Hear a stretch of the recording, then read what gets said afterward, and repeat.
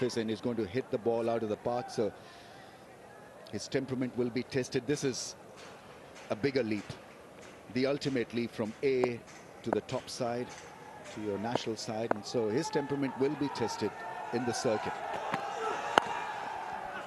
Width, and Ramanullah Gurbas likes that. That'll go for 4. Look at the speed of the outfield there. He didn't time it perfectly, but he's found the gap, and Afghanistan are rolling. First over gone then. They've won the toss and batted, 6 without loss.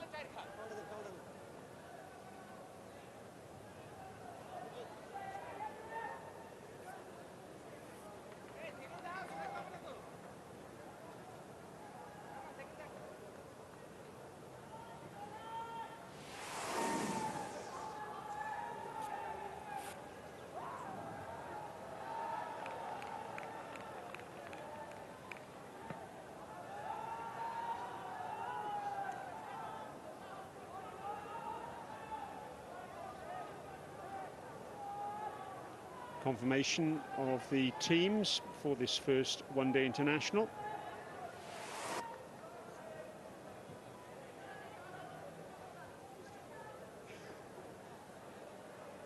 It's a problem for Gurbas here.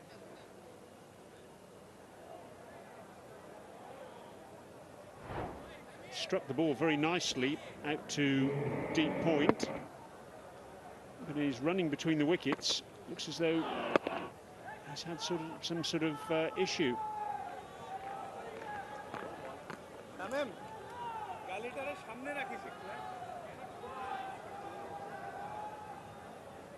He's in some discomfort, that's fair to say.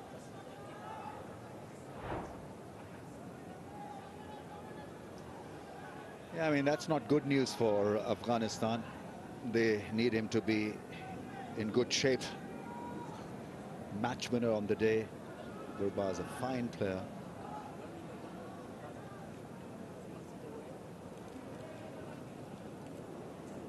Julian Califato, physiotherapist, is out there giving him some treatment. Good news is he's up and about.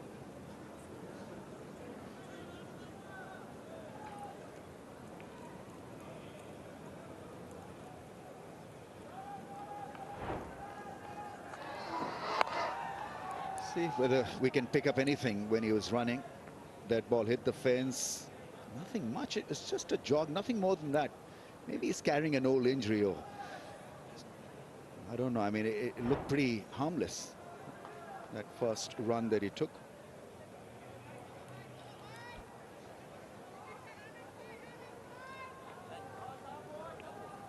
A few concerned faces there. Nearest the camera, Mohammed Nabi, almost the king of Sharjah, lives just up the road. Former captain. And, well, it looks as though Gurbas is going to be able to continue. Quite amazing. He's only 22 years old, but the amount of cricket that these young kids have played, it just... You kind of can coin the term, the young old guys. So much of running, so much of hitting, so much of tours and the pressure, then playing the leagues, and so it can take a toll on your physicality.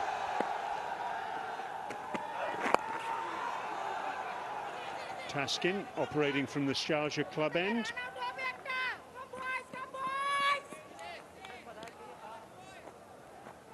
Sirikala Atal getting his cap earlier today. He has played 2020 internationals previously for Afghanistan. Actually made his 2020 international debut here in March of last year against Pakistan, and actually opened the batting as well on that occasion with Ramanullah Gurbas.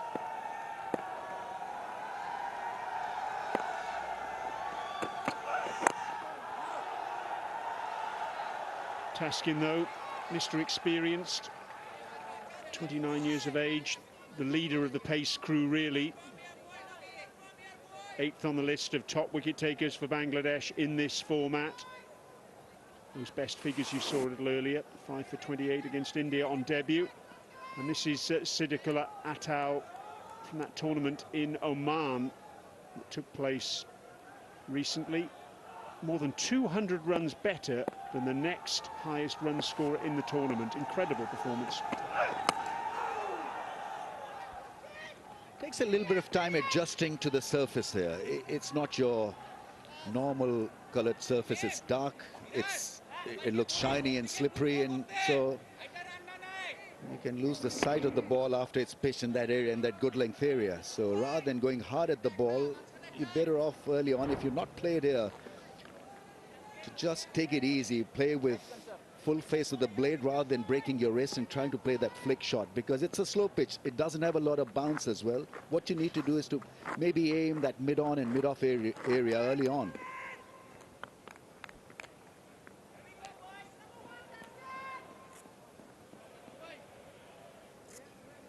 Taking his time, Gurbaz, making sure the match is played at his pace.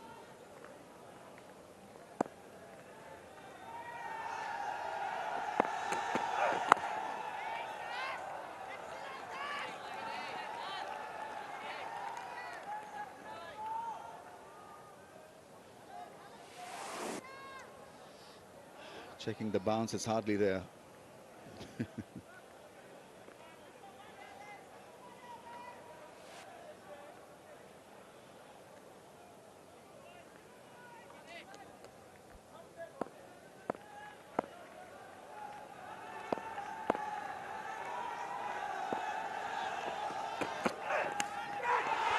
Oh yes, Taskin strikes. Gurbaz skipping down the pitch, trying to drive the outside edge, and Mushfiqur Rahim takes a good diving catch away to his right. Fantastic start for Bangladesh. Yeah, intelligent piece of bowling, because he saw the batsman coming out of the crease and then adjusted his length wonderfully well. A little bit of shape away from him as well, keeping the ball away from his swing of the bat, and nicely held behind the wickets. It's a good catch, it's a good start, and the experienced hand of Taskin strikes early. 5 of 7, Afghanistan 7 for 1.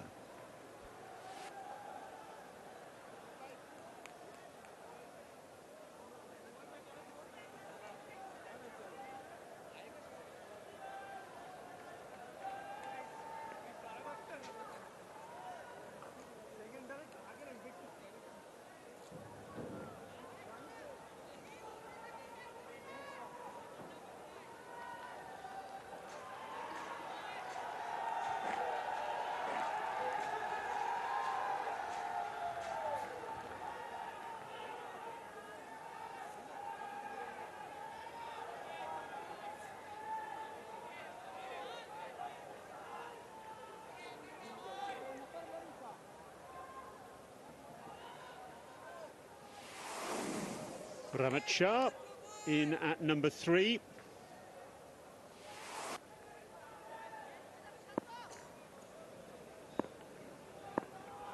Two slips in position.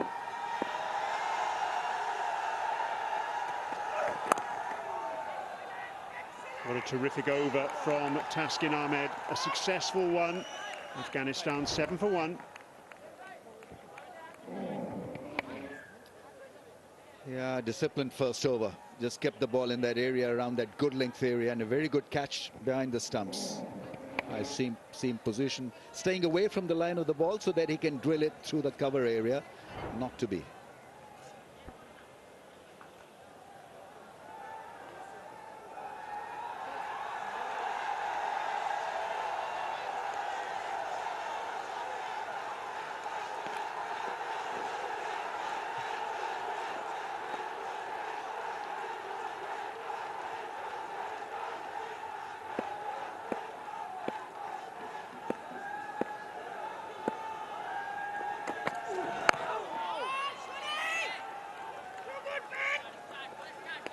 So Ramat Shah in at number 3, the leading run scorer for Afghanistan in one-day internationals. That best of 114 actually came on this ground against Zimbabwe way back in February of 2018. Strike rate just in excess of 70 runs per 100 balls.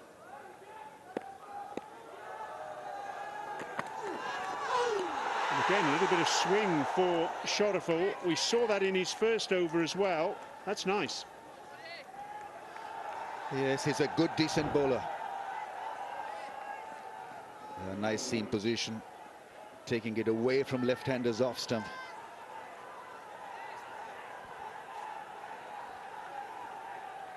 From the past two series here, we know that that swing doesn't last very long. Those series that Afghanistan played against Ireland in March and against South Africa in September. Just getting a little bit greedy there, Sharjah. Hoping to swing the ball from around leg and middle. Getting a bit too straight, and an easy single for Atal as a result.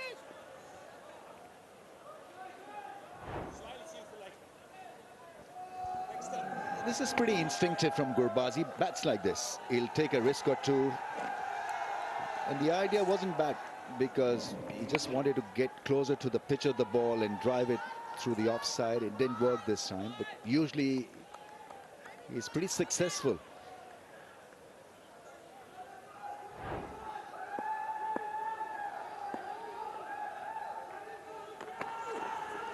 One of the slips has come out and has gone to a short mid-wicket position.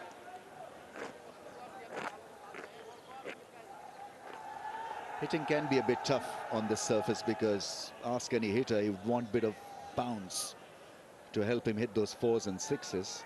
So the idea is that you lay your foundation on basic rotation of strike early on, and then once you get settled, then you can crack the whip.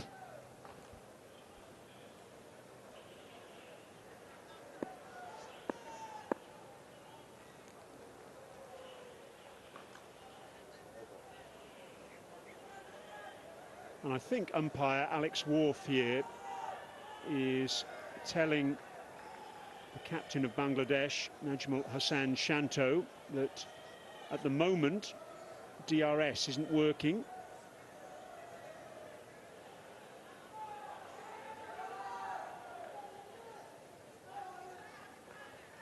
So it'll be down to the umpires out in the middle to make all the decisions, if necessary, until DRS is back up and running. I don't know whether that's good or bad.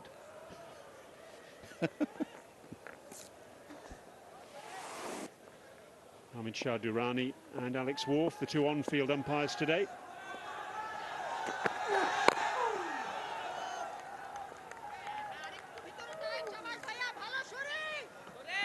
Our third umpire is Ahsan Raza from Pakistan.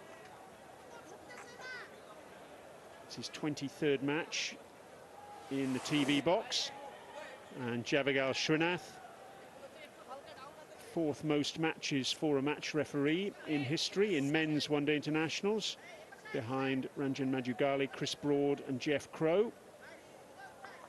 And he also played in the World Cup final in 2003 rather, for good measure.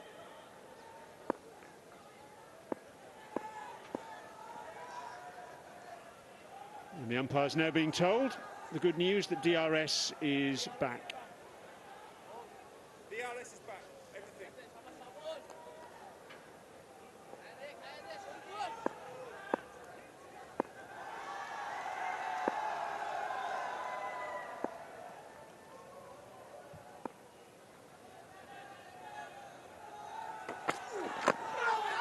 A little bit of swing.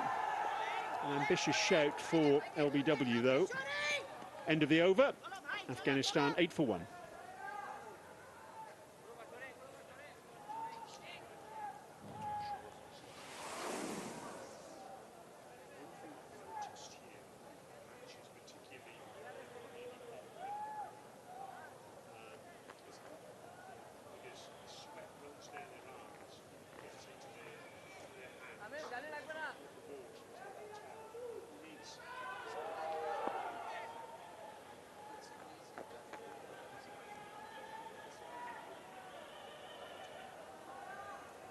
Early wicket then for Bangladesh. Afghanistan winning the toss and deciding to bat. Ramanullah Gurbaz, the man to go. Taskin, the successful bowler, in operation again from the Sharjah club end.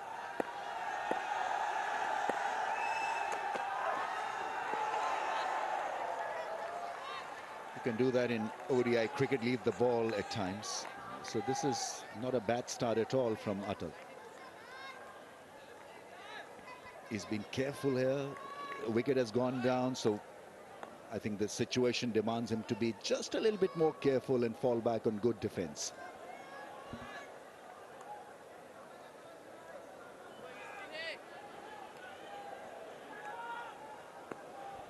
So there's a scope that you've been given in the batting department.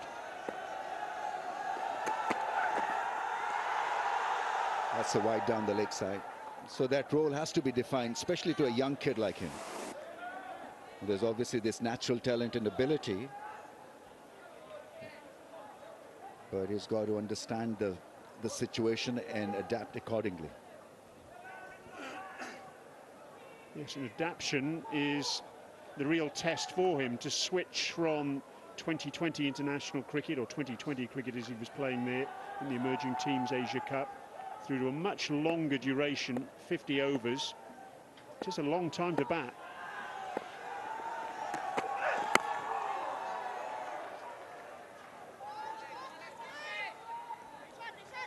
In ODI, obviously, you can engage few gears, and so first of all, I think the idea is to survive this. There's a little bit of sideways movement. Wicket has gone down. Once again, rushing himself into that drive. Don't need to. Just fall back on good defense here for about a couple of overs.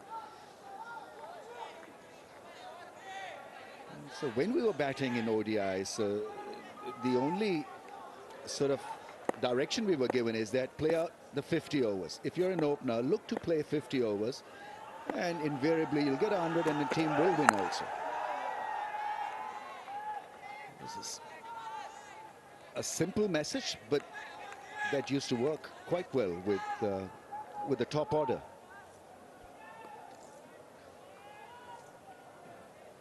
Yes, those innings that Siddiqullah Atal played in the emerging T20 tournament in Oman, 83, 95 not out, 52, 83 and 55 not out against Sri Lanka A in the final. Incredible body of work, that. And all at a strike rate in excess of 147 runs per 100 balls.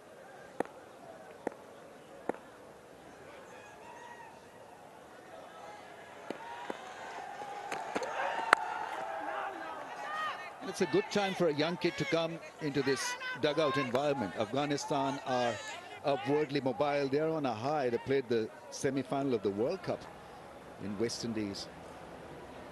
And so it can't be bad for a young kid like Atal to come in and learn from, you know, the guys who've delivered at the top end.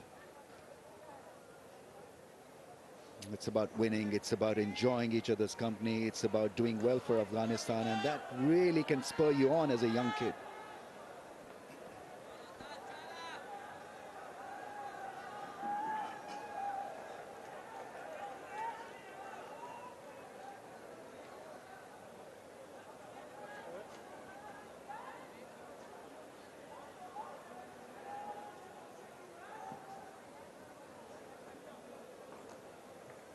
Not sure what the delay is here.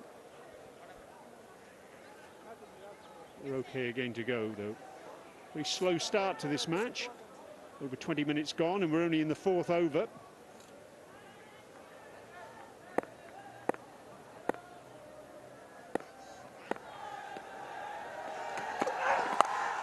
Short and pulled away. What a resounding shot that was. A shot of confidence from Siddiqullah Atal. So the first glimpse of how talented this guy is, because as an opener you want to have this shot available to you, and so it was smashed. Absolutely dismissive he was over square leg. If you can play the pull shot, if you can play the drive, then you're set to open for your side for a very long time, because these two lengths you get tested by fast bowlers, and the skin can be pretty slippery as well. 140.6, 138.6 his last 2 balls. What a shot.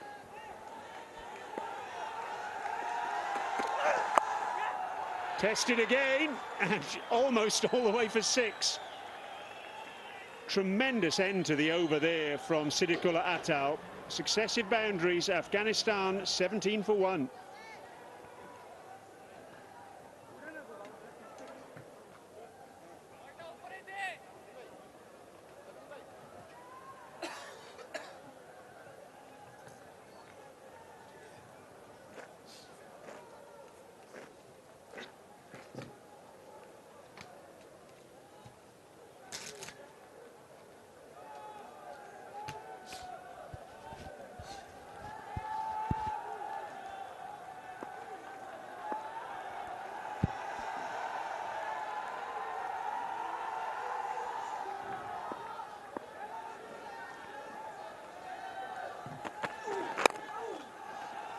This field, and there will be run.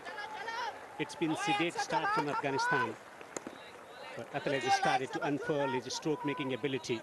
2 boundaries from the previous over.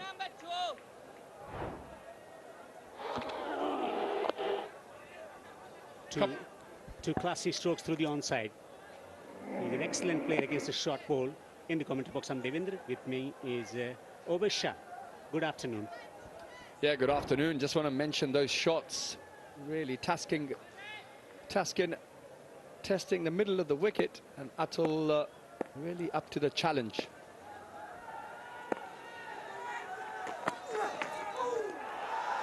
Beaten again. He's getting the ball to swing as well. Different lengths that he's been bowling. Yeah, this will be the real test, really, the swinging ball. It's all well and good. You can play the short ball, especially here at Sharjah, but can you pitch it? Can you play the ball that's pitched up? A little bit of swing, a little bit of movement in the air. Saying that, he does look very talented young man. Last 1 year has been incredible from the blade of Atal, getting a lot of runs in domestic cricket. Slip in position. He's watchful. He's got good defensive strokes and very good at taking time. Has the patience to play big innings. Yeah, you're not wrong about that. Afghanistan really have took their time. Like you mentioned, rather sedate start here to these innings. But I guess you can afford to do that. It's not quite T20 cricket where you're trying to maximise and take advantage of the power play. Here it's about getting in, and I think once you can get in, you can perhaps take advantage of the back end of the power play. Umpires just making the captain aware that DRS is down.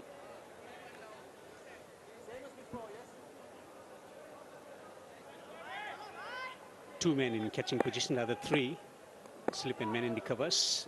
Short mid-wicket as well. Wants to run. Miscommunication. Wild throw. Well, that could have been interesting. Sent back. An early call of yes.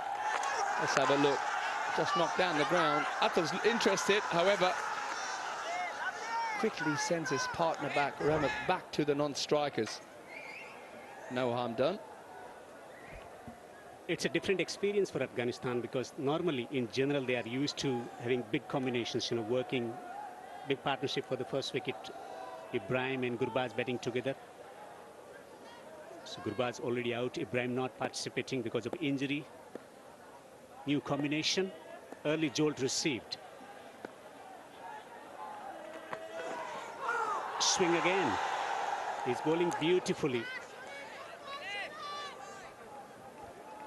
Well, it presents an opportunity to the likes of Atal to come in and grab the opportunity. Have another look at that delivery. We talk about some high-class bowling. Well, you've got to have some high-class footwork to negate that kind of swing bowling. The ball does swing here at Sharjah. The new rock does swing, but I would say probably after about the 10-over mark, once the ball is 5 overs old from each end, remember. Got 2 new balls in operation, so once that happens, it can become that little bit easier for batting. Nicely tucked away on the onside. Will have to settle for a single. Good discipline from Bangladesh. 5 overs gone, 19 for 1, Afghanistan.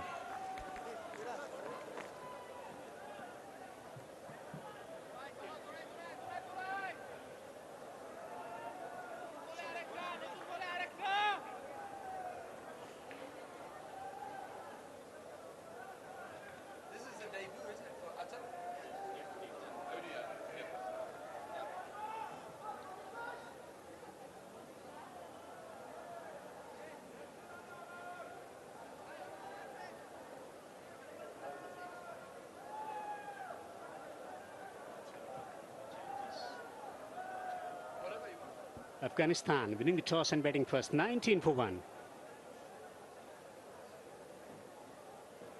This has been excellent bowling combination. Shariful and Taskin in tandem. Taskin to continue from the far end.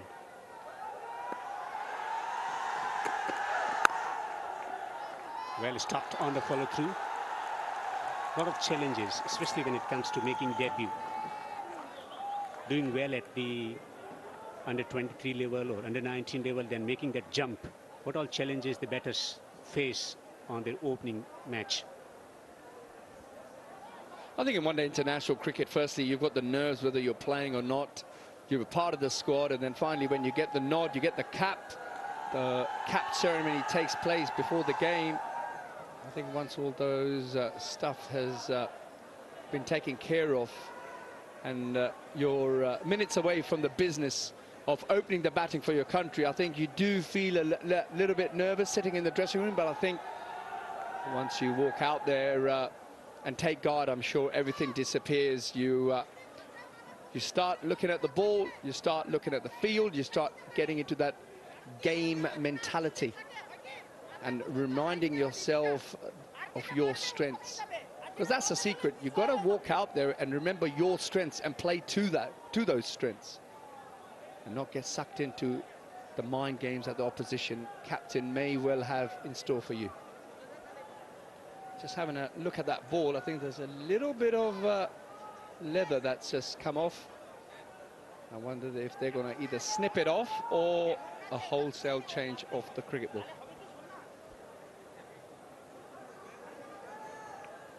Also, the role of the colleagues play a big part in easing the nerves as well.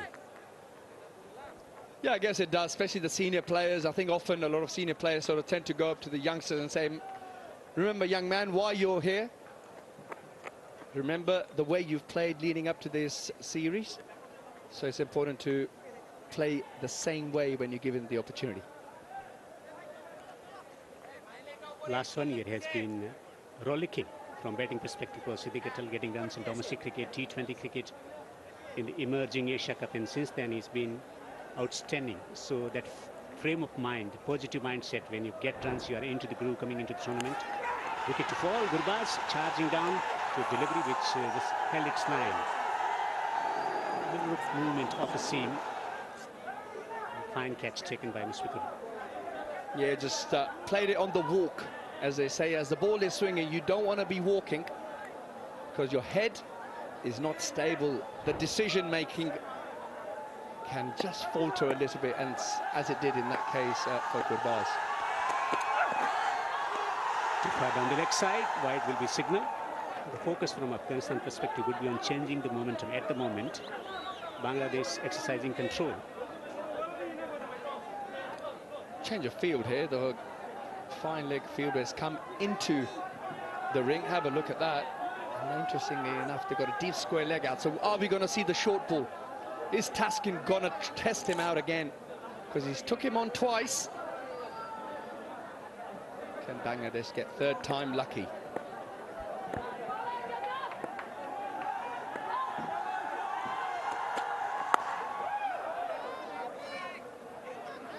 Bowling within the stumps, not bowling the short ball.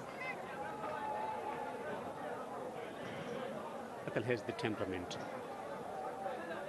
As he's been scoring runs, I've been talking about in the first class cricket, list A cricket, T20 cricket, and when you're in good form, you think differently about the challenges, and he's got the patience to play big innings.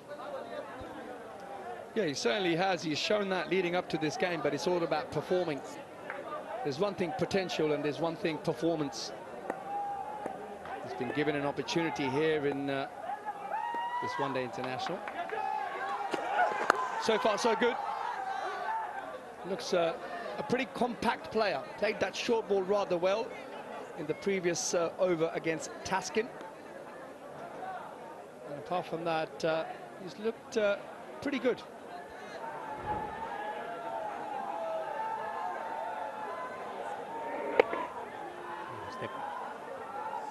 Might have came in contact with his studs.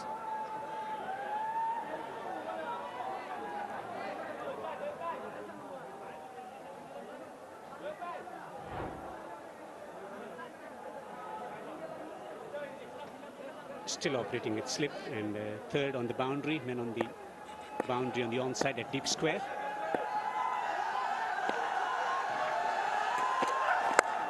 Lovely stroke. Amazing stroke from Atal, and he picks up another boundary.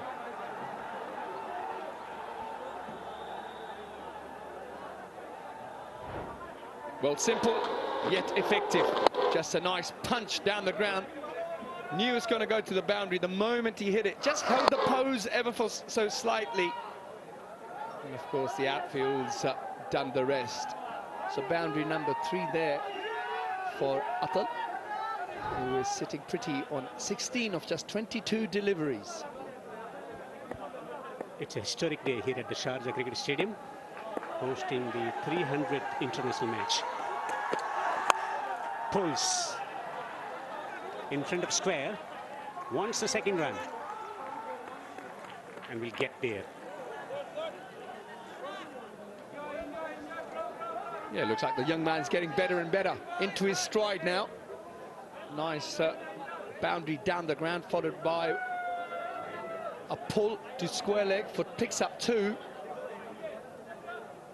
And that will fill him with a lot of confidence, the fact that his footwork's working really well. He's leaning into the ball, to the full balls and also the short ones. That's the 300th game here at the Sharjah Cricket Stadium.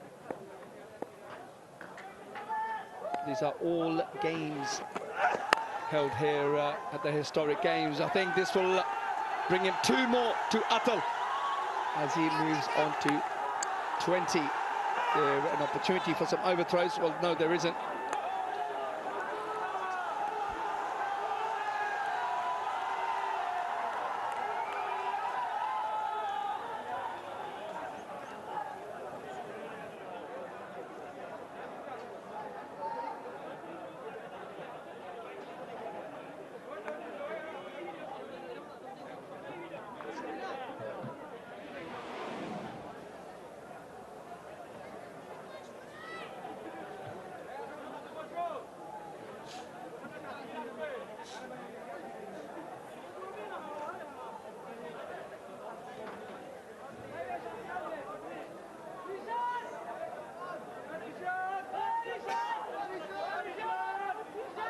A lot of ODI cricket has been played at the Sharjah Cricket Stadium, 253.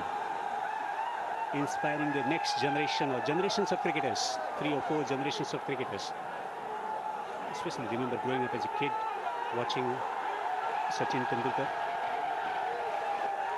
Wasim Akram, Waqar Yunus in action. That was too far outside the stump.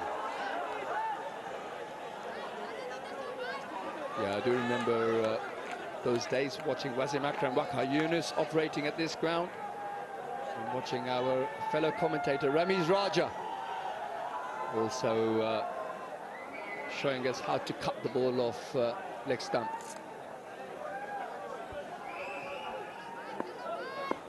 Loved to cut Ramiz, and of course the dangerous flick. Lots of commentating on those glorious moments in late 90s and early 2000. Batsmen go outside the off stump. Likes to take time. Rehman Shah. He knows the importance of his presence at the crease with the departure of Gurbaz early.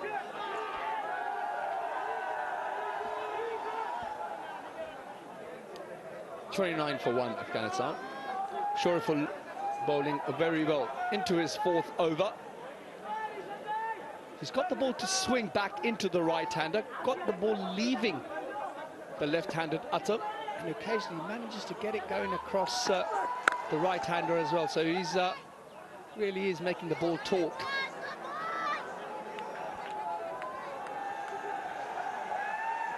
Shah has been a consistent player for Afghanistan since Asia Cup in Pakistan and Sri Lanka. His resurgence as a batter has been brilliant for Afghanistan, contributing massively in the ICC ODI World Cup in India. Yeah, he impressed me really in India, the way he played. Really held the innings together a lot of the times.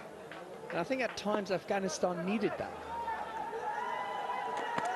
Just needed someone to be able to bat time, really accumulate runs and allow the players, the other batters, to come in and bat around him.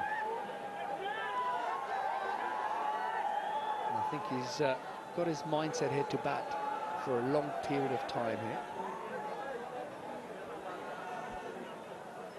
Oh, what's your favorite memory watching cricket from Sharjah or playing? Well, those of you know, I was born in Pakistan, and there's only one game that really comes to mind, is the India-Pakistan game where Javed Mirdad managed to hit a 6 off the last ball of Chetan Sharma. Gave him an absolute beauty, a knee-high full toss of all deliveries. He bowled it, and he put it, I think, about 10 rows back. A monster 6, and I think the whole of Pakistan was celebrating. This game was just an unbelievable game of cricket. So I probably have to say that one is my favorite memory of Sharjah Cricket Stadium.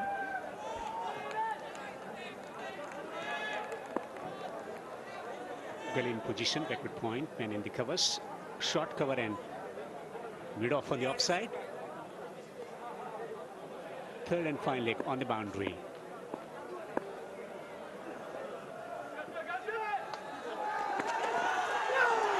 Miss. It's not very often you see Shah coming down the pitch. Frustration because they've been bowling well. Yeah, I think definitely frustration for Shah, because so far he hasn't really attempted any big shot. I tell you what, that was not a million miles away from that off stump. And that's the way Sharjah has bowled. He's bowled it a beautiful line, a beautiful length, and has kept the pressure on Rahmat, who has only managed to score 1 run of 10 deliveries. Not much of pace in the pitch. It's not bouncing either.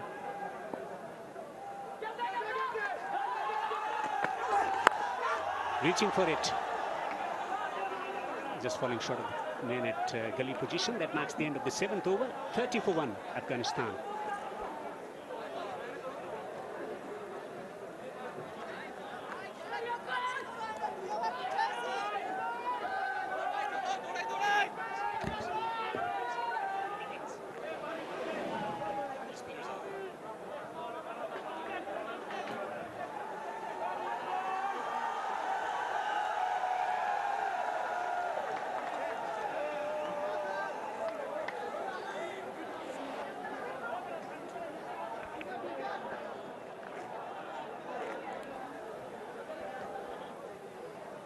So 7 overs in to the contest, maybe honours even as we get towards the latter stages of this first power play. 3 power plays in all one-day internationals these days, and remember, with 2 new balls in play as well. So that's 1 new white ball at each end. We're going to see Mustafizur Rahman for the first time.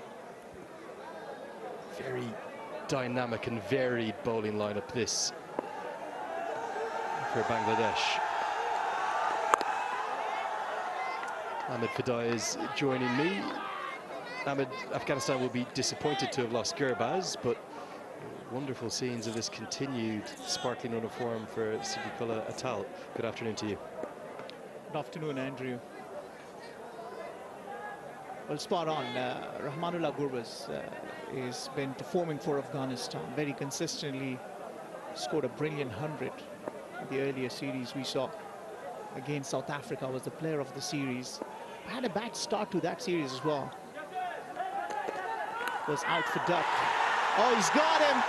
This is the line that bothers Rahmat Shah, and this time around the pressure built has caused the trouble. Another wicket down for Afghanistan. Bangladesh are enjoying a wonderful time in the power play, Andrew. Well, 2 in the power play. Say if you get 3, you're right on top. Again, it was just a drive slightly away from the body. Mushfiqur Rahim gleefully takes the catch. He's taken both. Got to get Gurbaz and now Rahmat Shah, who's gone for 2. Afghanistan in some trouble. It's 30 for 2.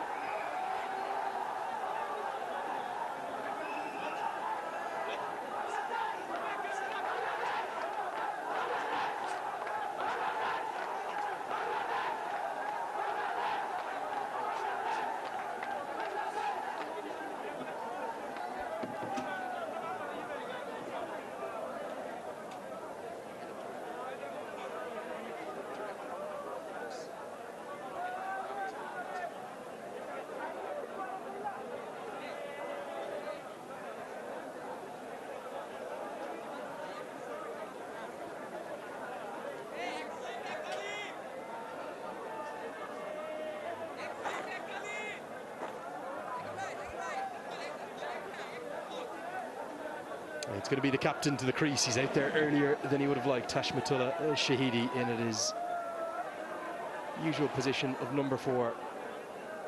Someone who's really grown into the captaincy in this format. His batting continues to evolve. Something he'll want to change is that conversion rate. 21 50s, but still yet to get an ODI century. Could today be the day? He's going to get to 3 figures. He's going to be doing it under the maximum of pressure, because right now, despite him winning the toss, Ahmed, his side are in real trouble thanks to this second wicket. Yeah, I think this is one line that has troubled Rahmat Shah over the years. Once again, Bangladesh. Remember in the series that Afghanistan played against Bangladesh, this was the consistent line that Rahmat Shah was troubled. And the problem was there was a lot of pressure building on Rahmat Shah. And Mustafizur doing the job for Bangladesh. Yeah, you're pretty right about it. I mean, saw the wicket, decided to bat first, but it seemed like it's been a good toss to lose for Bangladesh. Got pressure built, 2 batters back into the dugout. A lot of work to be done, especially by the skipper, Hashmatullah Shahidi. What a sparkling way to get off the mark. It's going to race away across the outfield. Just his second delivery, but the perfect square cover drive. And the captain was off the mark in some style. Well, yeah, that's a wonderful shot. A fuller ball. You want to bowl full on this wicket and want to bowl it to the pads of the batter, but this time around, right into the slot for Hashmatullah Shahidi. Opens his arm in a beautiful shot. The appreciation from the dugout tells you should ease the nerves a little bit.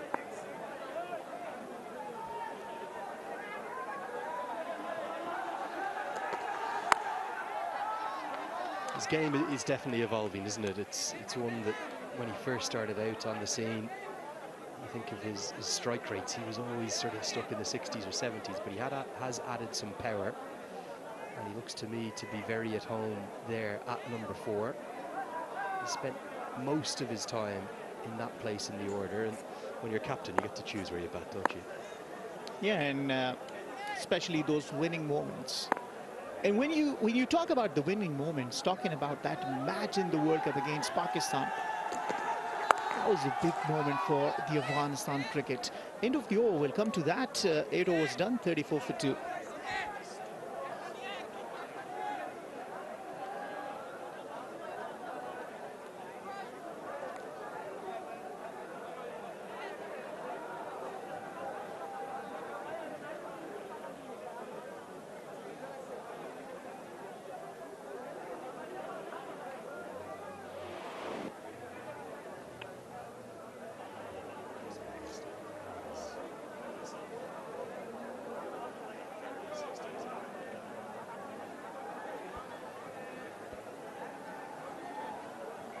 So you're watching live from Sharjah on a historic day for these two sides, a historic day for the venue, and it's a Firebird production for the Afghanistan cricket board here. Great to be bringing in these pictures. Yeah, so talking about Hashmatullah Shahidi, that winning shot he played against Pakistan, Afghanistan in that ODI World Cup, registering 4 victories, and ever since Afghanistan has not looked back, missing on the semi-final spot in 2023 and then in 2024 making it to the semi-final. That was a rough day, scoring only 59 against South Africa. Didn't read the pitch properly. Again, they had won the toss over there. But what a beautiful journey this has been for Afghanistan. And then look at the emerging Asia Cup. And particularly I'm looking at Siddiqullah, the kind of mental toughness that he so far has showcased. Tells you a lot about how Afghanistan cricket is growing.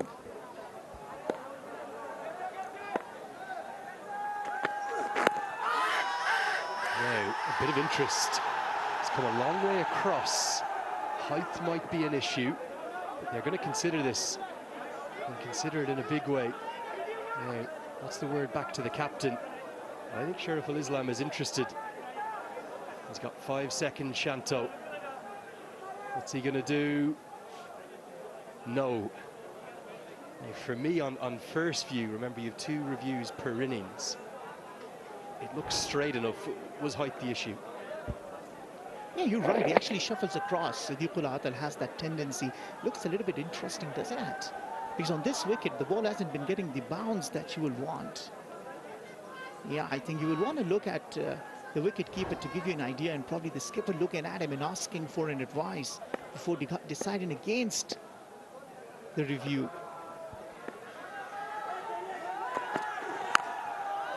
Yeah, on that second view, we'll see if we can get another look. It looked a bit leg-side-ish, didn't it? Not just the height, so maybe at best, at very best, umpire's call, which means you're not going to get the decision going in your favour. You would hold on to the review, though. They did have a long think about it, didn't they? Just that angle down. Yeah, but the only thing that maybe will have made Shariful very interested in asking the captain to take the reviews, because Siddiqullah has this. He shuffles across, he walks. But he's not got out so often for the LBW. If you look at his record of how Siddiqullah has been out, it's been very rare in his case. Only 4 times, Raj telling us about his performances so far.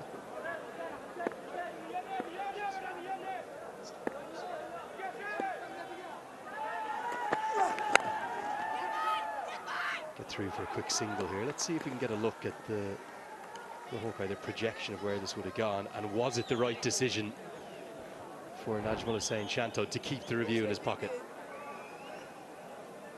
You're right, umpire's call, but why not take it? You say that now. Captain Hindsight, Ahmed.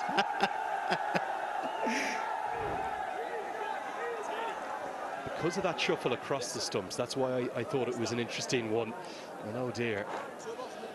If you're wondering how hot it is for November, I used to live in Dubai, Ahmed, as I've told you before, when I was here with ICC. Usually this time of the year, November, December, January, February, delightful. The rest of the year, well, particularly for an Irishman, a little bit too hot for your liking. But it's 34 degrees today. Is that heat, and there is a bit of humidity? We were sweating out there during the pre-match. Is that a factor in why Afghanistan have chosen to bat first? Well, there's one thing before I come to that. You're working with ICC, sitting in an office, and they're playing out here under sun. That will do the difference. But yeah, I still think it's a little hot. I had a quick chat with Rashid Khan early on before the match started. So he was like asking me, how is the heat treating you? And I was like, it's okay. But then again, the warm-up that you do, the preparations that you do, and then you come here and play 50 overs, and then you come again in the second innings. So yeah, it's going to be a big toll. In a funny way, Afghanistan are the kind of the two sides here. I know it gets very hot in Bangladesh, different kind of heat. They're more used to these local conditions because they play so much cricket here in Sharjah and indeed up the road in Abu Dhabi. And you can just see that heat, can't you? Maybe the start of November. I know it was much hotter in September when it was Afghanistan versus South Africa, Afghanistan versus Ireland into October. But here in Sharjah, well, you can't stand the heat. Get out of the kitchen of this Sharjah cricket stadium. And then talk about the heat. When Afghanistan went to Bangladesh, they played a test match in June, July. God, that was heat. The fielders literally were not able to stop the ball because they were not seeing it. The sun was just hitting them right on their heads. And Afghanistan had to bowl under that heat. That was some taking. Wonder, are we going to see a day where we get some kind of a fully covered stadium? I know there's one down in Melbourne that they use. That's mainly an AFL stadium that's used in the Big Bash. Just come back from USA, where Nepal and Scotland, and indeed America, were in action over there. And the latest baseball stadium they're building for the Oakland Athletics, which is going to go to Las Vegas, that's going to have a roof over, because obviously Vegas gets very hot in the summer, so it's going to have a roof over it and be air conditioned inside it. You know, the interesting thing I'm hearing is there is anything else in Las Vegas? Cricket? Maybe in next other time. games? Dallas, Texas, the hub of it at the moment in the USA. Sharaful's got through the over despite a few troubles. 9 bowled, 35 for 2.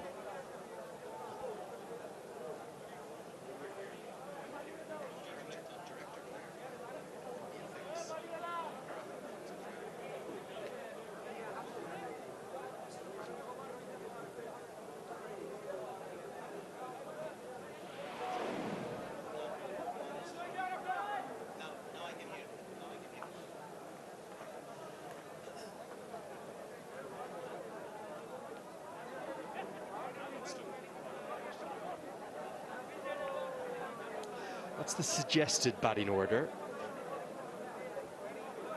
Azmatullah Armatsai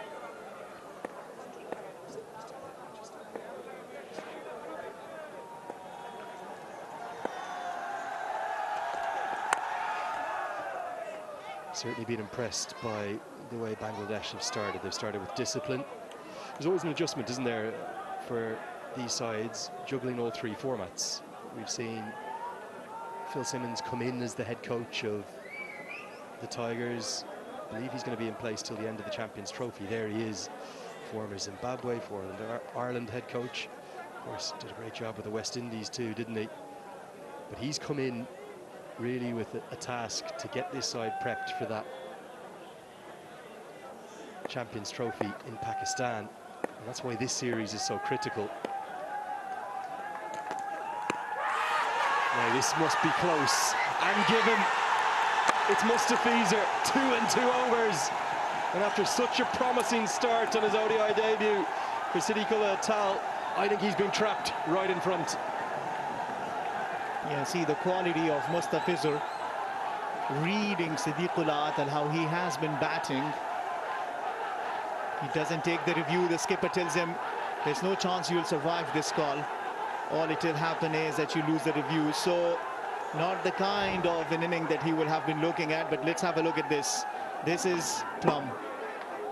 Brilliant bowling from Mustafizer, building the pressure on Afghanistan. Siddiqullah Atal, the player of the series from the emerging series, has to go back, make that long walk back to the pavilion. Scored 21 of 30. Afghanistan are 35 for 3.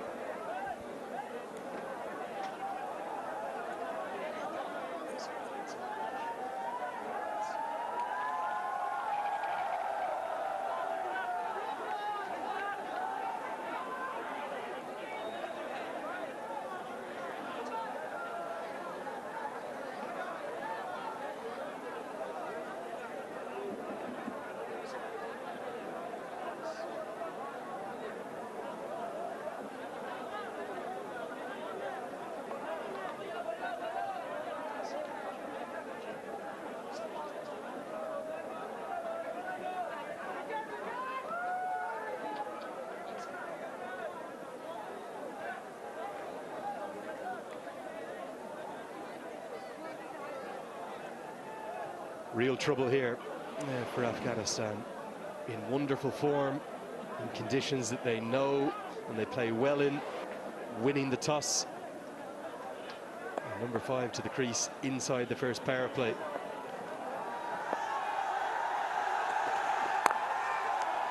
In comes the all-rounder, Azmatullah Armatsai. He's a dynamic ball striker, he's an attacking player.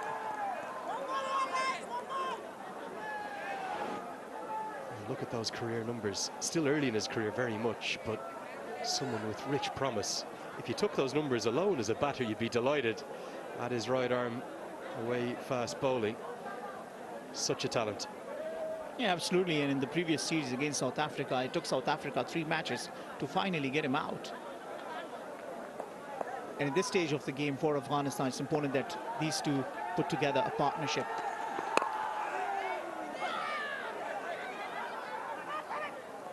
Faiz has been bowling brilliantly. 2 wickets. Siddiqullah at al-Flam. Yeah, really good decision not to review, particularly on your ODI debut. Probably haven't been in this position before. I know he's played some T20s, but hasn't been in that position as to whether or not to know whether to burn the review, listen to his partner. Can we see Knew that he was again? trapped right in front. That was a good piece of bowling. Just nipped back a little bit, didn't it? And probably trapped him in line with off stump. Going to go on and crash in to middle and leg. Now, is this an edge? Is there a tickle? Oh, yes, there is. It's the Fizz, and he's on fire in Sharjah. Bangladesh, they've got a raucous crowd cheering them on, and Afghanistan in tatters in the first 10. Wow, what an over this has been. A double wicket over, and he's yet to bowl another ball before the power play ends. Perfect line, just outside the off stump. Indecisive shot from Azmatullah Omarzai straight into the hands of Mushfiqur Rahim. Fizz on fire, you rightly called it. Azmatullah Omarzai departs without trouble in the scorers, 35 for 4.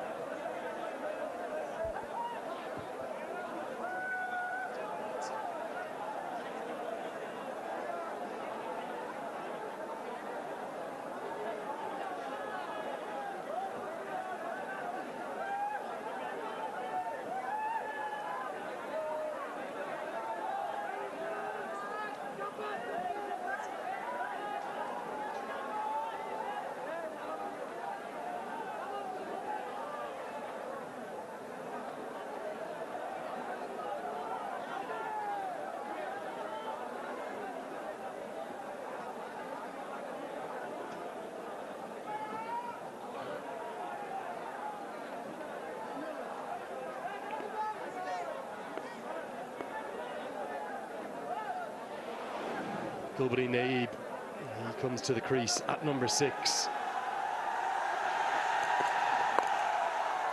And these fans, certainly the Afghan fans being outnumbered right now. It's not a double wicket maiden because of the single. It's the end of the first power play, 36 for 4.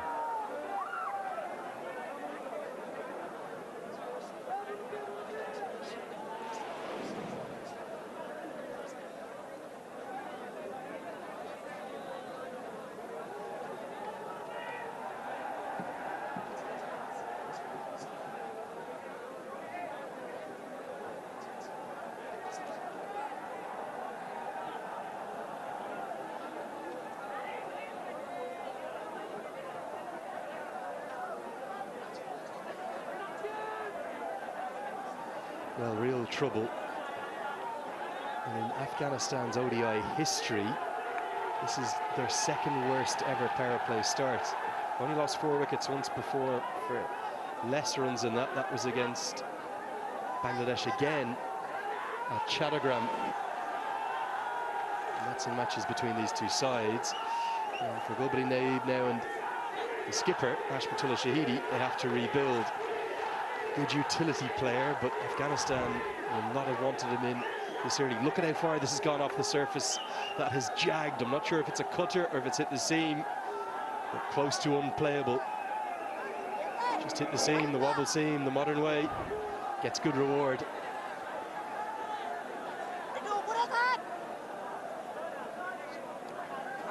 Well, an interesting move, this one. Not one we necessarily would have picked given the dominance of the seamers in the first 10. As he spin for the first time. Very talented cricketer, Mehdi Hassan Miraz. He'll come in. Is that just because Hashmatullah Shahidi's at the crease, the left-hander? Yeah, I think the Pacers have done the job. You'll want to continue with the Pacers, but again, because the left-hand batter out there. And also looking at the way Gulbuddin Naib bats, he's more comfortable against the pace as compared to the spinners. We've seen Gulbuddin Naib at times getting out to the spinners. So might that also have played in the mind of the skipper? Remember, the video analyst with the Bangladesh team now used to be the video analyst for the Afghanistan national side. He must know all those tricks and things, and he must have just informed them, listen, this is what you got to do. Seems like it has worked for them. Just skidding on, challenging the outside edge. Not surprised to see the end of Sharaful. There's the kids who had a moment to remember before the start of the play. They're out for the anthems. Yeah, Sharaful obviously needed to get off, didn't he? The heat affected him, but I thought Taskin might come in for a second spell and a change of ends. But Miraz so effective. They've gone with spin for the moment. And straight away, he's bowled 5 deliveries, yet to give a run, build pressure on the new batter. What would you want? And finally a run to end the over, 37 for 4 after 11 Afghanistan.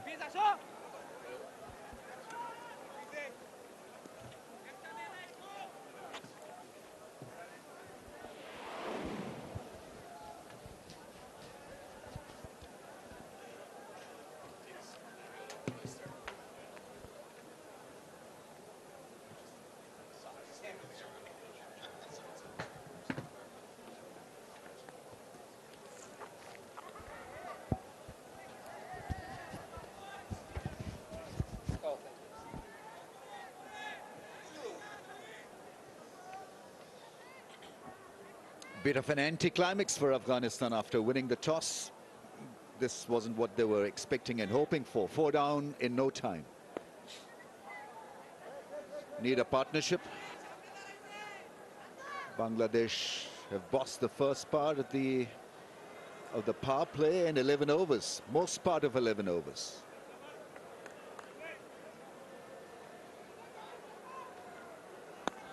What do you make of the proceedings so far then, Awais?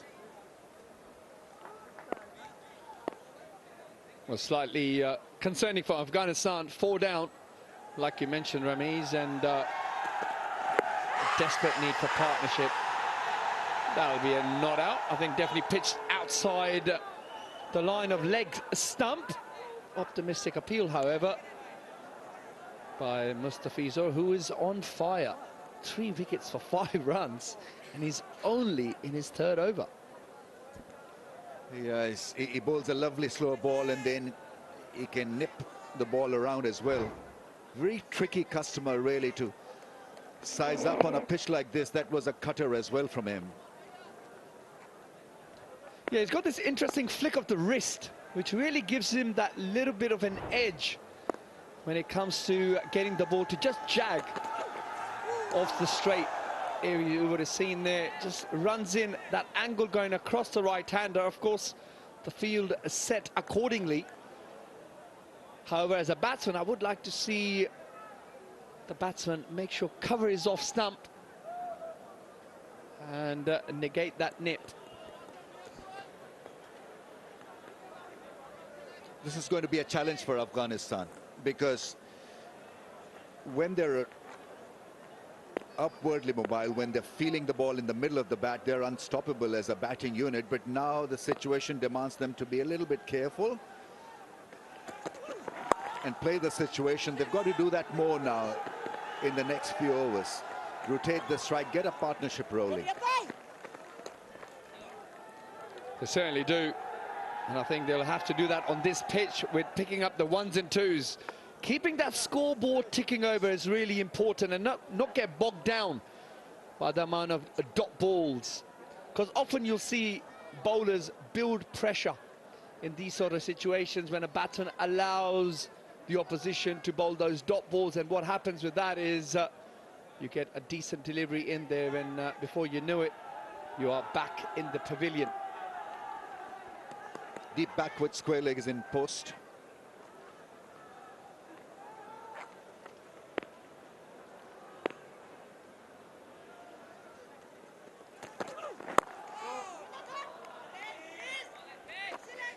I just feel that Shanto is perhaps missing a trick here. I wouldn't mind seeing the third-man fielder up in the ring on the leg side. You can afford to be a that little bit more daring right now. 39 for 4, the odd boundary is not going to really make much of a difference.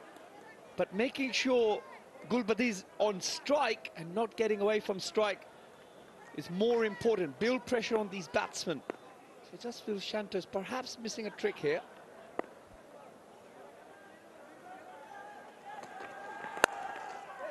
That's a nice shot. Gets it past that mid-off fielder, which was a little square. Dive, and it's a boundary. A boundary, and a much welcome boundary for Afghanistan. Nice looking shot straight down the ground. The skipper looks in a little bit of trouble. Let's have a look. Fairly full delivery. Full face of the bat. And picks up four runs for it.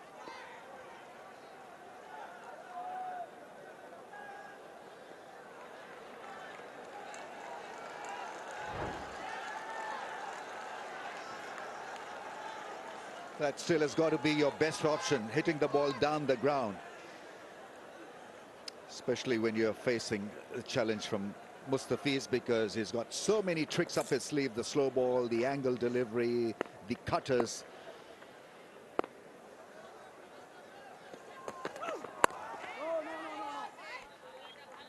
"12 done, 43 for the loss of 4, and we'll have a break for drinks there."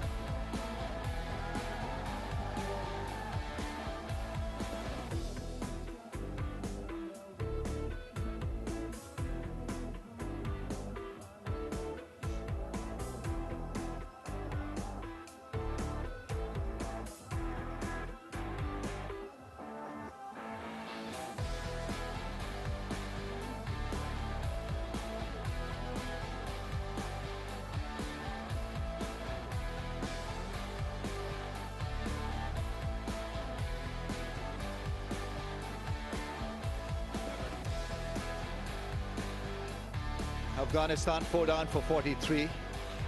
The top order has been removed by Bangladesh, and so they need to crawl back into this contest with a couple of good partnerships, good sensible batting. It was their choice after winning the toss to dominate with the bat. It hasn't happened so far. 4 wickets have gone down. Out of the crease, trying to hit the ball sweetly through the offside. It just got a sweet edge to the keeper. Then another one falling to the left arm angle. Got behind, and the debutant there missing the straight ball and was right in front of the stumps. Another one caught behind. So the mode of dismissal is pretty similar of the top order. Sharaful none for 12, Taskeen 1 for 19, and 3 for Mustafizur. More renowned for his T20 exploits than 50 overs cricket, but we saw a lot of variation and guile and befuddle the opposition with good variations. Well, talking about variation, Looks like we've got young Miraz into the attack. So a little bit of spin on offer for the Bangladeshi captain. And up against him is going to be the left-handed Hashmatullah. Be interesting what sort of field is set. A slip in, so good to see that. And a bit of protection on the offside, and also a man on the deep in the leg side as well.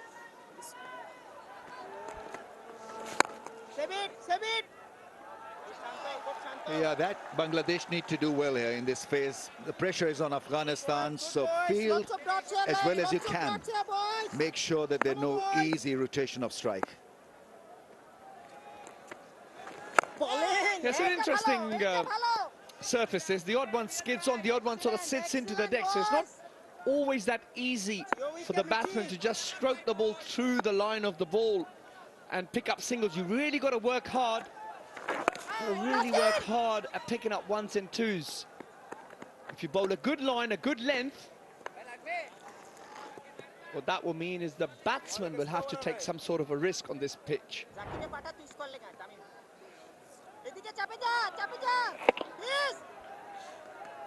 Afghanistan need to play out the full quota of 50.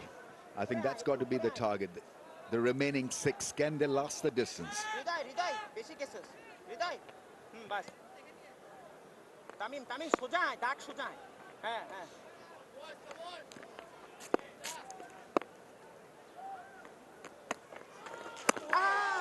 It's nicely bowled.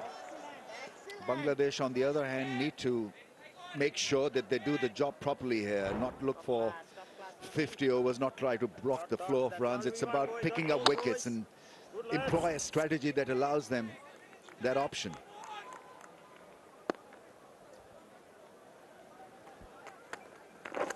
Yeah, it's easy to go in a bit of a defensive mindset in these situations, isn't it? When you're 4 down and you're trying to rebuild a partnership. But I think it's important the batsman remember that when you are out there, you remember what your boundary options are, and if given the opportunity, you've got to keep the scoreboard ticking over. Coach of Bangladesh there, reasonably happy.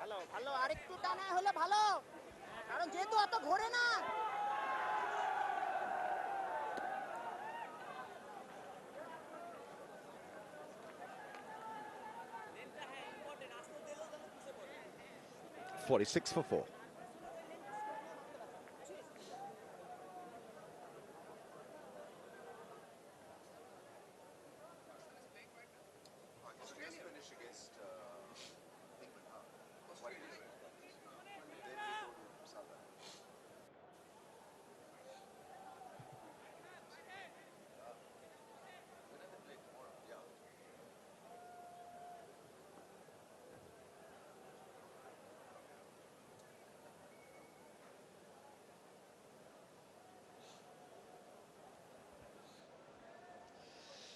Afghanistan 4 down for 46.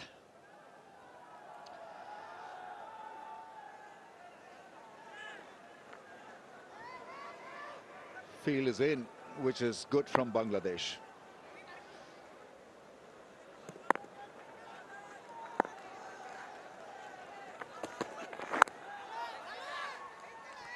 On the money yet again, Mustafiza only conceded 11 runs and he's into his 4th over. Really has been the pick of the bowlers today. The skipper Shanto will be very pleased where he's got Afghanistan at the moment in this game. Leading into the game, there were talks that Afghanistan are favourites going into this series. Well, they've got a lot of work to do in this game at the moment.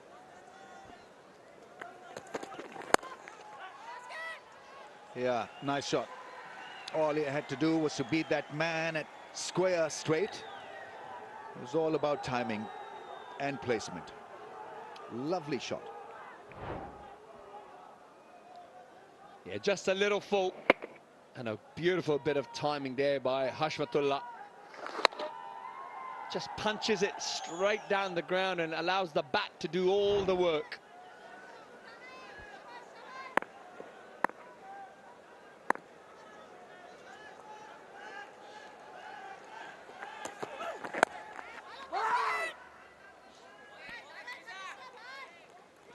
It's a bit of a fighter, Afghanistan captain. Very good in the middle order. It's so difficult really to know what role you need to play in the middle order, because either you're in there trying to score quick runs or you're there to make sure that you play the situation, and he seems to play the situation invariably so well.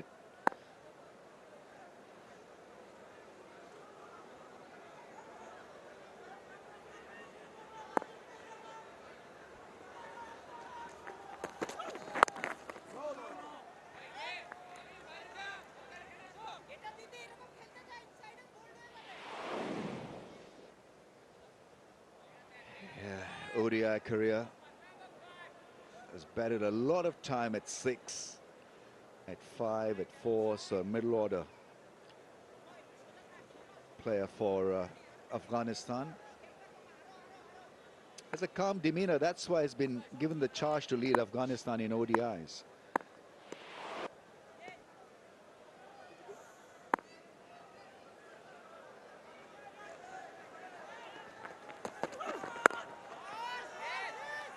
Used the crease well on that occasion.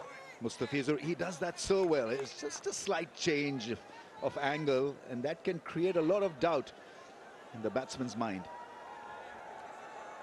Yeah, he's a wily customer. Not just the fact that he's got the cutters, like you mentioned earlier, Rami, he's got the cutters, he's got the one that nips across the right-hander, but also he's got the nous to use the crease, come in tighter to stump, go wider, create the angle, and just try and confuse the batsman to take his focus away from concentrating on watching the ball. Another very good over from Mustafizur. His figures 3 for 15, 50 for 4 Afghanistan.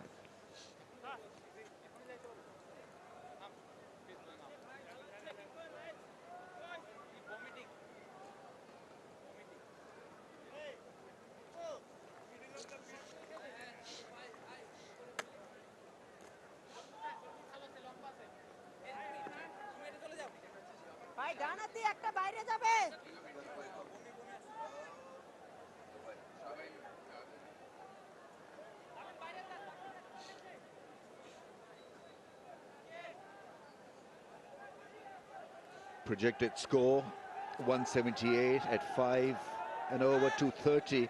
I think anything between 170 and 230 would be pleasing for Afghanistan from here till the end. Well, I guess, yes, I'd imagine they'll be looking to be beyond that.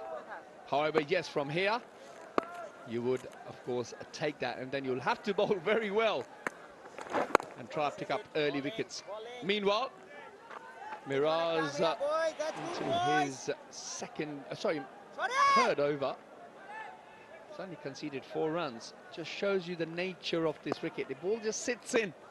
It's not that easy to just pick up 1s and 2s.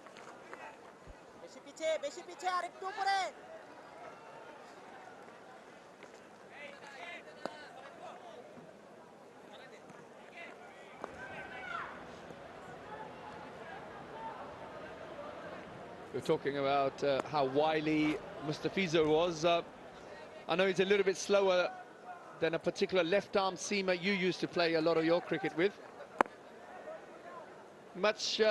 Many comparisons there, Ramis?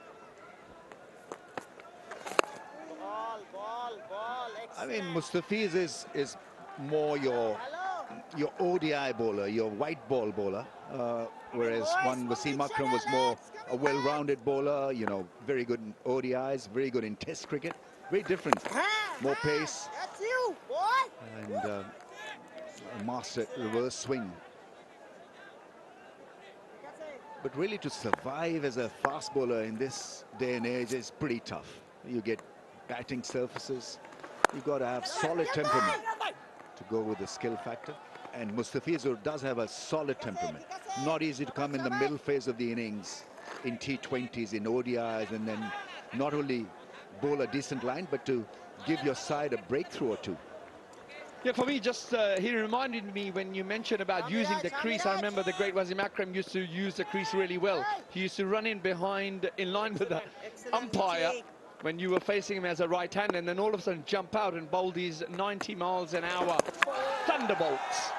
which weren't always easy to negotiate. Anyway, that's the end of 15 overs. Afghanistan 52 for 4.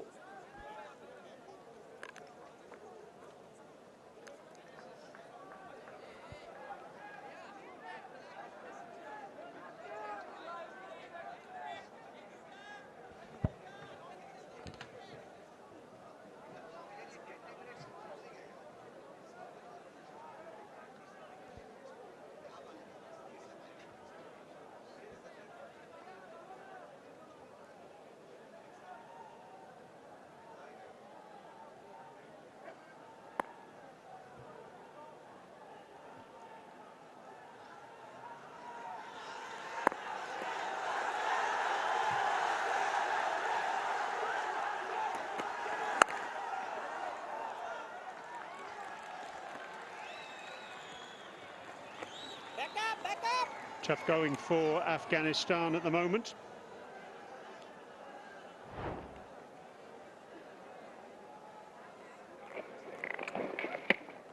Previous over. Just that ball going past the outside edge. Even though a little bit of spin imparted, the ball just skidding off the surface.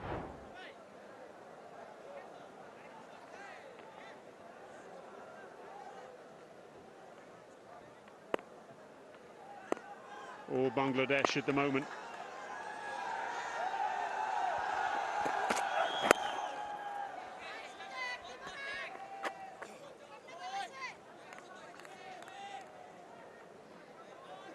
Ahmed Fadai alongside me, and it's a long way back for Afghanistan from here, Ahmed. Yeah, I mean, the way they had thought of the service, it didn't come that way. Thinking that maybe it was a good batting surface, decided to bat first. Hashmatullah Shahidi winning the toss, but it's been a very typical Sharjah wicket from the 90s, as we heard Ramiz and you talking about it in the early part of the innings. Ball is keeping low, there's movement. The key is that you stay focused, play close to your body, watch the ball closely, play late as much as you can, because we did notice it's not coming onto the bat as nicely, and for you to be able to hit around, you're not getting the required bounce off this wicket. So certainly it is a big task for the Afghanistan batting lineup, plenty of whom have gone back to the dugout. A lot will depend on the pair out in the middle, because after them it's only Mohammad Nabi and Rashid Khan to come that can really bat.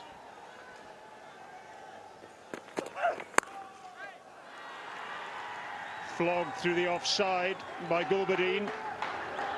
The only blot on the landscape for Bangladesh so far has been 3 deliveries now from Taskin, which have been punished for 4.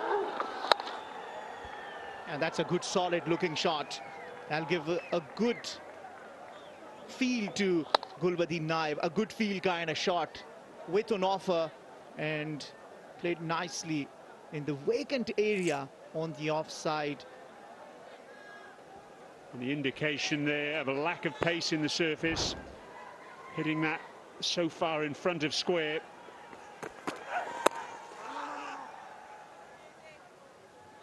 As Taskin a little earlier was pulled for 4 off successive deliveries by Siddiqullah Atal. And then there was that short ball in this over, which has also received the treatment. But apart from that, it's difficult really to think of too many occasions when the Bangladesh bowlers have erred. They've been very disciplined, they've gone about their business very effectively, and they've had their rewards.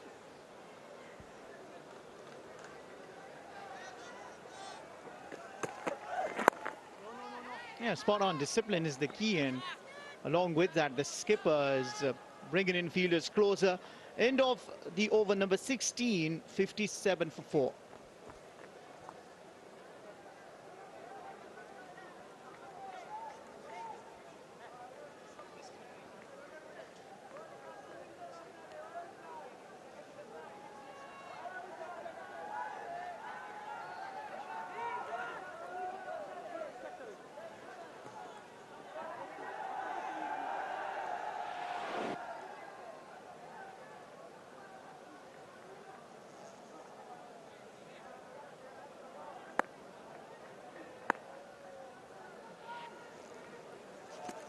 Mehdi Hassan Miraz continuing from the pavilion end. Ball, excellent. Hello. Yeah, interesting decision. It was into the 11th over of the match when Mehdi was introduced right after the power play, and you will ask, if the Pacers have given you 4 wickets straight on, was there a need even to bring in a spinner? He hasn't conceded runs, but you'll ask, is it that the Afghanistan have got a breather? They will almost chop on to the stumps.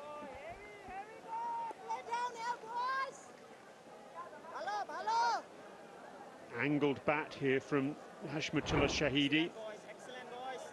Have a look at this. Just at 45 degrees, the bat angle there.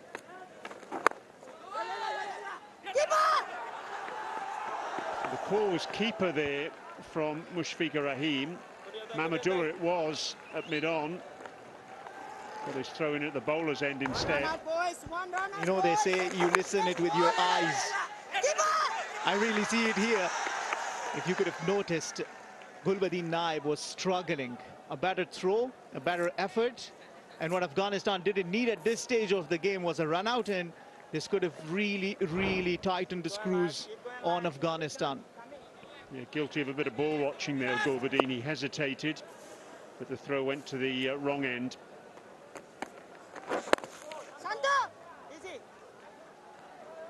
Captain Shanto at mid-wicket. Yeah, I was earlier indicating the close-in fielders is to build pressure on the batters, not to allow him make any singles. You want the batter to stay on the strike. Exactly what happened to Azmatullah Omarzai. On consistent occasions, he was trying to go off strike. He couldn't. And the next ball, he was out. Got perished.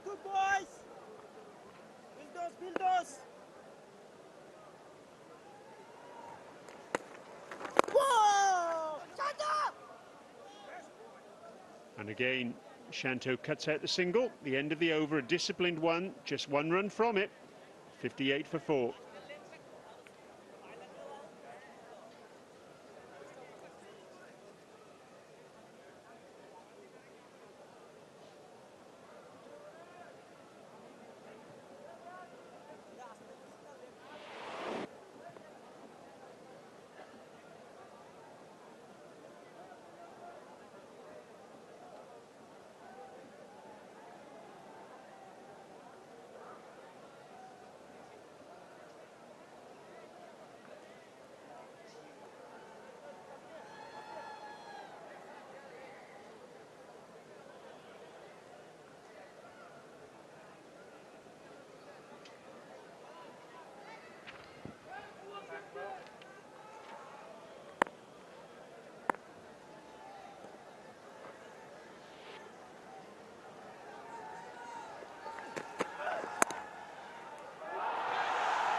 What a brilliant bit of fielding at backward point. That's Rishab Hossain, I think. In fact, it's Mehdi Hassan Miraz, the vice-captain. Have a look at this. Flying through the air. Yeah, like a soccer goalkeeper. Putting a full-fledged dive and saving a couple of runs. These moments actually build into the game. Sometimes you don't give run, you keep the batter on the strike, and the pressure takes the batter off the batter. Brilliant work. Change of angle. And again, Mehdi in very quickly in that backward point region. Yeah, you brought up an interesting point about Taskin Ahmed earlier. He's been the most expensive of all. But let's have a look at this diving effort from Mehdi Hassan Miraj. Point it is, you get the ball and then you're back on your feet and you know where you got to throw it. Fortunately, the batters were like still at the crease. No, bro, we're not taking a chance. But yeah, will the change of angles work for Taskin Ahmed?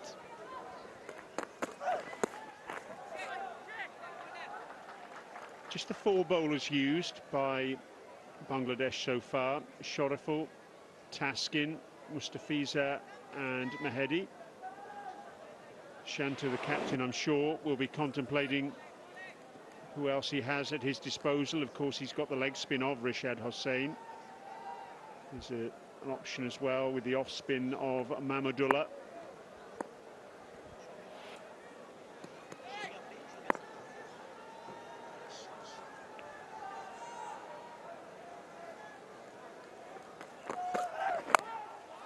Medium pace of Shumir Shaka as well.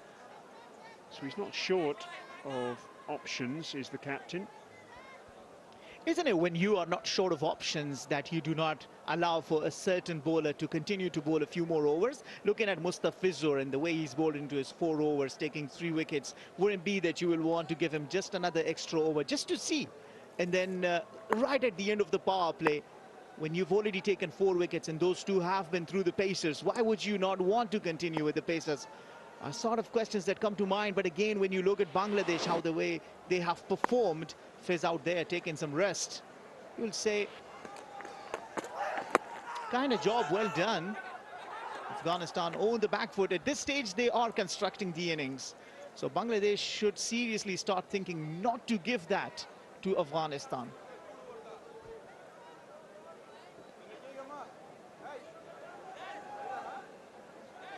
A lot of uncertainty over Shanto's future in the captaincy. He indicated during the South Africa series recently he wanted to give up as a 3-form leader. But here he is, captaining the side now in the one-day internationals.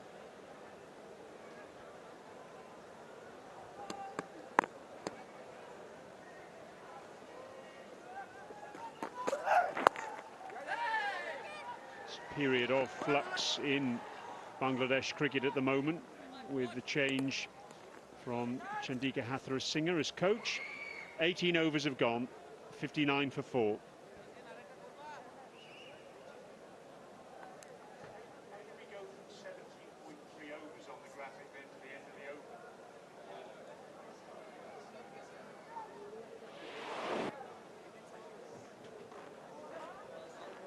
Now it's back to 17.5.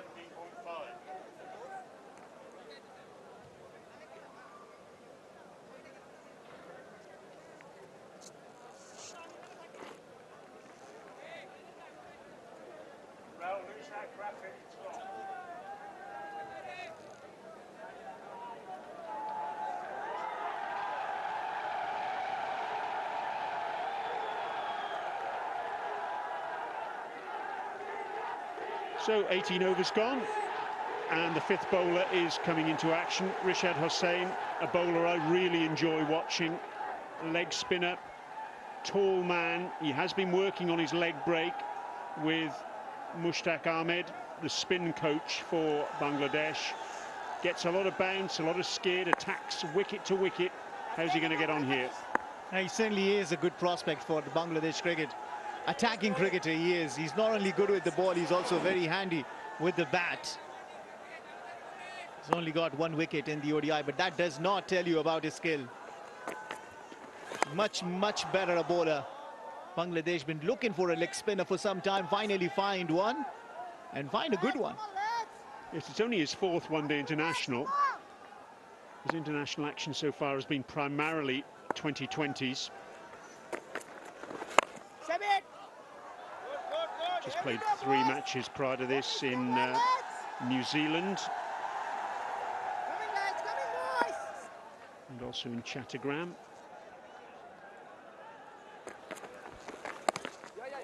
Bowling! Lovely, Rishu!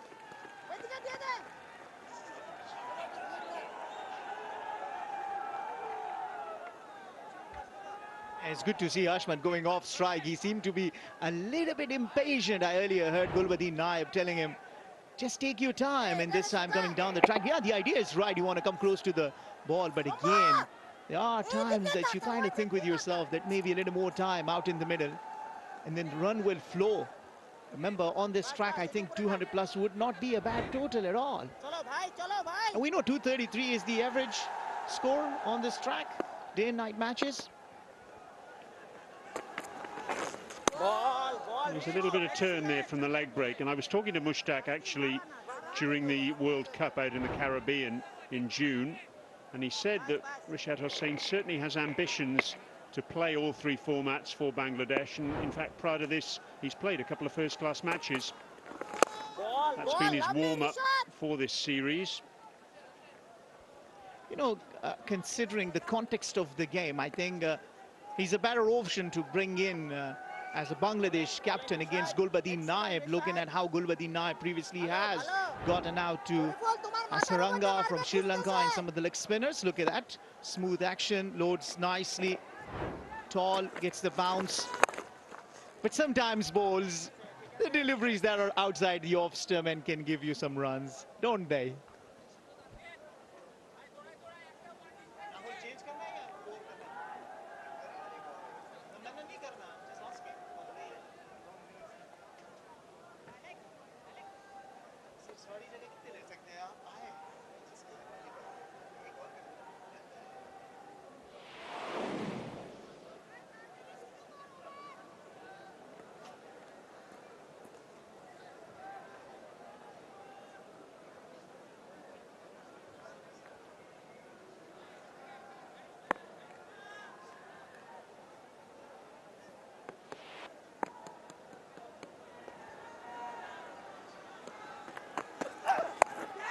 Top edge.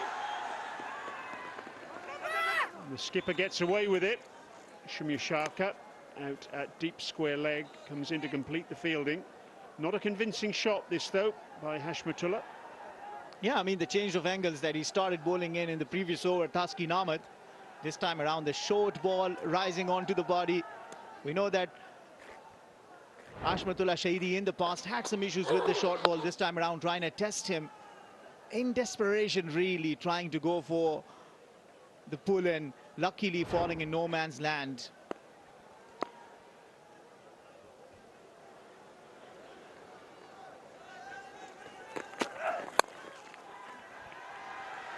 That was rather agricultural from Gulbuddin.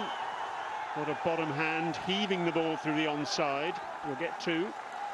Yeah, it tells you something about the surface. It's not coming on to the bat as nicely.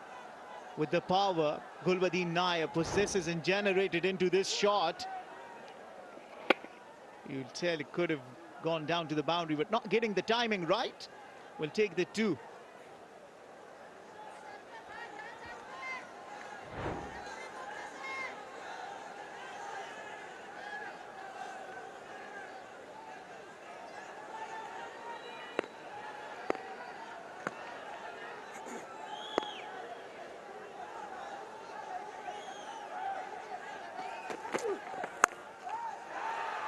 Short and flogged over mid-wicket by Gulbuddin. If he didn't time the previous one, he certainly timed this one. I wonder if it was a slower ball, actually, but it just stood up and asked to be hit. And Gulbuddin said, thank you very much. Absolutely waited for it and played it nicely. That's a good welcome boundary to bring the partnership to 34 now. So partnership building for Afghanistan. This is what the Afghanistan will want. And again, Taskin Ahmed among runs. It's 32 that he has conceded into his sixth over.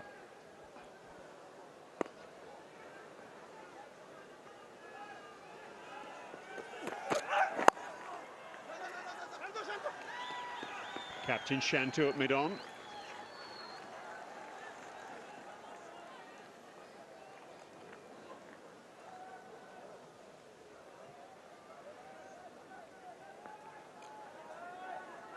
Gulbuddin, one of the two survivors in this side from the time that Afghanistan played in World Cricket League Division 5. What a transformation it's been for the country in men's cricket over the last 15 years. Playing against the likes of Jersey and Japan, and now up against Bangladesh.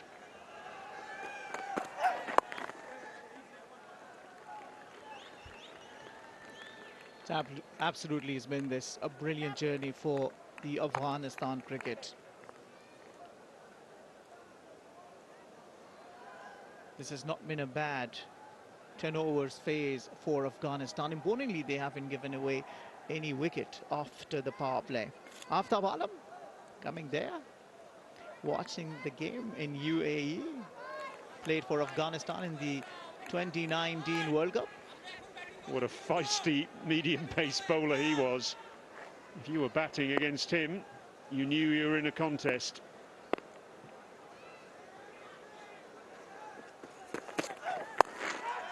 Out!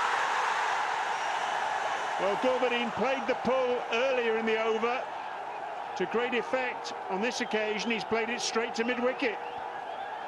Another wicket, and Afghanistan further in trouble. Yeah, just getting too carried away, I guess. Having already scored 9 runs, only Taskin Ahmed finally gets a wicket. A short one, and a fielder placed right there at the short mid-wicket. Safely taken. A very crucial partnership broken now by Bangladesh. Afghanistan half side back into the dugout. Gulbadin Naib making promising 22. Afghanistan are 71 for 5.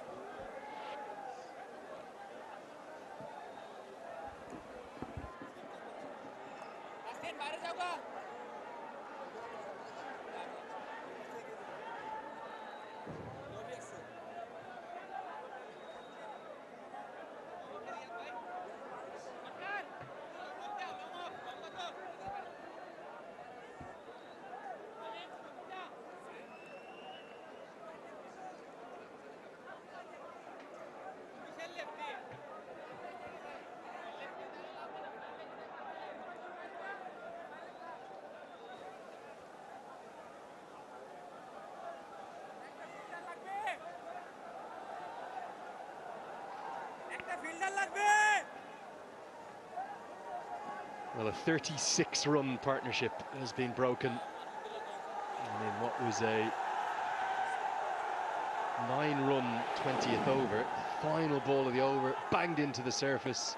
And Gulbadin just couldn't help himself. It will bring the iconic Mohammad Nabi to the crease.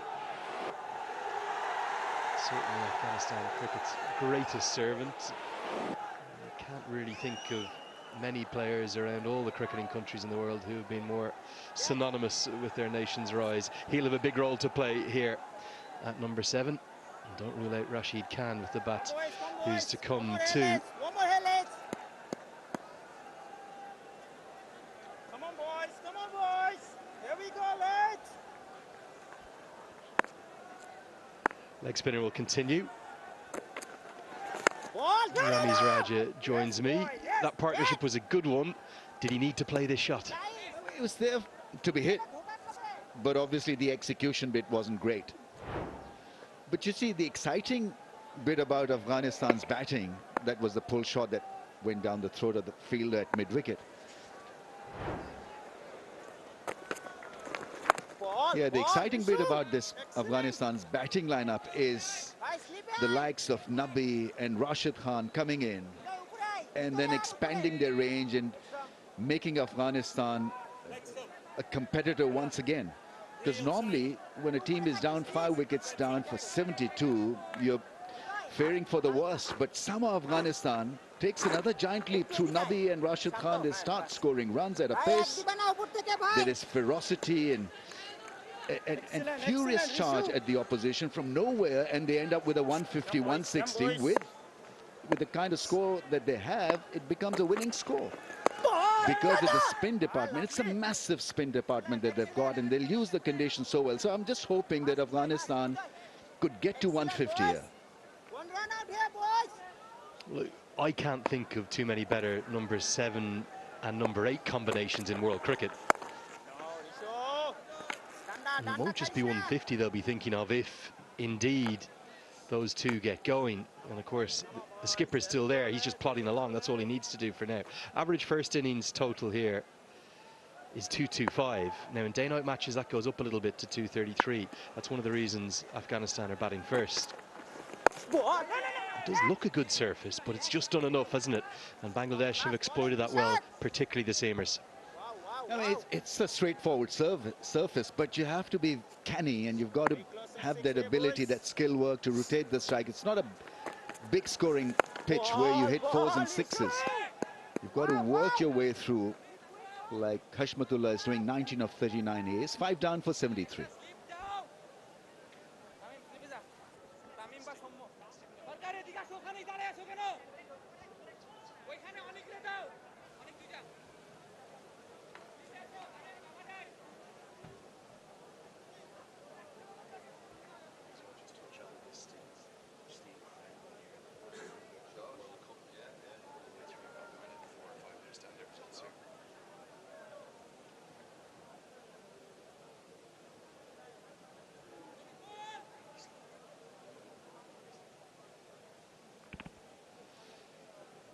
So these two definitely need to build a partnership. And then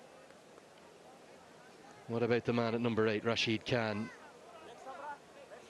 Often think about him as a leg spinner alone, but you think about his career batting numbers. It's not just he's averaging the best part of 20, 19.7 in ODI cricket, but it's his strike rate. He's striking it more than a run a ball. Some of the VIPs up in the box and some of the Afghan Cricket Board team who've done a brilliant job here putting on their series. Remember, always having to do it away from home. We very much found a second home here in the UAE. But look at that career strike rate too for young Gazanfar. He hits a big ball. You can see he's come up in the T20 era. What is it, Generation Z now, is it, Ramiz? Yeah, I mean, you're supposed to expand your range. And somehow they pull it off. It's no fair approach. Bordering on craziness, but it works. I think Gen Z only are ever going to play one way, aren't they? God, of the days of Jeffrey Boycott et al. Change of bowling. Sharaful into the attack and immediately clipped around the corner for what should be a couple. Nabi will have to get going, but we'll get home comfortably enough. Sharaful was off the pitch after what looked like probably a bit of heat exhaustion early. Very warm for November here, Ramiz. It is actually. Bangladesh have played their cards tremendously well, so no need really to drag this to the 50th over. They've got to finish it right now. And so 5 wickets down Afghanistan. They're not really looking for heroics there. Got to seize on the mentality, and the mentality right now is to survive. So you get your best bowlers in now. Sharaful is a good choice at this stage of the game. 5.2 overs, none for 15. So if they can get rid of Hashmatullah, who's on 19 of 39, he remains the linchpin. He'll probably be the glue from here till the end.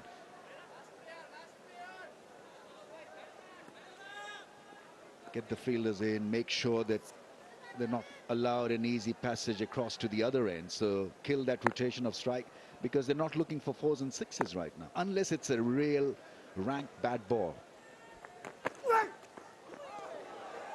I agree with you. I think they could be a little bit more attacking, couldn't they? It's almost what you describe right now as a regulation field. They're almost waiting for the batter to make a mistake. They're just doing their basics right. You can see the shape that Sharaful has generated. That was early. Generally been scrambled seam. I thought Mustafiza was the pick of the bowlers. But it's just almost as though Afghanistan haven't been able to find the pace or the timing or any rhythm with their batting unit.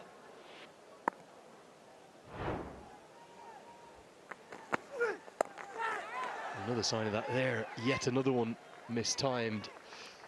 Plenty of time for Afghanistan to get back into the contest, though, and that's one of the great things I adore about ODI cricket. You think about this situation in a T20, the game could well be gone.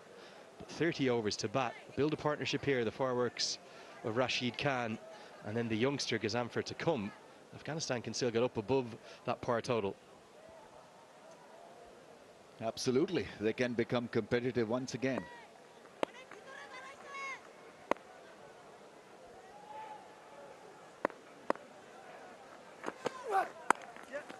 It's also important for somebody like Shantu to become a different captain in this scenario, because this is run-of-the-mill kind of captaincy that we are seeing from Bangladesh. So obviously, you know, the field is in, but it's not an attacking field.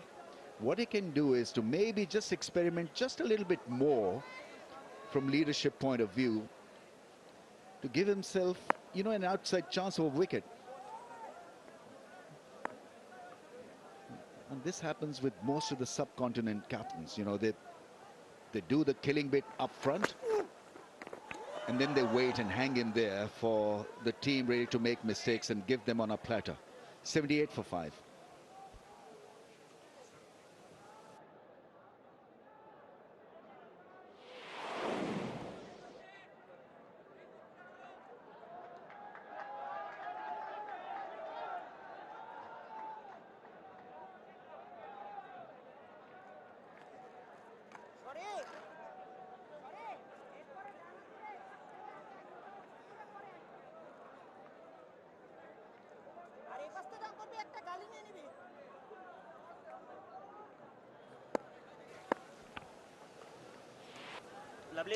Rich with promise, isn't he, Rashad Hussain?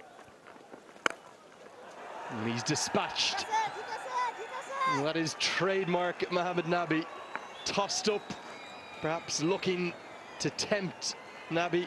And all Nabi was tempted to do was hit it onto the main road. Well, his radar just lit up the moment Rashad came on to bowl and fed him there. It was in the range, and what a mighty hit. Normally when you're under pressure, you tend to lose the target at times. You're so consumed in making it happen, but playing carefully. But this is why Nabi is so lethal and so threatening. Got this great ability to take the game away from you. It's pretty tall, Rashad, so he'll get the ball to bounce and may just feed into Nabi's arc.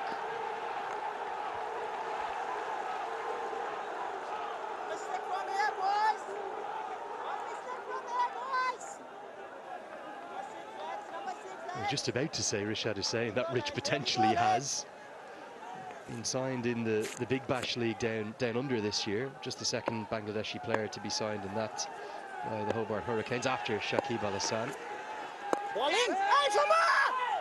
We heard Brian Murgatroyd talking about him wanting to evolve into a multi-format player, and particularly for leg spinners. It's difficult for all cricketers to kind of rotate their game for all three formats. Hasn't played test match cricket yet, but look at how big a hit this is. Is that out in the main road, Ramiz? I think it'll help him if he plays all the formats, because you learn a great deal as a bowler, as a leg spinner, when you're bowling in test match cricket. Appeal, magnificent appeal from the keeper, but umpire is not shaken. Is Shantu going to listen to Mushfiq? What is he thinking? They've gone for it.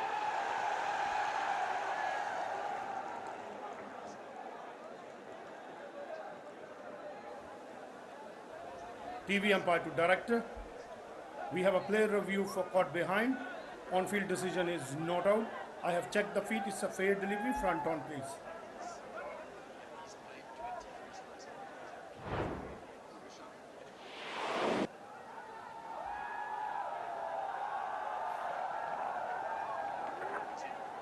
Appears to be gap between ball and bat. To confirm ultra edge, please.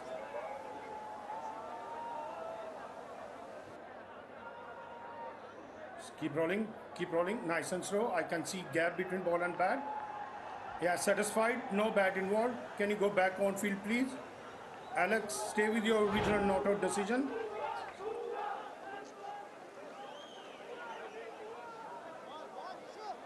One of the best in the business is big Alex Wharf. Got that decision spot on the money. I think what deceived Bangladesh and the highly experienced Mushfiqur Rahim was the fact that I think after missing the ball, Hashmatullah Shahidi's bat hit the ground. So there was a noise. We heard it through the stump mic, but it was well after the ball went by. And he was the one, I think, who convinced Shanto to go upstairs. So they've lost a review. They have just one left for this first innings now.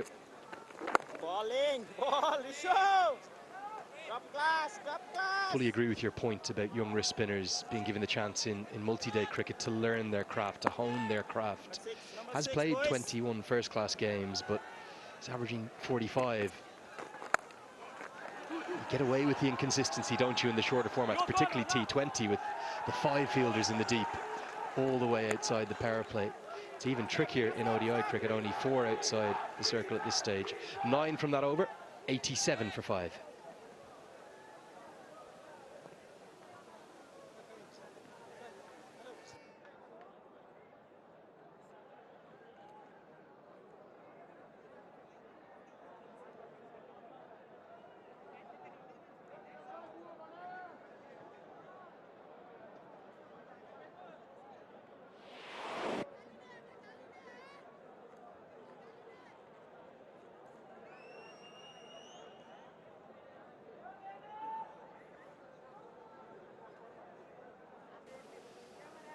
You're watching us live here from Sharjah Cricket Stadium. It's a Firebird production for the Afghanistan Cricket Board.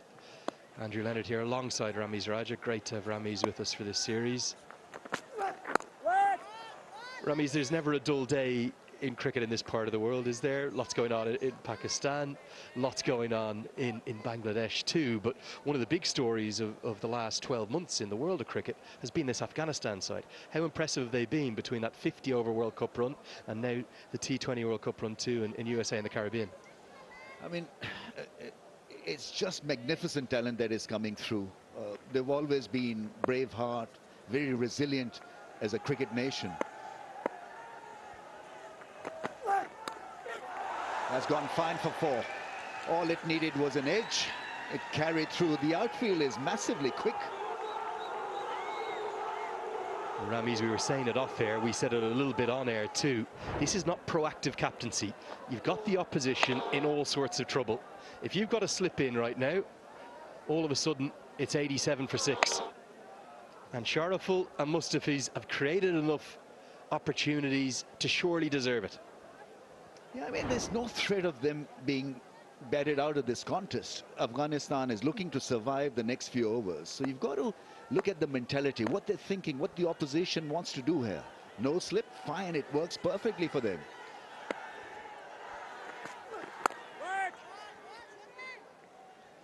It allows a captain to experiment with field set, with field positions.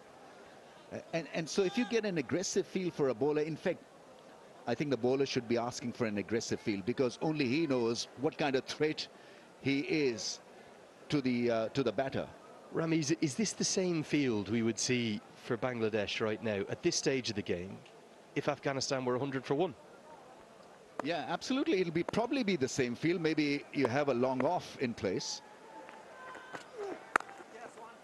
But here's a great opportunity for somebody like Shanta to experiment with his leadership skills. Because you hardly get time, such a time out there in a live situation where you can expand your range as a leader. So what you do when you set an aggressive field, you're asking or forcing a bowler to think aggressively also. You're forcing him to think wickets, and the only way to quieten the proceedings is to pick wickets. And for me, it started in the 11th over. It's almost as though they have the template of where the fields are going to be for the 3 different power plays for the 3 phases. They took 2 wickets in the 10th over. And then when it went to the 11th over, immediately 4 fielders went into the deep, the boundary riders went in, and the slip fielders came out. Now at that point, Afghanistan were 36 for 4. And then after they got the big wicket of Gulbadi Naib, another chance to go on the attack. Rather than being proactive here, I just wonder, could Shanto go more on the hunt for wickets? Yeah, I mean, he's waiting for things to happen. And that can't be right in any format. He's given himself a great chance, really, to topple Afghanistan. First up with the ball. And that's having lost the toss, of course, as well. If this partnership builds, the game will very much come back into the balance. 24 bowled. It is 93 for 5.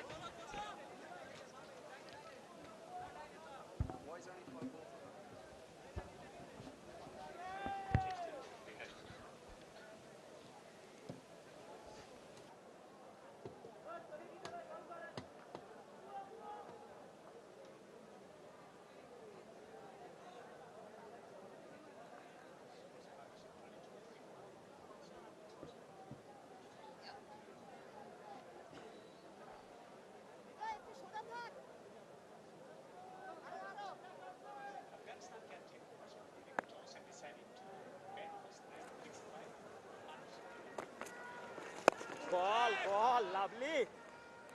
Beauty. Afghanistan winning the toss and batting first, 93 for 5. A partnership developing. 2 experienced campaigners in the middle.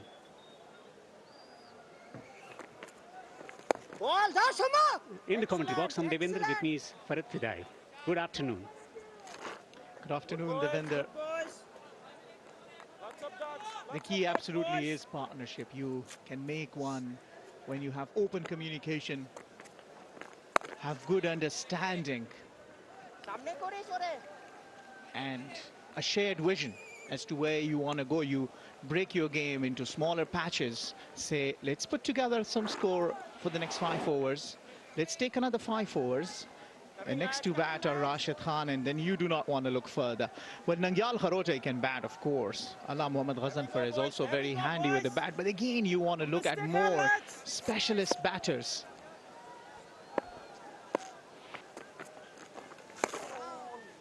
Down the leg side, and currently focus should be on developing a partnership or getting through this passage of play. Rashid to come. Well, Nabi missed on that. It was wide, yes, but it could have been a 4. It was down the leg side. I think with the leg spinners, sometimes they can bowl strange deliveries. Navi opening his arm. The call is for 2, and they'll comfortably complete 2. Taken up spaces in the outfield through the offsides. Focus rotation has been in this partnership about strike rotation, and that's what they've been able to do. 26 of 29 to set batters in the middle. They would like to take this innings to 40th over, and then Afghanistan back in the safe territory. The rest of the batters would like to unfold the bat. It's bowling nicely to Rashad after being hit 6 of his first over. Well, yeah, absolutely. Talking about the feelings that the different fans have. Of course, Bangladesh fans will not want for the pair to stick there longer. Already 26 runs in this partnership. And a free-flowing 6 from the bat of Mohammad Nabi are not good signs for the Bangladesh. So it's important that, on the other hand, Afghanistan stick together and build a strong partnership. 98 for 5 after 25.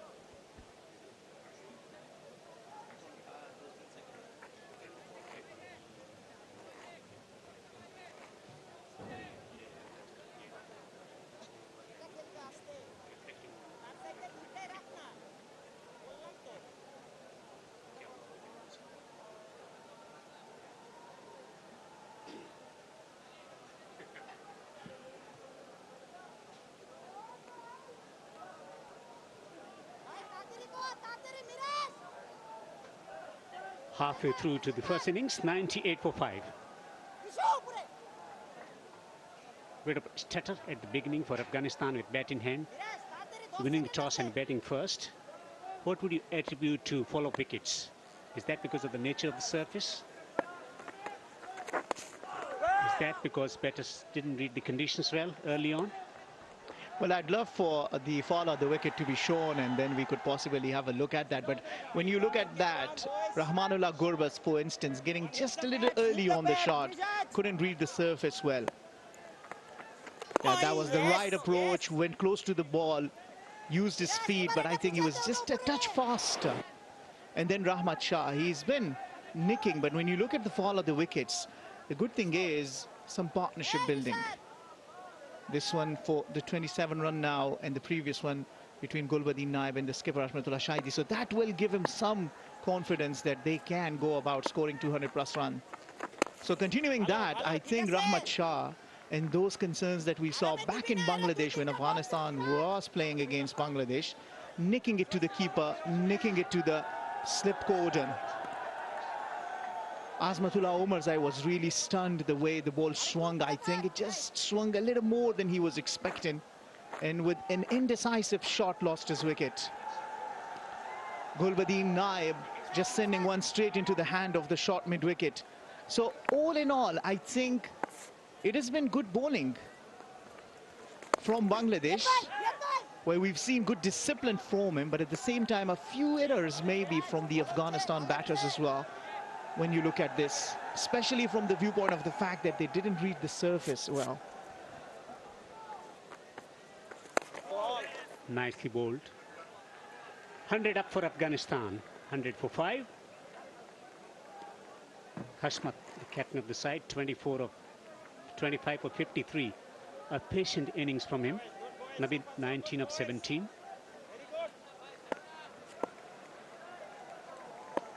Long on the boundary. End of the over. 100 for 5.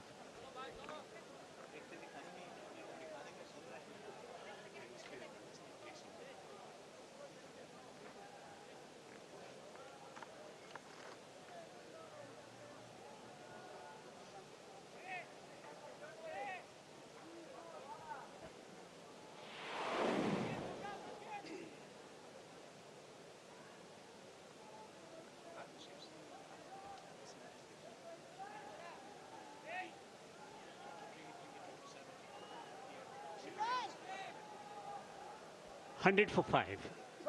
Nabi holds the key in changing the complexion of the game. He's got the ability to play attacking strokes. I remember that innings against Sri Lanka, accompanied with Azmatullah Omarjai. From similar position. Yeah, and I had the honor to witness that live and commentate on that. 100 for both Azmatullah Omarzai and Mohammad Nabi really put together a strong performance there. Unfortunately, that was for a losing cause, though. But nonetheless, it was a brilliant partnership, more than 200 runs. The second highest six-wicket partnership, I believe it was.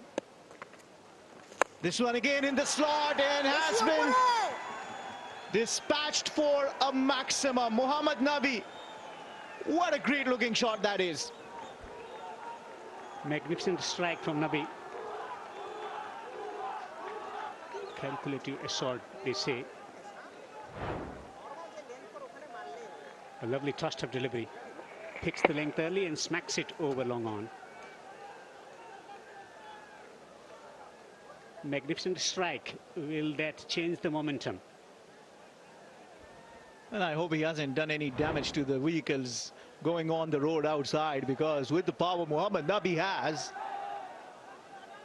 this was sent out of the ground.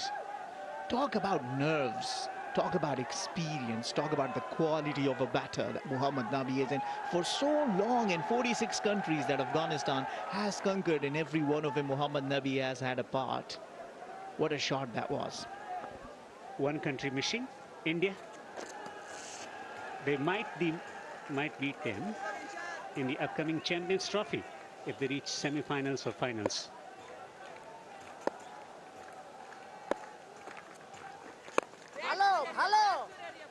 They came very close to beat them in Bengaluru in T20 match.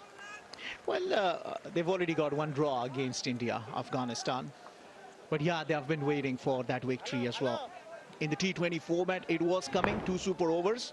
But let's have a look at that picture earlier on. Mohammad Nabi, I mean, probably talking to Darvesh Rasuli, another big slogger off the ball, that what are you doing bringing your head forward? Bring your bat forward, man. I think Bangladesh, and coming back to this, Darvesh Rasuli discussing it early on. So he's telling him, Jonathan Trott out there in the middle, the brains of the Afghanistan cricket.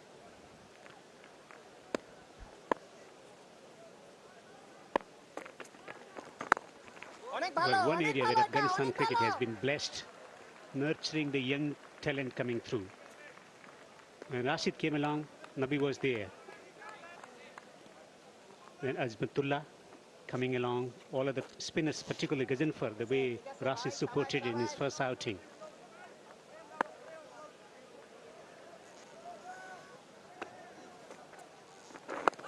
And not to forget Noor, the Kohinoor, was nurtured very well by Nabi and Rashid. 27 overs gone. It's Nelson, 1-1-1 for 5.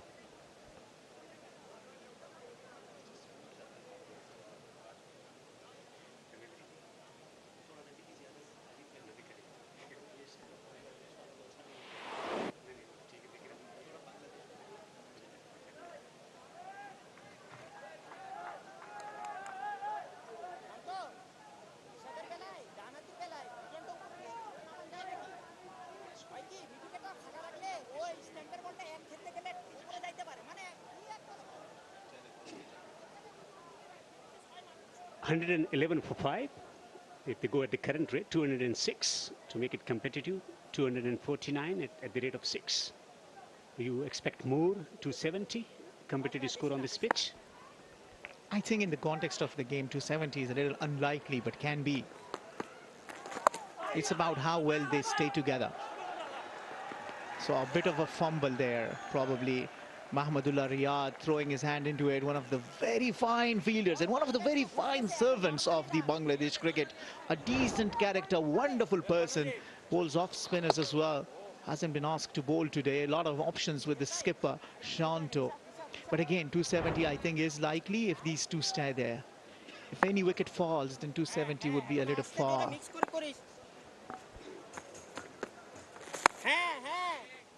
Bangladesh were looking for redemption in one-day format, all formats, after what occurred against South Africa, after receiving quite a hammering against South Africa, looking for redemption. Brilliant start with ball in hand.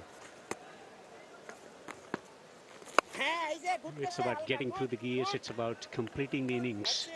They started well, but then they allowed the Afghan batters to build partnerships as well. Yeah, and this has already been the highest partnership. 42 runs now and still going on. They just cannot let this continue, because you know that Muhammad Nabi can really take the game away from you. Skipper Ashmatullah Shahidi just playing that hand, anchoring the innings, and the right hand, left hand combination, making it a little tough for the bowlers. Adjusting the line. Rotation of strike from the Afghanistan point of view is going to be really handy, not to allow the bowlers to settle.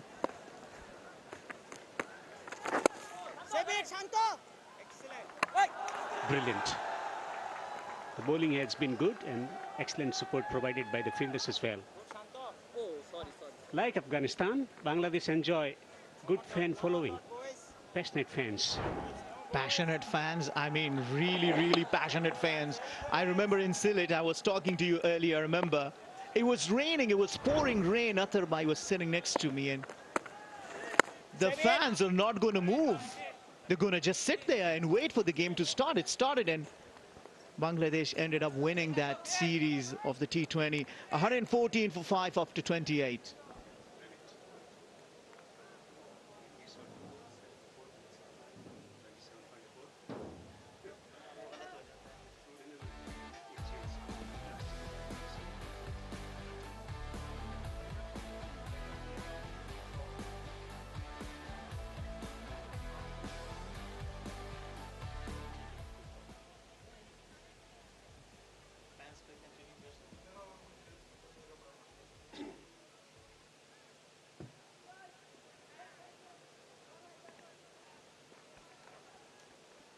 $114 for 5. Afghanistan making a recovery, some sort of recovery already. 2 partnerships, and this has been a significant partnership between Nabi and Hashmatullah, the captain of the side. 43 of 49. Change in bowling. Sorrowful into the attack. Mustafizur Rahman. Yeah, I think this is a good decision. You want Mustafiz to come and break the partnership. Talking about fans, how important they are. Like the 12th man. All the support that you get from your fans, a little bit unpredictable, like the weather. Sometimes they are calm, sometimes they are noisy, sometimes they are shouting, but bring a lot of life into this game of cricket. Well, Afghanistan is hosting this game here at Sharjah. Gets it fine. Man on the boundary, 2 men on the boundary on the onside, one at the fine leg, one at the square leg position. We've seen a series of deliveries against Hasmat, just dropping it short. Yeah, so I'm interested to see what Fiz will want to do against Muhammad Nabi. Look at how much of a swing he's getting. Fiz is really getting the ball to swing nicely and been in a good touch. Getting Siddiqullah Adil plumb out as well, when we were expecting a lot from after 368 runs, consecutive 550s in the T20 format in the emerging Asia Cup, becoming the player of the series and showing that mental toughness here today as well. He was playing nicely, but I think Fiz set him up nicely. He just bowled a little fuller, and that shot that he goes across went on to hit the pads. Now, change in the field. A fielder has been brought into the 3rd slip region, I guess, probably gully or 3rd slip. You will tell Devendra. They are looking for that edge outside the bat of Mohammad Nabi. I remember when he appeared on the scene, Mustafizur Rahman, taking the world of cricket by storm, winning series against South Africa, Pakistan, India, bowling a lot of cutters, was picked by IPL team, Deccan Chargers then. And since then, the experience of playing various leagues in different conditions has helped him a great deal. Gets the inside edge, will take a run. Those variations provided him with a lot of success over the years. Today he's been able to collect 3 wickets for 19. Yeah, you can tell different lengths and getting a wicket at the length and in the short length. Just testing the batters differently and doing the homework right. Earlier I was talking to Andrew and telling him that Mohsen, who was the video analyst with the Bangladesh national team, used to be the video analyst for Afghanistan, so should come with some experience and some inside information maybe about the Afghanistan batters, and played cricket together. A lot of cricket, I guess. 16 ODIs before this. Bangladesh having the edge, having won 10 out of them. Wants a run. And have to settle for a single. Nabi has to hurry. Also Phil Simmons coaching the side. Earlier used to be coach of Afghanistan national side before the 2019 Cricket World Cup. Remember, Bangladesh has never won an ODI at this venue. And they are coming here and playing after 29 years as per the ODI format is concerned. So quite a history, right? If we could quickly look back all the games that Afghanistan and Bangladesh have played. Do you remember the innings between Asghar, Afghan, used to be Stanekzai at that time, and Samiullah Shinwari, the last 10 overs in the Asia Cup, I guess. Nicely struck through the offside for a single. 29 overs have been bowled. It's 120 for 5. Drinks on the field.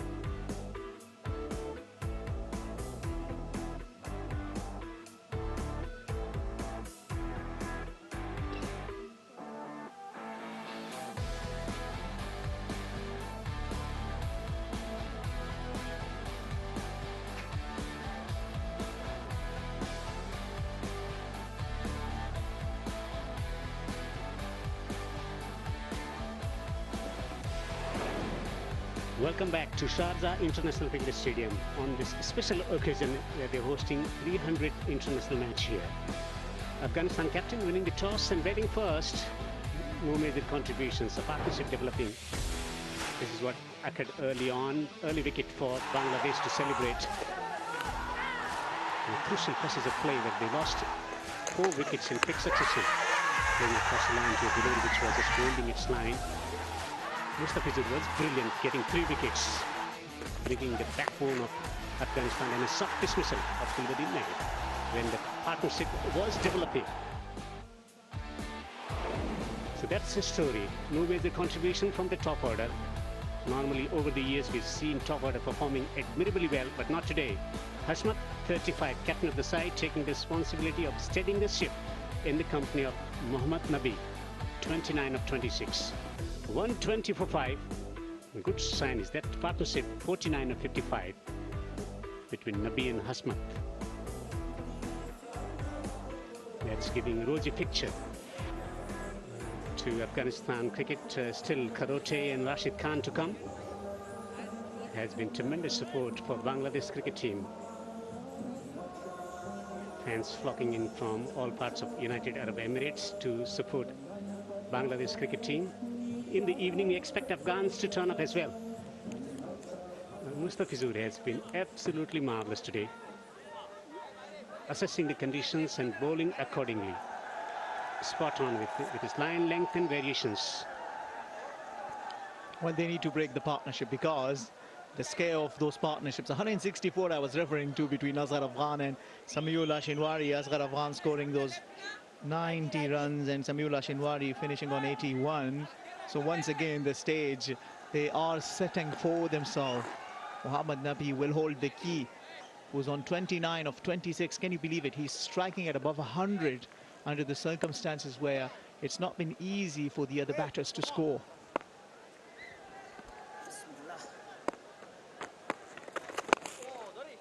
Going down the pitch, he holds the key for the prosperity of Afghanistan cricket team.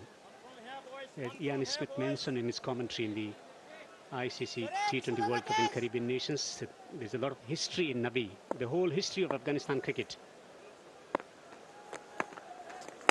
He's aging with Champions Trophy coming up. And that single brings up 50 partnership between Hashmat and Nabi.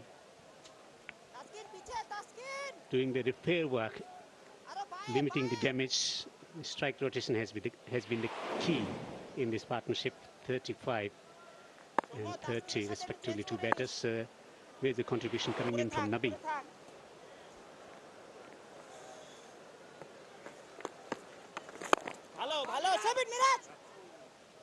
Just a slight change in approach. Now they are prepared to use their feet, footwork, against the spin bowlers with ball not quite turning on this pitch. Yeah, it's very important that they stay calm. And looking at the way the partnerships are built, giving each other the due respect and just utilizing the conditions. At this stage, another 5 overs, I think, need to be calm. Stay at the wicket, don't give away your wicket, and then maybe in the last 15 overs, you might want to take your chances knowing that Rashid Khan and Nangyal Kharote and even Ala Muhammad Ghazanfar will follow, and probably anything above 230 could be a very, very competitive total here. Cricket delivery trying to create the angle. He's bowling to the field. 2 men on the boundary on the onside, 2 on the offside for Hashmat.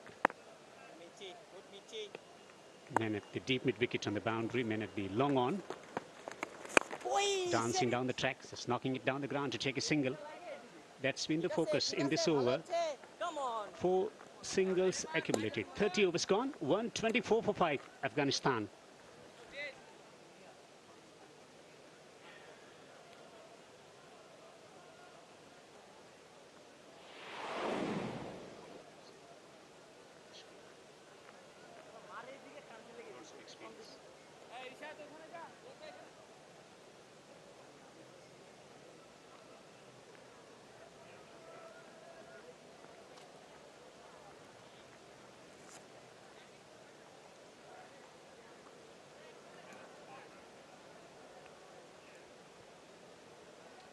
Bangladesh has got a potent bowling lineup, especially the fast bowlers over the years, and replicating those performances, the reputation that they built over the years of taking wickets.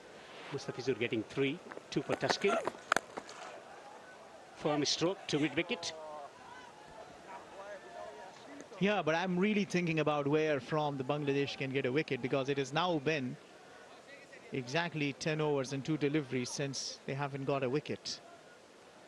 On the top of that, it's the partnership that is building 53 runs. And more importantly, Hashmatullah Shahidi and Mohammad Nabi have found their feet. So can you just let go all the hard work that you have done early on? Because anything about 230 and more could be really difficult on this surface, I tell you, Devendra. Now, would it be that you go to Shomya Sarkar, Muhammadullah Riyad, for just an over, for a change?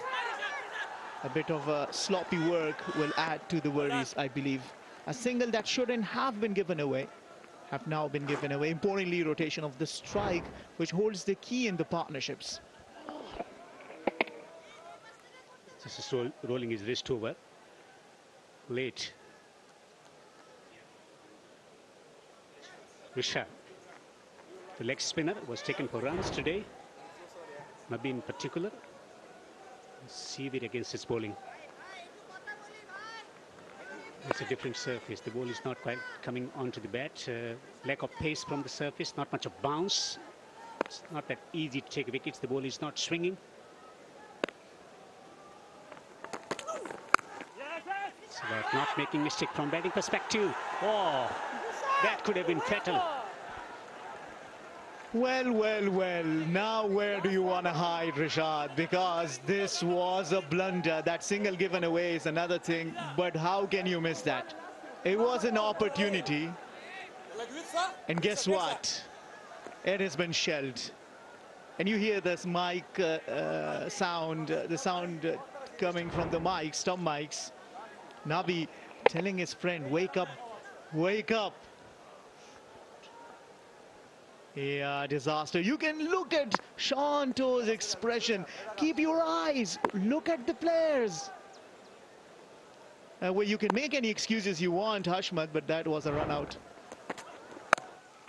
And that would be the last thing you want after all the hard work as the batters you've done. 56-run partnership, come on. You cannot just give it away. But this is a game of cricket. You can't let such opportunities slip from you. Afghanistan slowly but surely coming into the game. They get to the 40th over, no further damage. They can be devastating for Bangladesh in bringing about that disruption that can change the course of the action. Deep square on the boundary. Clips the ball nicely. A conscious effort from the two batters to rotate the strike, take singles. Plenty of spaces available on the onside. Not trying to do anything adventurous. The two batters in the middle. And they don't have to, because there are plenty of spaces in the outfield to work singles and twos. You know, maybe there was a two on the offer early on, but because of that scare, and I hear Hashmatullah Shahidi talking about the saying, it was a little risky, probably, but the ball was still away from the fielder. You know, these small things come into play. Ooh, managing to just get away with that.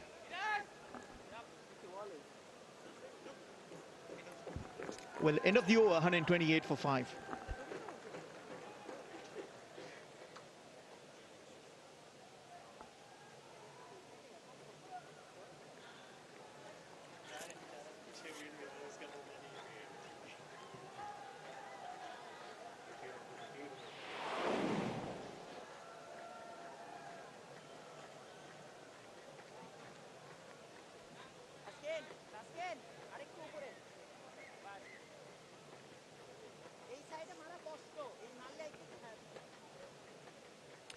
Steady in progression with bat in hand, Afghanistan.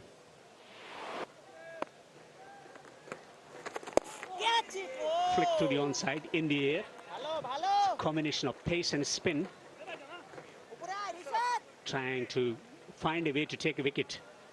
He has been really struggled into this innings. At the beginning for Afghans, losing plenty of wickets up front. Mistake, boy. Coming here, let's. Nicely worked to the onside for a single. Another single. Frustration building up for Bangladesh captain. Well, it's been a kind of a similar kind of a show on both ends.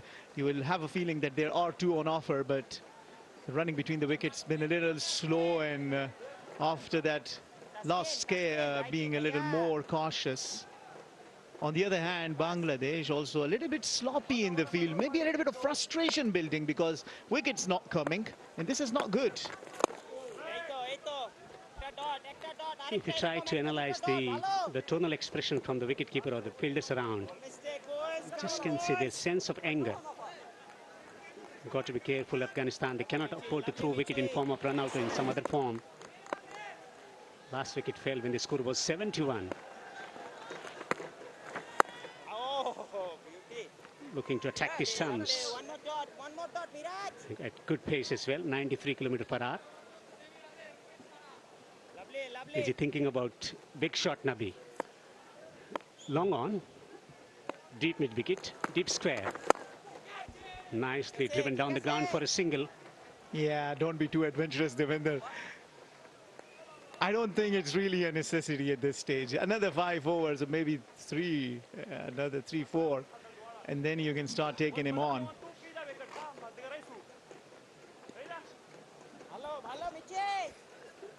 Communication between Nabi and Hashmat about the nature of the surface and how they should be playing, getting the inside edge, wants a run. Bit of a hesitation, single to culminate the 32nd over. Afghanistan developing a partnership, progressing along 132 for 5.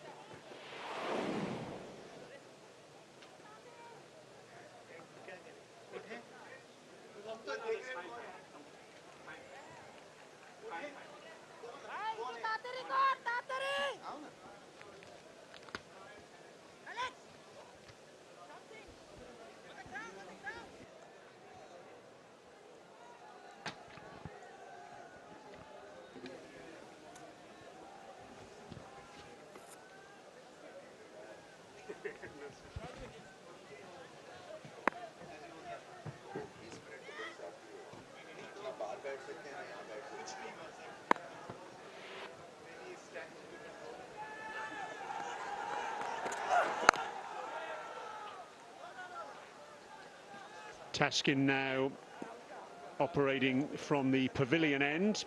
His initial spell, of course, from the Sharjah club end. In his 7th over, 2 for 34.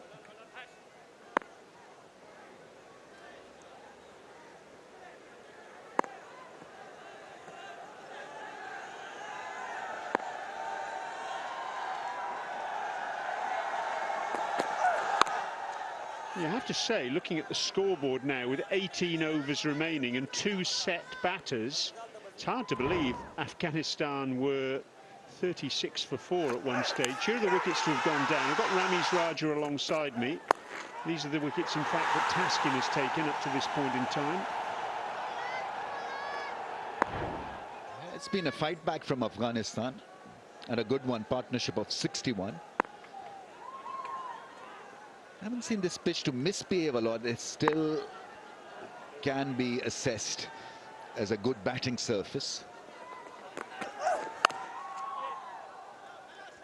And you'll see now Afghanistan increase the tempo, because they want wickets in hand in the last 10 overs of this contest with the baton. So you see the likes of Hashmatullah and Nabi and Rashid to unleash their fury and talent. You'd actually think that 250 is a very realistic possibility if these two batters can stay together, and Rashid still to come. The lights are on now, haven't taken effect really yet.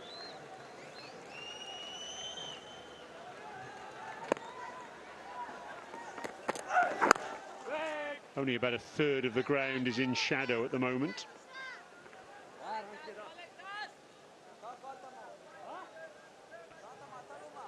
Contrasting efforts from these two batters. The captain, Hashmatullah, he's striking at the moment at 56 runs per 100 balls, and Nabi, well, he's almost 98 runs per 100 balls, 1 4, 2 6s, and he's been the man who's really injected some urgency into the Afghanistan batting this afternoon.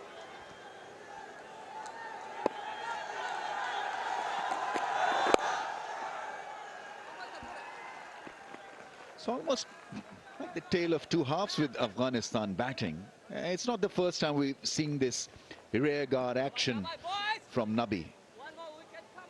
Possibly later when Rashid is out there also, because they allow the youngsters, the big strikers, to really go and play their natural instinctive game. And then if it doesn't work for Afghanistan, then they have this fallback position through Hashmat and Nabi and Rashid.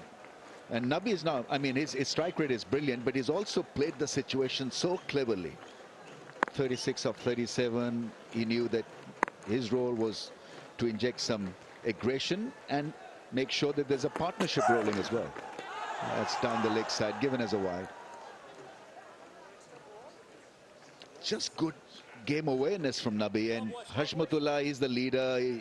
We feel that he's got calm demeanor to be the leader, and it's been evident the way he's batted in this tough scenario. 42 of 75. But you have to say that Afghanistan clearly missed the trick, because there was this chance of wrapping up this innings if they had been just a little bit more proactive. They allowed this to spread around and allowed Afghanistan to pick up a partnership.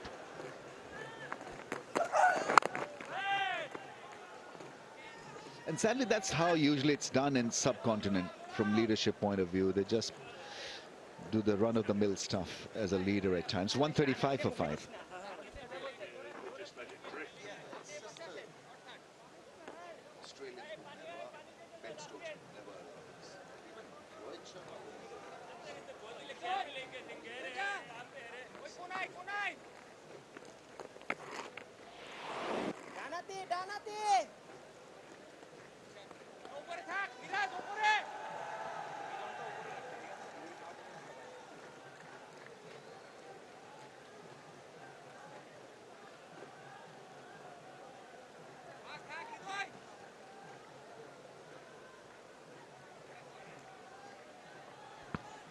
Well, I said 250 was realistic. Just over a runner ball gets Afghanistan to that point in time. Rashad Hossain now from the Sharjah club end. Mohamed Nabi, 2 sixes so far. And that takes him to 107 sixes that he's hit in one-day international cricket. It's the most by any Afghanistan batter. He's the only Afghanistan batter, in fact, to have cleared the rope 100 times or more in this format. He's a power hitter. Hashmat trying to join in with the fun and games there.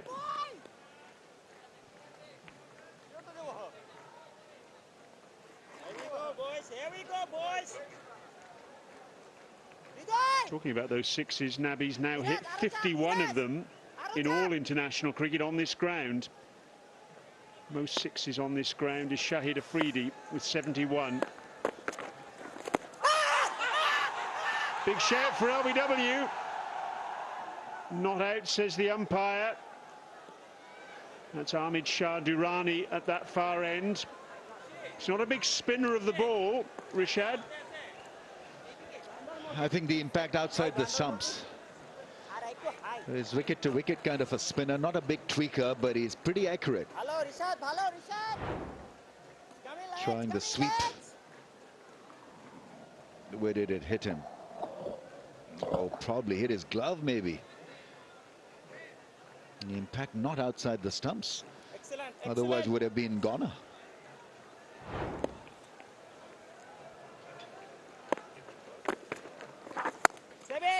Well, looking at that last replay, Ramiz, if there wasn't any glove on it, that looked pretty adjacent.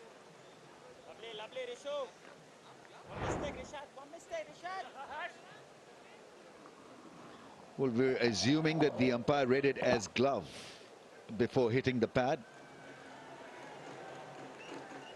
Yeah, Shantu also felt that there was some noise. Come on, lads, come on, lads.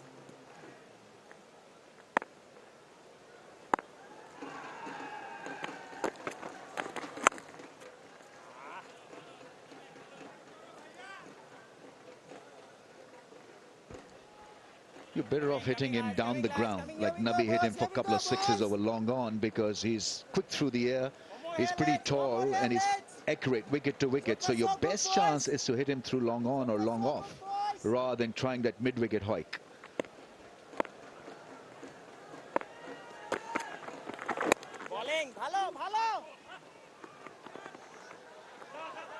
Gosh, that's terrific cricket by Nabi.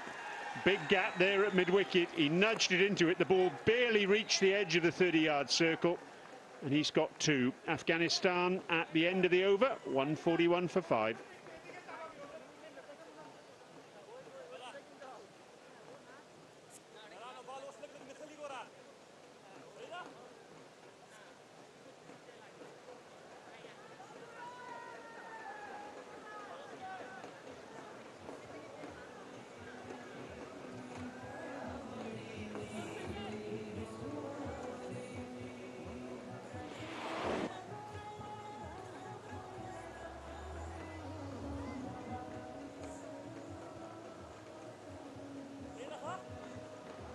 This partnership now worth 70 in 86 balls, and that's the primary reason for the uptick in the run rate there.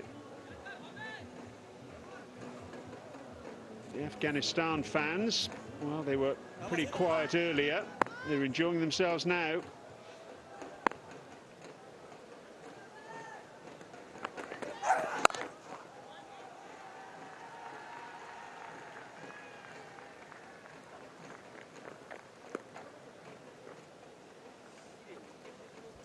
Can feel this game is now almost 50-50, because Bangladesh from a very strong position have allowed this to meander. Now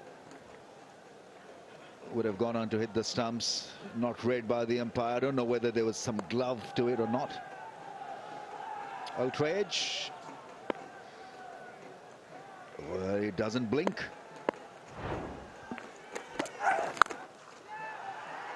Smashed, no other word for it. Mohamed Nabi brutalising that ball over mid-wicket. Taskin's gone short again, not for the first time today, and not for the first time he's been punished. Yeah, not the length to bowl on this surface. Doesn't have any bounce, doesn't have any pace. It sat up so nicely for him to play that powerful pull. What a great shot that is. What a great innings he's playing, 44 or 42 in a very, very precarious situation when the innings was dwindling. He's come in and through this partnership given Afghanistan an outside chance.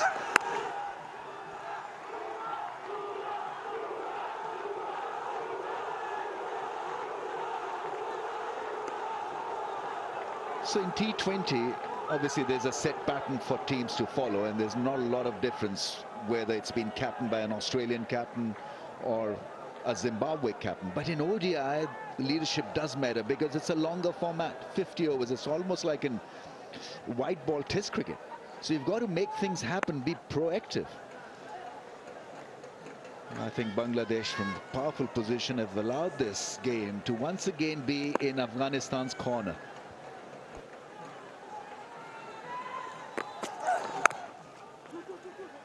Two is the call from Hashmat. They've got to settle for 1 though. Mustafiza out at deep cover. And the other great thing about ODI cricket is that it allows teams to make a comeback. It's not a one-dimensional setup where if you fail in the first 5, you're done for the evening if you're playing T20. But in 50 overs, there's this great battle that you can see. That's why it's still so watchable. I don't know why people or some part of the media or critics are rooting for its ouster from the circuit. Still gives you so much to view and so much pleasure to view.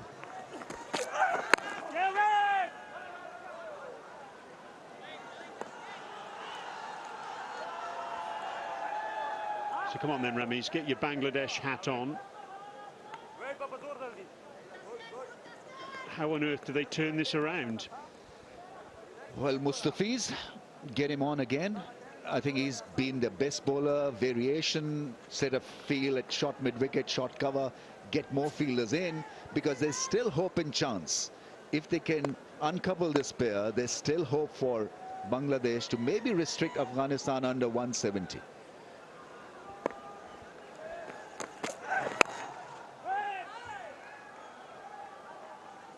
End of the over, 35 gone. Afghanistan 148 for 5.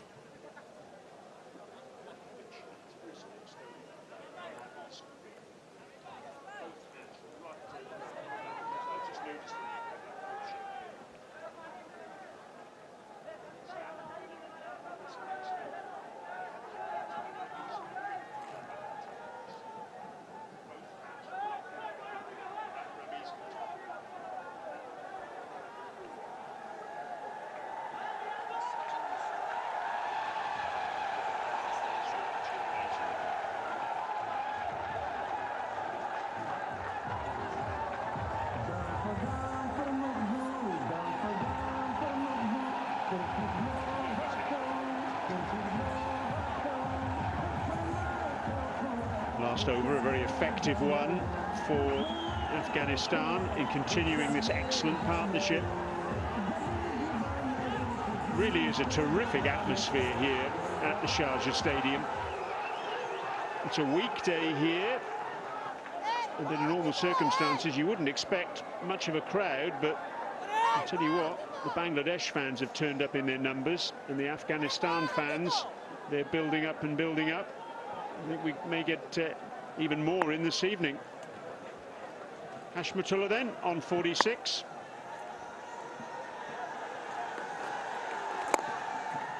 And Mahmudullah into the attack, the 6th bowler used, operating from the Sharjah club end, the veteran. Yeah, this could be a difficult gig for somebody like him, being fed to a partnership that is rolling.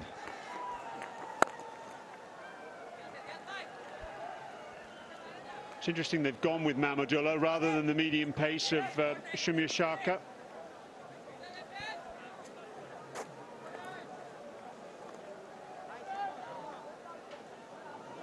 Just have a look at Mohammad Nabi's grip here. Both hands right down the bottom of the bat. How much handle there is above his hands there. Yeah, I mean, it's an interesting option, because when you've got a grip like that, you're usually very good at playing the pull shot or the flicks away to a square leg. Sachin Tendulkar used to, I remember, have a very low grip as well. I tried my hand once or twice, but I just couldn't get the balance right, because you almost became a bottom-handed player with that grip. You tend to lose a little bit of force of your top hand.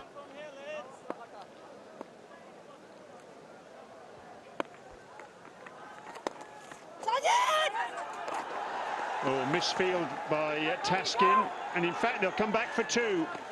Really good running by Nabi, but not the best out cricket from Bangladesh. 150 comes up for Afghanistan. What a fight back. What a turnaround. Afghanistan need to do, Bangladesh need to be a lot more proactive in the field. Got to understand the value of making it tough for Afghanistan. Clearly not happy.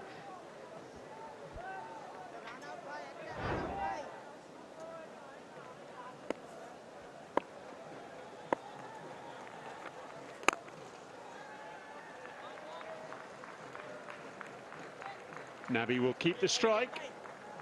152 for 5.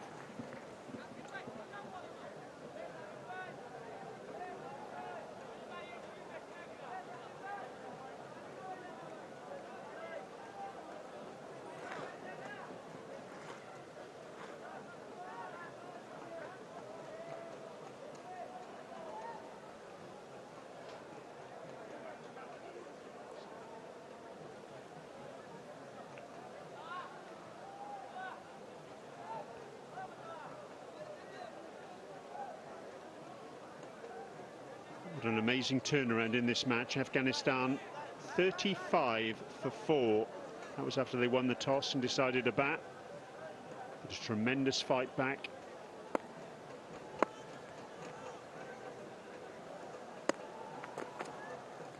Bowling, bowling, Rishad. Mukati bina, bhaiya, mukati bina. Tui pabe wicket, Rishad. Come, Rishu. 6 and 7, Rishad. Come on, lads. No mistake, lads. Bowling, Miraj. Mushfiq is trying to keep his side G'd up in the field. Bowling. But it's an increasingly difficult task at the moment. Plenty of chat from him behind the stumps.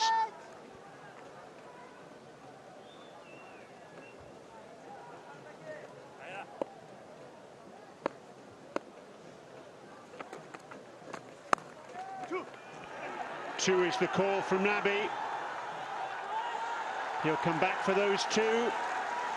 And that will bring him a 16th one-day international 50 to go with the 200s he's scored. It's his first against Bangladesh in this format and his third here at the Sharjah Cricket Stadium. What a tremendous innings. Yeah, you've got to admire his presence of mind. He played the situation.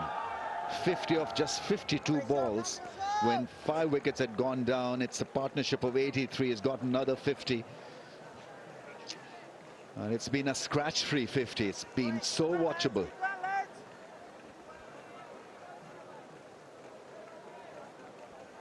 Yes, our graphic actually saying 17th 50 in this format. Oh, that's gone straight up in the air. Is it going to land safe? Yes, it is. Well, I'm not convinced that Mahmudullah hurtled in there from long off. He seemed to take it a little bit easy, and that cost him.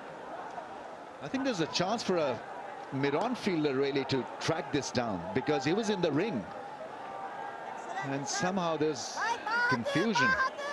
Maybe because of Mushfiq, because he's been chirping behind the stumps. But he was a long way away from the flight of that ball. Had no chance in the end.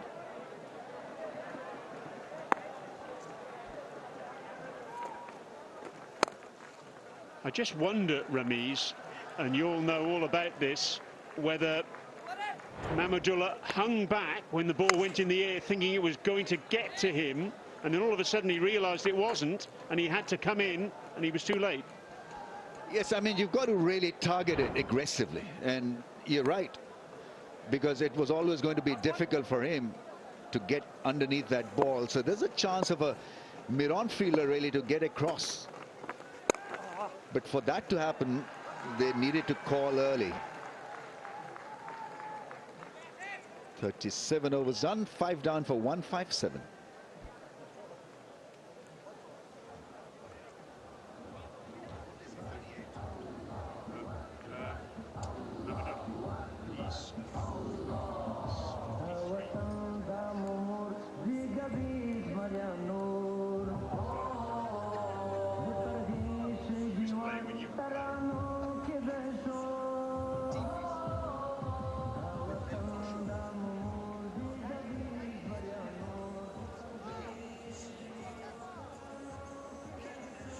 This pair came together when Gulbuddin Naib was out with the score at 71.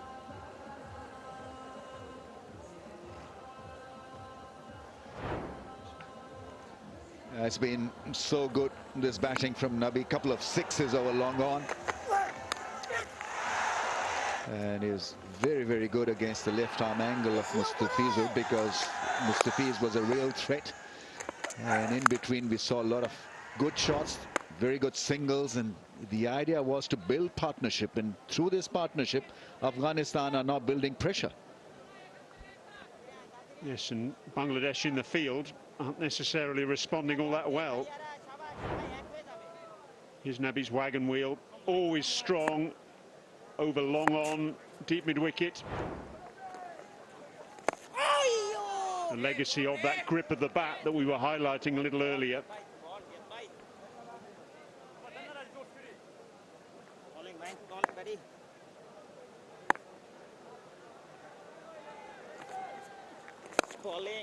Mahmudullah, who's retired from 2020 internationals. He did that after the India series.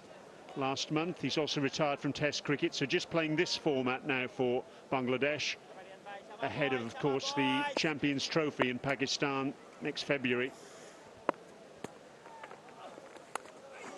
Edged, and it'll go down to the boundary for 4. Luck running with Nabi and Afghanistan at the moment. Fortune favours the brave. Yeah, it was a wider angle from Mahmoodullah as well, not targeting the stumps, so an easy shot in the end because it was extension of arms from Nabi. There you see, firing it away from the stumps, and an edge, and 4.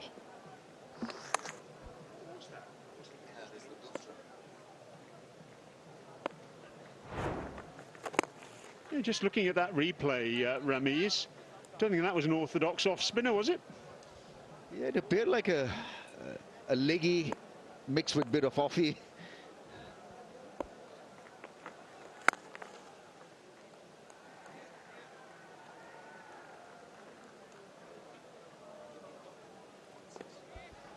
.164 for 5.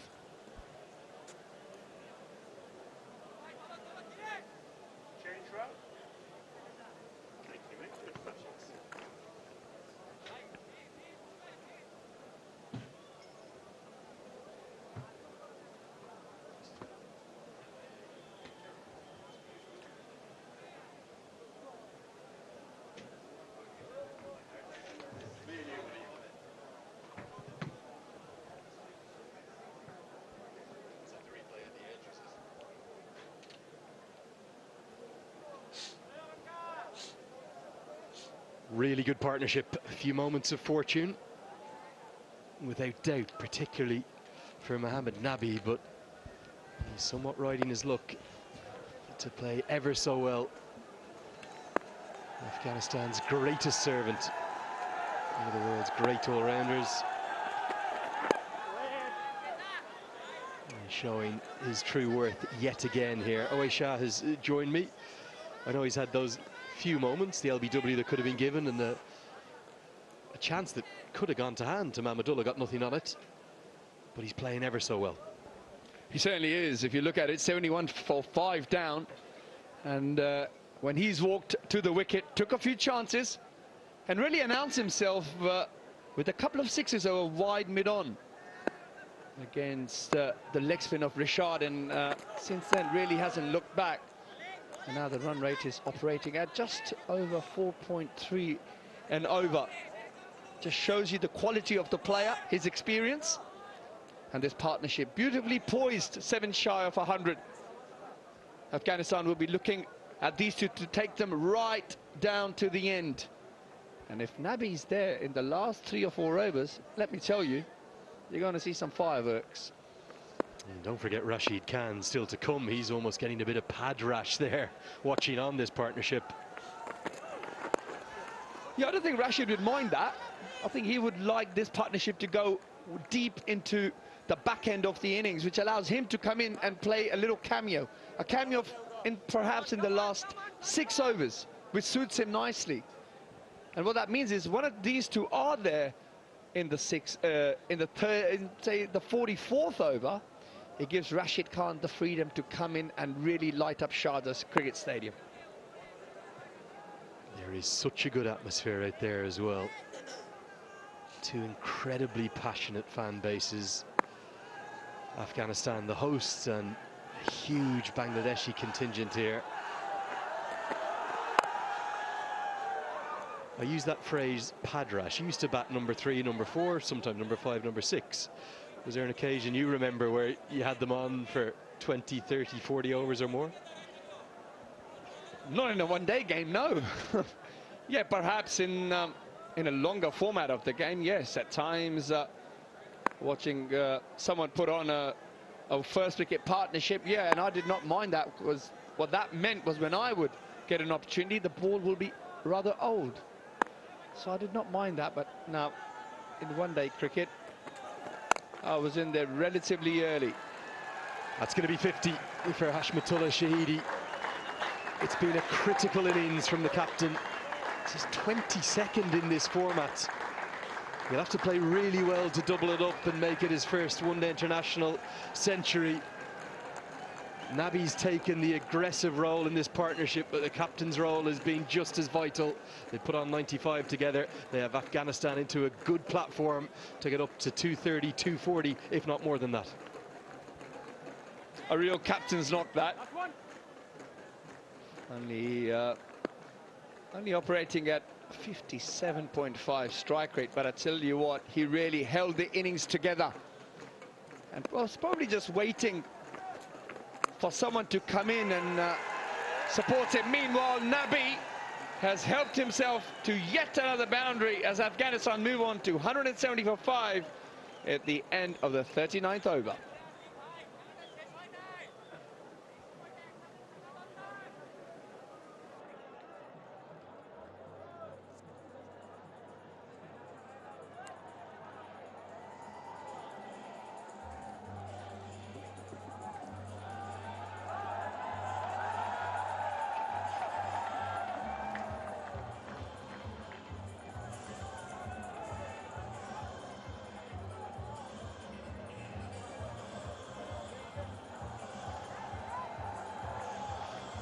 Well, it's been a fine rearguard, hasn't it, from Afghanistan, and no surprise it's the captain and the former captain, the iconic Mohammed Nabi, joining the current captain Hashmatullah Shahidi.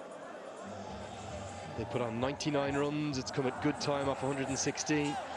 Maybe Shahidi's second slowest ODI 50 in his career, but it's a horses for courses situation, isn't it? His country needed this innings, and this was the moment that he got to 50. Big celebration too, a look to the heavens and some thanksgiving. He's really enjoying the leadership role. Yeah, if you cast your mind back to the World Cup, the 50-over World Cup that was in India, he played similar role in the middle order for Afghanistan. He was captain then, and he's a kind of player who sort of holds it together. He's not in a rush compared to some of the other Afghanistani batsmen tend to try and play their shots, but this man is quite happy occupying the crease. A little bit of an old-fashioned 50-over cricket where he's happy just to get stuck in and then allow the other players to come in and bat around him. And tell you what, he could be in a bit of bother here. We have indeed been sent upstairs for an umpire review for run-out. Umpire review for run-out at the striker's end. Your best angle for run-out, please.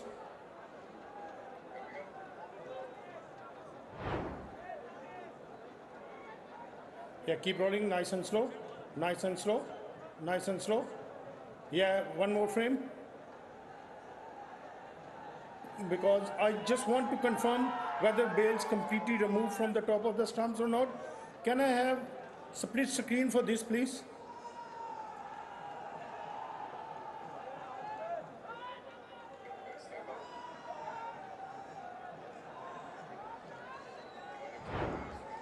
Yes, please.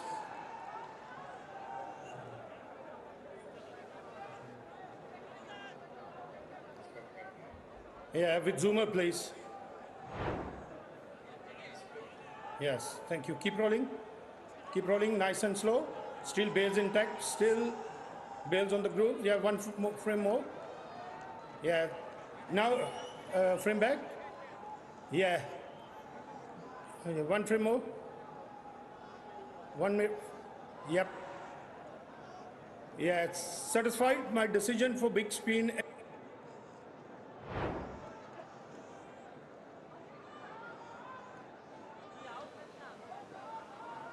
Well, by the very barest of margins.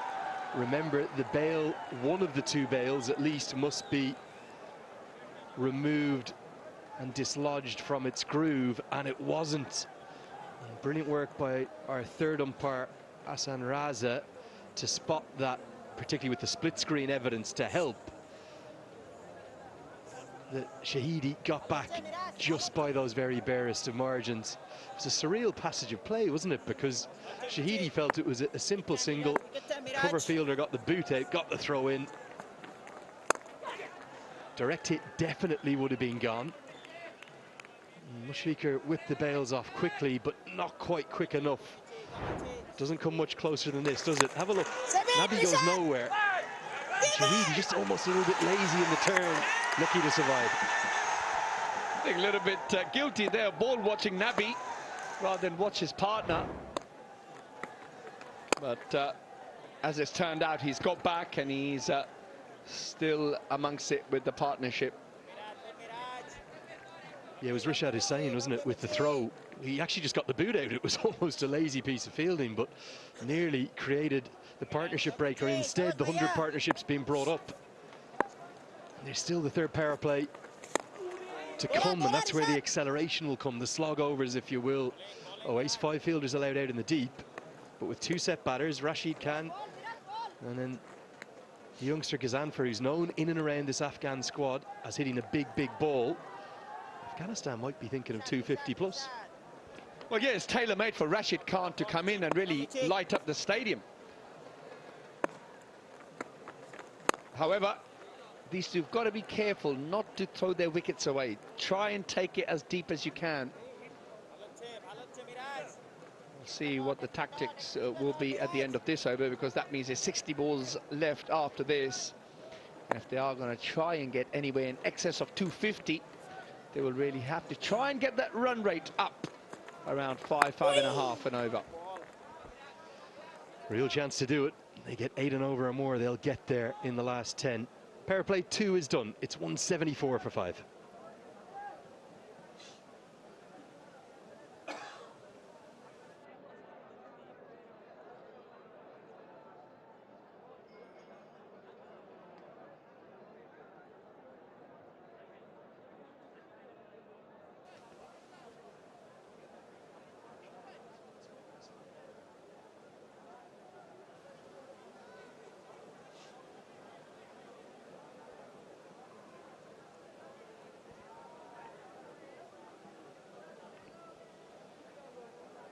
So here we go, into the third and final power play. This is where the captain of Bangladesh, Nazmul Hussain Shanto, has the benefit of 5 fielders in the deep, and he's going to use all 5 immediately. He's also going to go back to pace. Mustafizer has 3 left.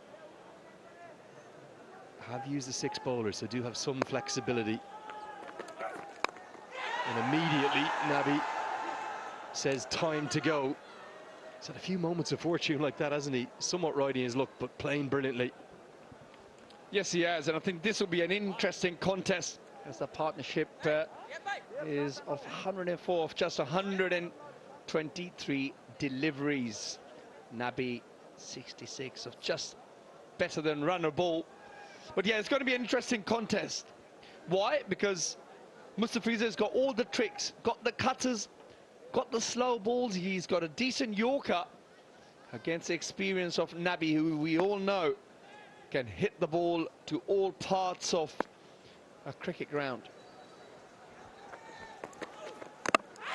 Chopped on. Always action in the third power play. And the Fizz, he's got 4. Shahidi was nearly run out in the previous over. This time just looking to guide one to deep third. All he can do is help it onto his own stumps. Well, I mentioned it's tailor-made for Rashid Khan. Meanwhile, Hashmatullah can be very proud of this innings. He's carried his team from 71 for 5, where they were struggling to even make perhaps 150 at that time, as who had to be sent back to the stadium as Rashid Khan walks out. That's the end of Shahidi for 52. Afghanistan 175 for 6.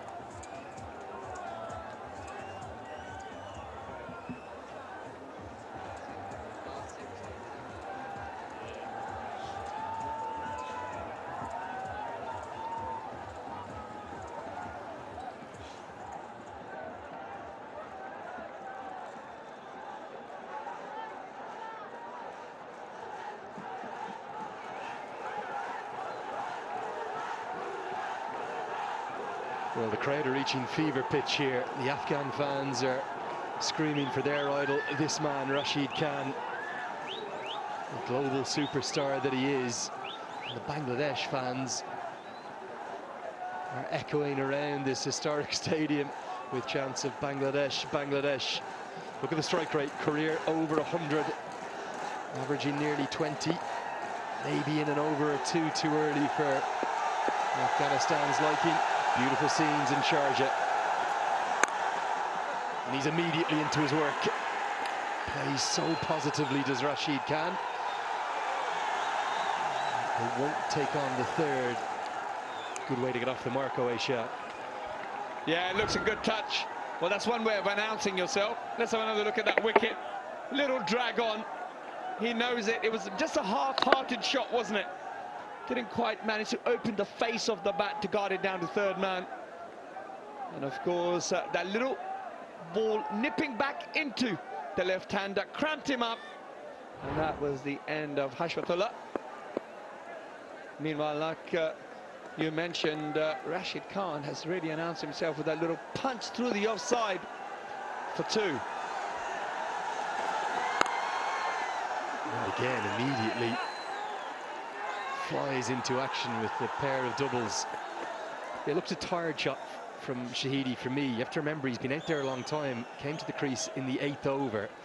And the oppressive heat out there certainly paying its toll, even on someone as fit as Shahidi. Khan is going to add some real impetus here, particularly with his running.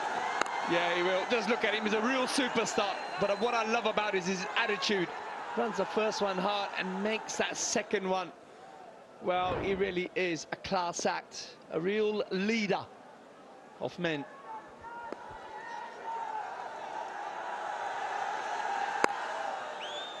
Well, probably the dream pairing in many ways for Afghanistan to have in now. You think about these final 9 overs, it could go an awfully long way to dictating the fate of this first ODI in the series. Well, yeah, for sure it does. And we talk a lot about momentum in sport. Both teams will be aware if they can win that first one-day international, really does help build momentum towards the rest of the series.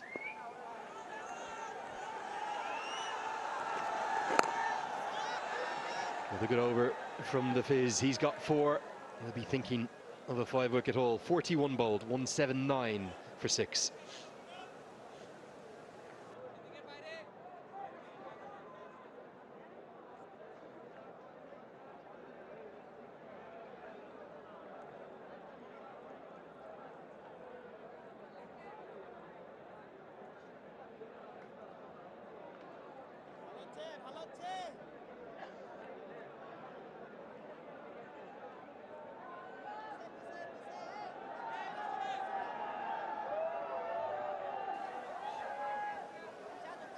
He's prolific, isn't he, in one-day international cricket, Mustafizer. It's an 11th time he's taken 4 wickets or more in one-day internationals. As Miraz will come in for his 10th and final over. He's been very economical. Are Rashid and Nabi just going to see him off here, or will we see some fireworks from Rashid Khan early in his knock? Well, for me, it makes sense to see him off. I don't think spin is that easy to hit on this pitch because sort of the ball sits in. And what also Rashid Khan will realise, he is probably the last of the recognised all-rounders in the lineup, and it will probably make sense for him and Nabi to take the game deep and perhaps start the onslaught with 6 overs to go. Just a bit of natural variation there. Was the off break, but just skids on. Clearly a sign that Rashid Khan agrees with you. He thinks pace on the ball is what they should target. There is the possibility of going with a bit more of Mahmudullah maybe, or going back to the leg spinner, but Mohammad Nabi's taken a real liking. And Rashid Khan takes him on, gets a good piece of it, and will get 4. Dances down the track. Innovation at its best from Rashid Khan. Well, Rashid Khan said, enough of the dot balls, I think I'm going to get amongst it. So be it, he's bowled beautifully today, Miraz. However, gives himself a little bit of room at that time and opens up the offside.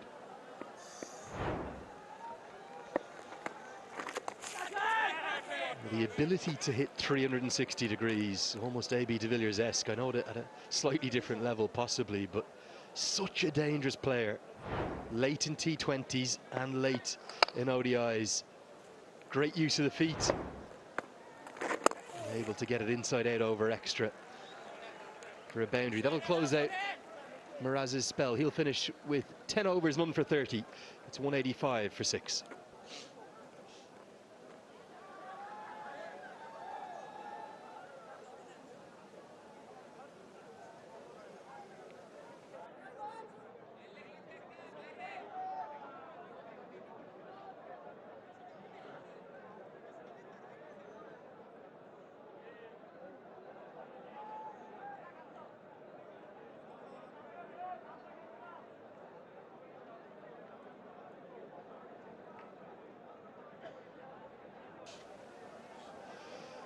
It's a Firebird production, this, for the Afghanistan Cricket Board, as we've seen throughout the year, those historic series against South Africa. So really enjoyed the Tour of Ireland earlier in the year. It was a multi-format tour, Ireland winning the test match, but Afghanistan coming back in a big way in the white ball games. A quite incredible 12 months, haven't they, between the ODI World Cup, where they so nearly got to the semi-finals, the T20 World Cup, where they did get to the semi-final, and then plenty of fine bilateral performances too. These are halcyon days for Afghan cricket. Yeah, they certainly are. They're real impressive way of, since they've been introduced to international cricket, the way they have improved, it's been remarkable. They have, like you mentioned, made the semi-finals in the World Cups, and not too long ago turned the mighty South Africa over at this very stadium. Great bit of running there from Rashid Khan again, comes back for 2. And just ever so slightly, there's an increase in the run rate since his arrival. And if you think about what these two sides have in this format to look forward to, that Champions Trophy coming up in Pakistan, it's a return for the Champions Trophy after an 8-year gap. Since it's been an 8-team event since 2009, Bangladesh have only got to that tournament once. They actually got to the semi-finals in the last edition in 2017. But for Afghanistan, it will be a debut in the Champions Trophy. And if you think about that being the kind of the elite of the elite, there's 20 ODI teams in the world, only 8 in that Champions Trophy. It shows just how good they are and just how well they've been playing. There you go, the road to ICC Champions Trophy. Really is remarkable how well Afghanistan have done. And to tell you what, it wouldn't surprise me if they get to the final this time. Go one better.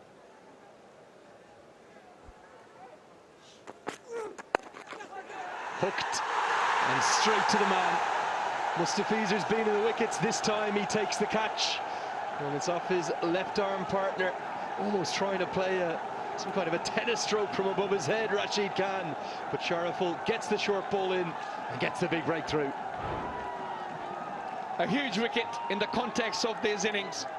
Banged in, Rashid Khan trying to swat it almost. Well, all he's managed to do is give Mustafiza a rather simple catch. And Sharaful, his first wicket of the game. Khan departs for 10. Afghanistan 189 for 7.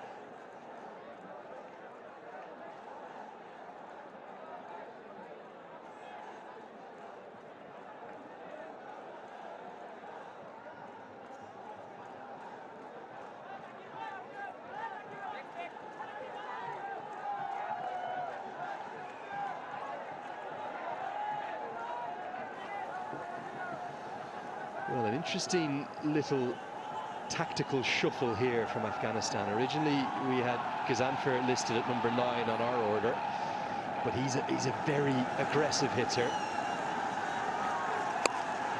So they're going to send in the more defensive Angelia Karote, probably just to try and bat for 3 or 4 overs, get Mohamed Nabi on strike, and then Gazanfer can provide some fireworks right at the end. Here's the dismissal, almost like a tennis forehand, wasn't it? Never freed the arms, paid the price.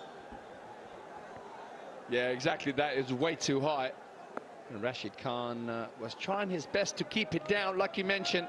A little bit of a tennis forehand. Unfortunately, not easy to control the ball when it's that high.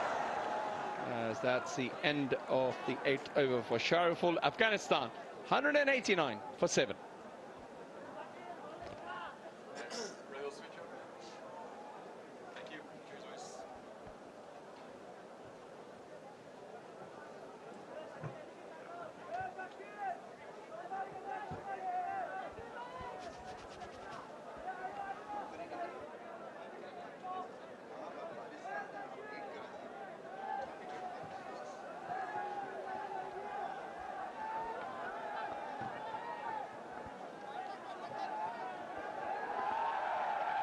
Wow, just at the very right time, Bangladesh take yet another wicket. Maybe to the disappointment of the fans. Doesn't matter if they are Bangladesh fans or Afghanistan fans, they will have wanted some firework from Rashid Khan. Rashad into his 8th over. He's been wicketless. The call is for 2 straight away. They will keep it to only 1. With the sloppy work in the middle, that has been the story in the field for Bangladesh. There have been some catches taken, but also they've been a little sloppy. What do you make of the total so far, Ramiz? Well, it's a fighting score. Afghanistan will have to bowl out Bangladesh, so I think the strategy will have to be around that angle.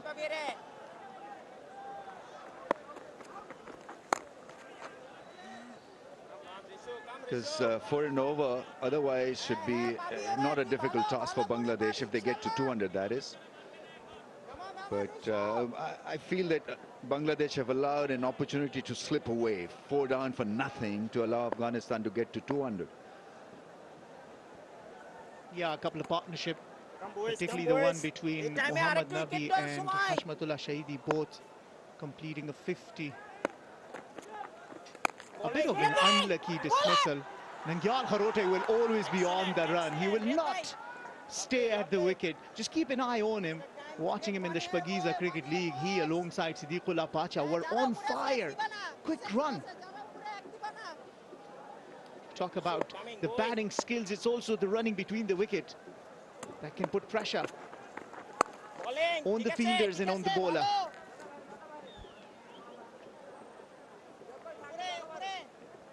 It's the energy from Afghanistan,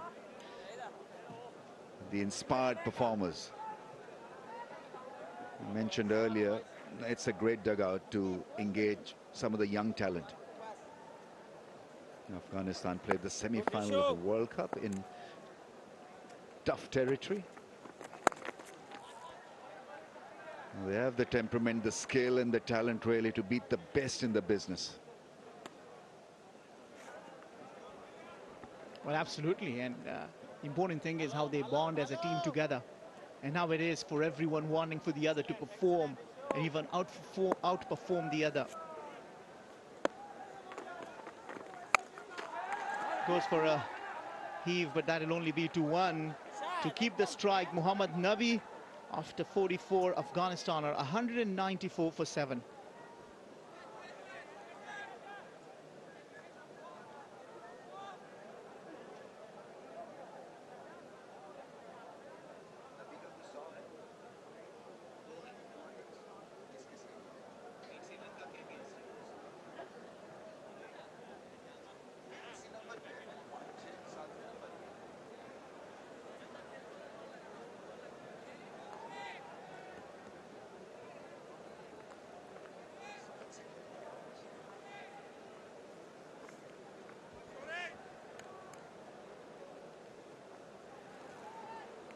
6 in an over can take them to 230, and anything beyond 230 will be what Afghanistan should be eyeing from here. Mohammad Nabi holds the key. If Afghanistan have to score anything above 230. Such a well-crafted innings. Nabi, 75 or 74. Innings was almost in a tailspin, and he came to the crease and allowed a bit of calmness and common sense to take over. He's got 2 ODI hundreds to his credit. Once batting at 3, once batting at 6.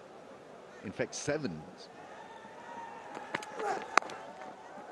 This goes on to show his skill as an all-rounder.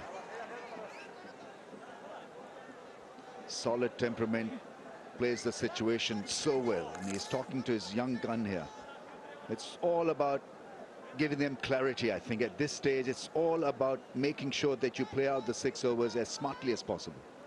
Absolutely spot on. That's what the experience bring in the form of Mohammad Nabi, and he's already talking to him that there will be chance and he will be able to cash it out. Seems like he hasn't been listening. Sometimes it is, you gotta wake the person up, shake him up. Bro, listen to me. You'll get your chance. He's not bad with the bat, Nangyal Kharote.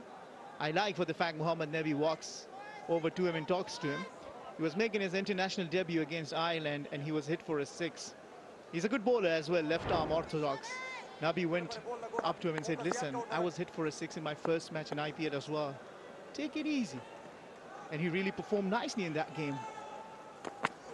With the ball in hand, though, this time around, expectations are that he should perform with the bat, because he seems to be the final hopes for Afghanistan. Looking at how you look at the roles of batters that should perform at this stage. Alam Mohammad Ghazanfar can hit a few, but then you really want for Mohammad Nabi and Nangyal Kharote to take it as deep as they can from here.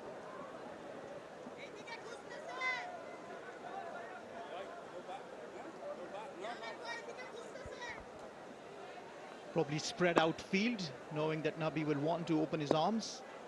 Everyone on the boundary. Plays this nicely. For all the effort put into this, that'll only be a single. He's played that shot extremely well, the pull shot.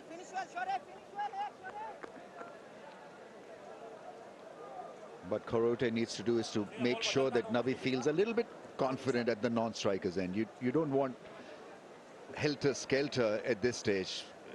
It's got to be a straightforward device plan for Kharote. Make sure that you don't get out, get a run. If not, then allow Nabi to hog the limelight, give him maximum strike.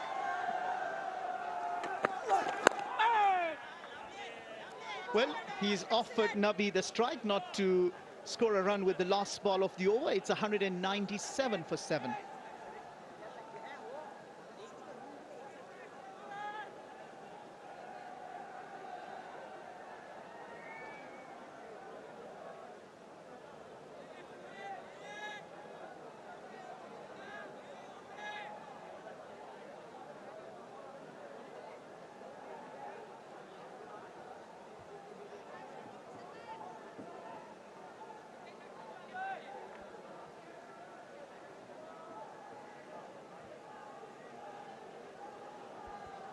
Well, the last 5 overs are that the Bangladesh have made a comeback. The 2 wickets have really haunted the cause of Afghanistan, trying to score past 250. These 30 balls, they're going to be the decisive factor in telling how Afghanistan go about this. He is very good through that area of long on, square leg. Strong bottom hand grip, and so he's played the pull shots, he's worked the singles. It really has been a very, very entertaining, crafty and situation-rich innings.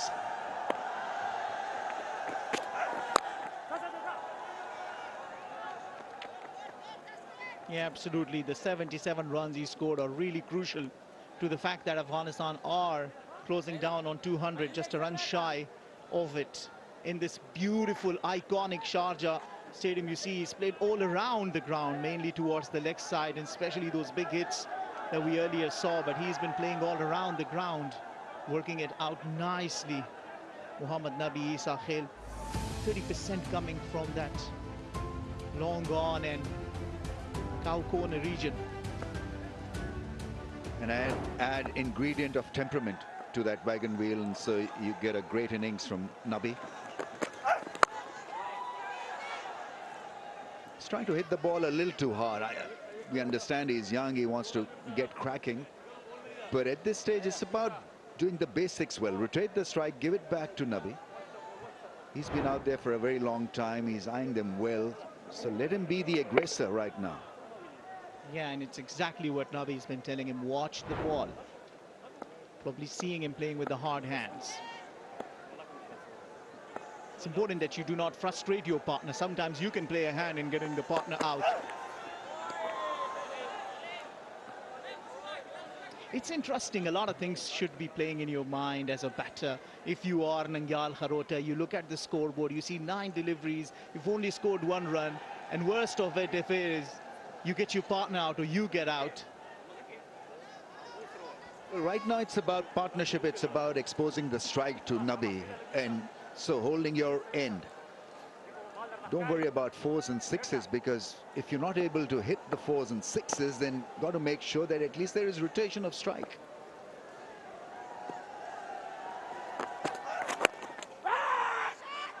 Yeah, you hear Muhammad Nabi talking to him again, picking that from the mic, stump mic. Courtesy to this technology, bring you so many things. Get to see the different depths in the game. Telling him Lagra Khasha, meaning get a little better. You can see the ball. And probably just showing him that he trusts in him. I've seen Muhammad Nabi bringing the best out of the others. Partnership alongside Azmatullah Omarzai, more than 200 runs in Sri Lanka, where Nabi and Azmat both scored 100. And on so many other occasions, Najibullah Zadran, one that comes to my mind. The fielders are in the circle, and they're not giving him anything, Nangyal Kharote. 4 dots on the trot. The last 20-odd balls are going to determine the fate of this game. This innings, this game is on a knife's edge right now. Let's not forget the value of another 20, 25, 30 for Afghanistan. So his role has got to be to make sure that there is rotation of strike. And once again, I'll be repeating myself, leave it to Nabi for those big shots.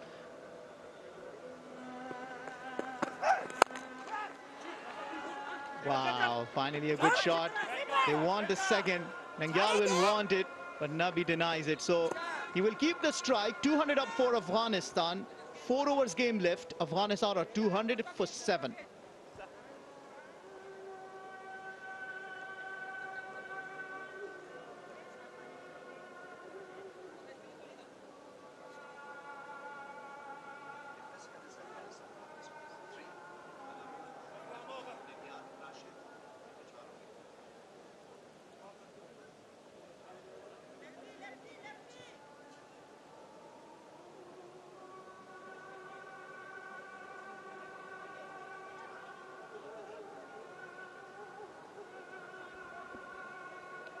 So another 24 deliveries. I love the way you put it. How many maximum can you hit, right? So if you hit a couple of boundaries, a couple of 6s, and all of a sudden the score will look 230 plus. Yes, it's 24 deliveries to be bowled, but you just look at it from the viewpoint of the fact how many big hits you can score runs with. Well, it's against the best in the business today, Mustafizur. How beautifully is he bowled today. They're rushing for the second. Nangyal Kharote will beat it. He's very quick between the wicket. Talk about his batting skills. That is one thing. He's a good batter, I tell you. A little bit of pressure, but running between the wickets, God, he is really fast. Just look at him. The energy. It's only about that energy. You need to come out onto the bat in the hands. hit a few big ones. He did that in the Shpagiza Cricket League. He used to come and bat at number 6 and 7 for Bande Amir Dragons. They played final under Hashmatullah Shahidi. Soft hands. The wicket keepers after it, and they're running for it again. And Nangyal Kharote on the danger end, but the wayward throw, which has been the story right on this day in this innings. Unfortunately, Bangladesh have missed a few opportunities with the wayward throws. Well, he may have been scrappy with the bat, but nothing scrappy regarding this running between the wickets. Look at him go. Had to get around Mustafizur, and in the end, he was there with time to spare. Have you seen, have you ever seen with the batter running in and the bowler coming in their way, pick him up alongside and say, let's go and complete the run. Now this will ease the nerves because he's got 4 runs in the first 2 deliveries. Slower one, the cutter from Fizz, nicely negotiated. So 5 runs coming off the first 3 deliveries. Mustafizur have bowled splendidly well, and you've got to admire his art, because he bowls in the power play, he bowls in the middle phase of the innings, and now he's been asked to come and do the job at the end of the innings. The cutter there, no pace on the ball, just the ideal ball to bowl on a surface like this.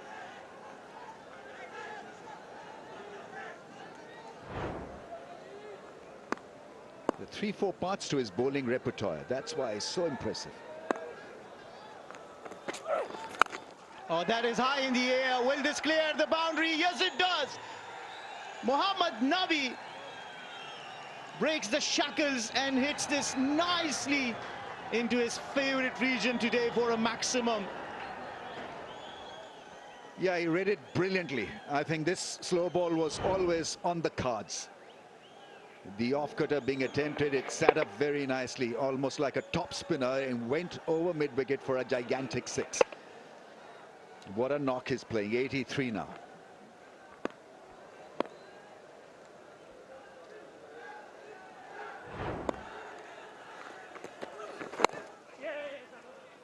Good batting. Hit in a 6 and then taken a single. Textbook cricket, isn't it? In the modern cricket, they say if you hit one, hit the second as well. Well, he could have done that, but I think the larger target is to get runs for Afghanistan. So if they can get to a 230, 240 score, it'll be very, very competitive.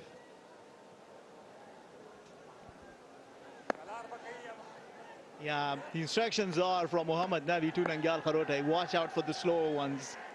So many you bowl as a bowler that you get that reputation that you might just be bowling every second ball as a slower one. Well, this has been a good over for Afghanistan, not for Bangladesh. 13 runs coming off it. Momentum that Afghanistan needed, 213 for 7.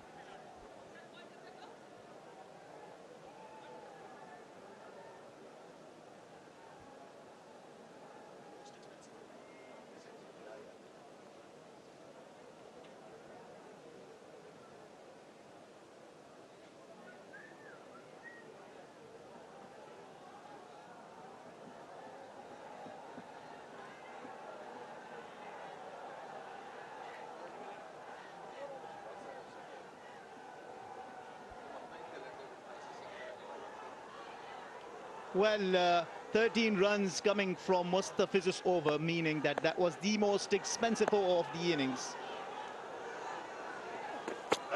What a time to get that. And what a shot this is from Nangyal Kharote. Slices this beautifully away from the fielder for a boundary. Welcome boundary for Nangyal Kharote. Used the pace of Taskin so well, and it was hit so hard.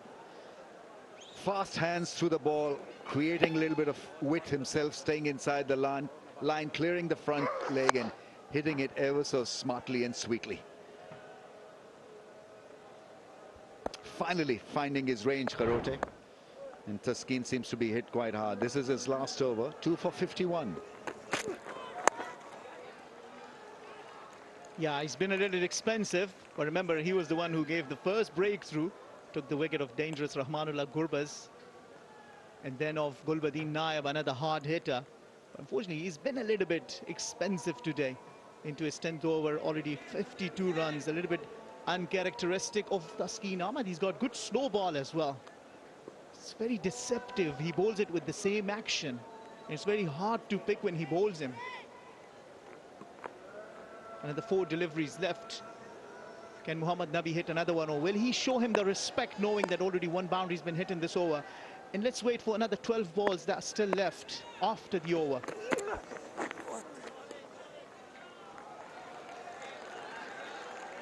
Is there a term like double wide? Because that was one. Yeah, there are different ways of how we say it, but let's look at how he got the 2 wickets. First off, Rahmanullah Gurbaz, and then a soft dismissal maybe. Gulbadin Naib getting a little too carried away. He's already hit a boundary in that over. And then trying another one straight into the hands. Yeah, there are different ways of how we define this in our own language. Sure, people watching will have certain terminologies. Wouldn't mind for them just feeding us in with that. What you call those big wides. Oh, this is high in the air. This might be the wicket number 3, and that too of Mohammad Nabi. Taskin Ahmed is given runs, but the experience of Taskin Ahmed takes the crucial wicket of Mohammad Nabi Isa Khail. Well, let's appreciate the great innings that Nabi has played. Obviously, it was well bowled by Taskin. Probably a slow bouncer. Didn't have any timing on that one, even though he's been punishing that length so regularly, so nicely. Got the top edge and landed safely into the hands. So a very timely blow, because Nabi was looking to run away with this innings. With a powerful innings, still ends on a high, 84 to 19 for 8.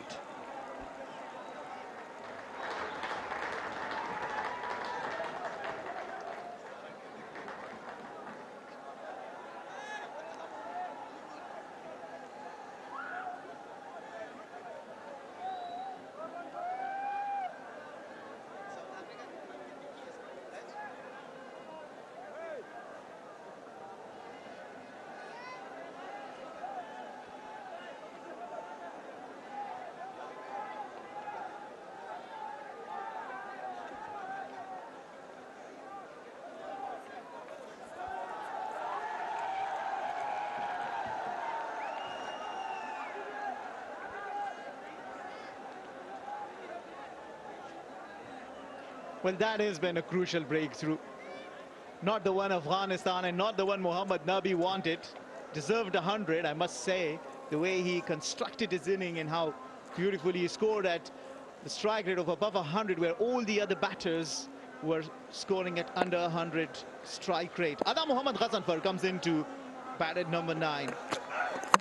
And he's been sent back straight away. A quicker, a fuller from Taskin Ahmed means thank you very much, go back. Well, a tremendous strike, a Yorker. And what an over it's turning out to be in the end. He was hit for a 4, single, a wide, couple of blows now, straight as an arrow. Thank you very much for coming. He's gone. And so it's 219 for 9 now.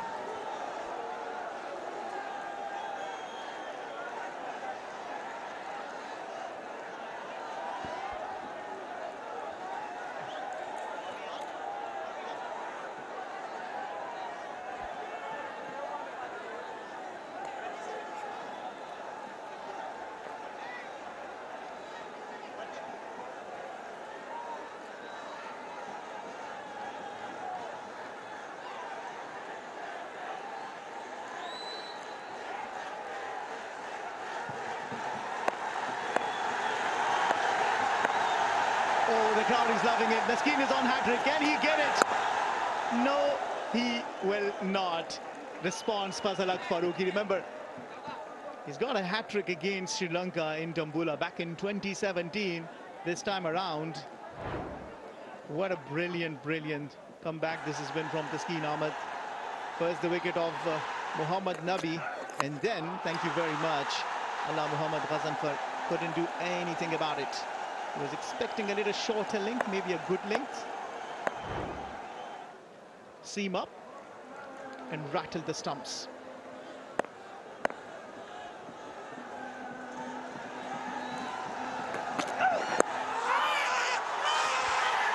Yeah, loud appeal and is given. Taskin Ahmed finishes it off for Bangladesh in style.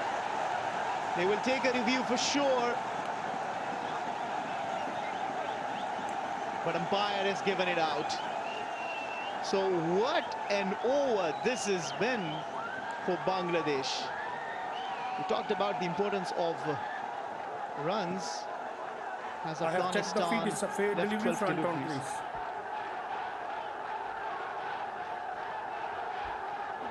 Alan, can you hear me?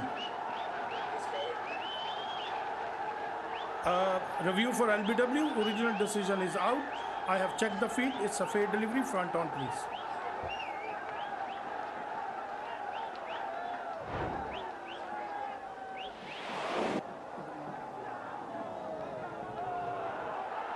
Ball is close to the bat to confirm ultra edge, please. Just keep rolling, keep rolling, keep rolling. Flat line, roll up to the pad, please. Satisfied, no bat involved. Go for ball tracking when ready, please.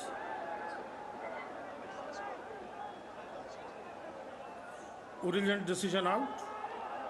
Pitching outside out. Impact in line. Wickets missing. Ahmed, change your original out decision. Stand by, I'll let you know when you are on screen. You are on screen. Make a signal, please. Well, it is missing. Ahmad Chadurani will have to reverse his decision, but what an over this has been.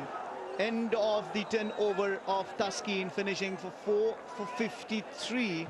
Afghanistan 219 for 9.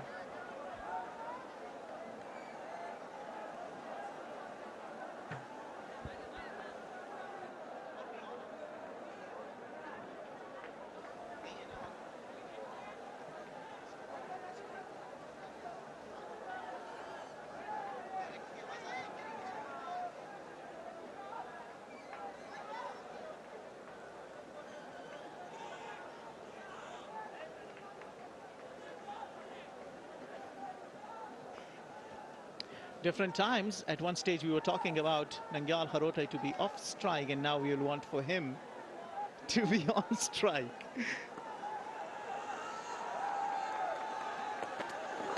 Oh, what a shot that is!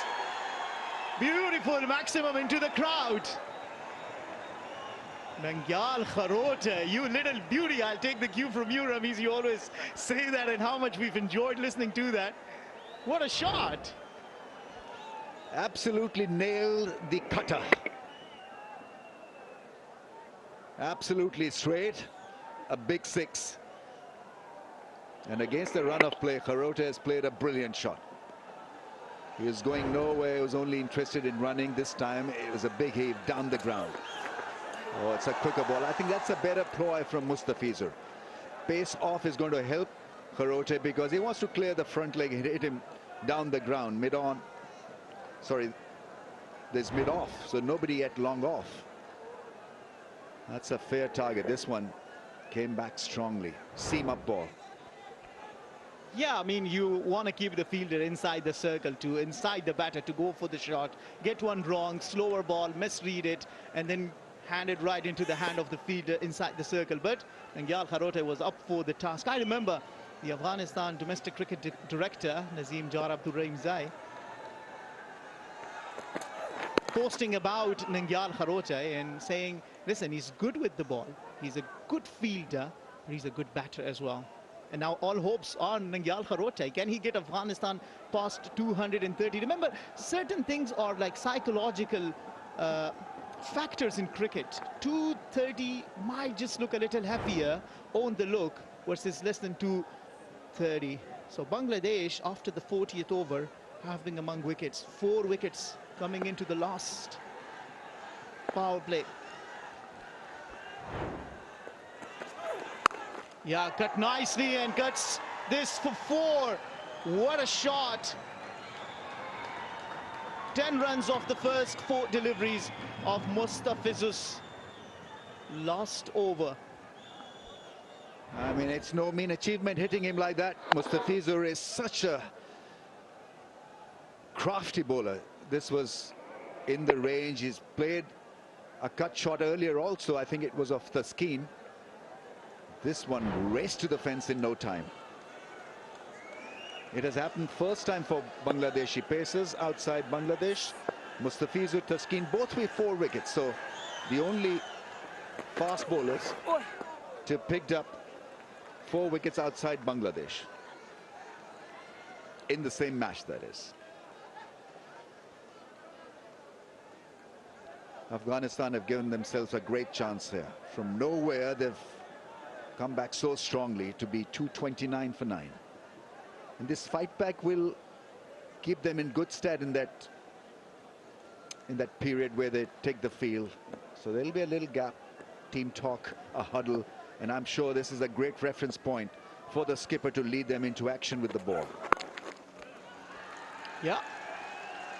With a single off the last ball, Mustafiz completes his 10 over, giving 11 in this last over. Afghanistan are 230 for 9. Nangyal Kharote will keep the strike.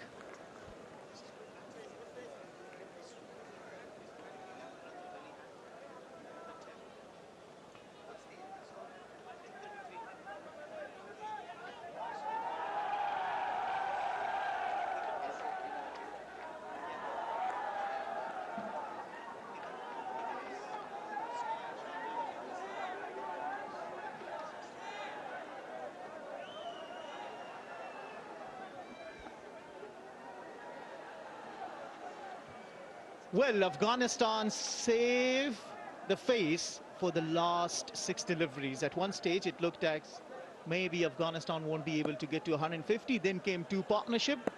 And then, on the back of quick wickets, Nangyal Kharote is still out there in the middle, who's batting so nicely now on 22 of 25. At one stage, he was finding it very difficult. Now, all the hopes for the Afghanistan fans are on Nangyal Kharote. Can he get another 10 runs from here? Yes, you talk about the 230-run target, 233 being the average on this Sharjah wicket. But then with another 5 deliveries, and they can be very crucial, can you get another 10 runs?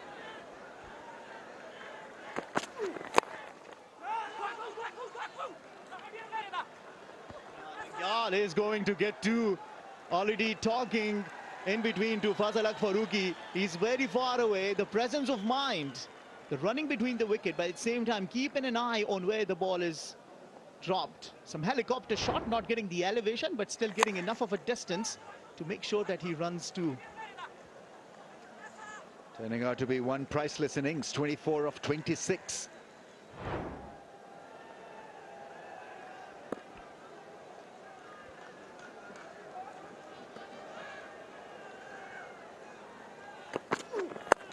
Another one, wrists coming into play. He will run for 2. Fasarak Faruqi is on the fighting end, and they run for it, and they take it. That is the pressure. You'll have to talk about some sloppiness by the Bangladesh. Once again, I believe they have shelled a chance.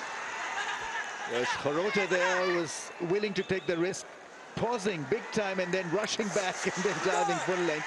Had that hit the stumps on the full, it would have been curtains for him. But you've got to admire the tenacity, the way which he's handled himself. You know, we know that he's no mug with the bat, but obviously he's not a genius as well. But he's outperformed himself.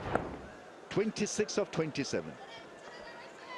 Change of times. Don't listen to what we said a few overs earlier.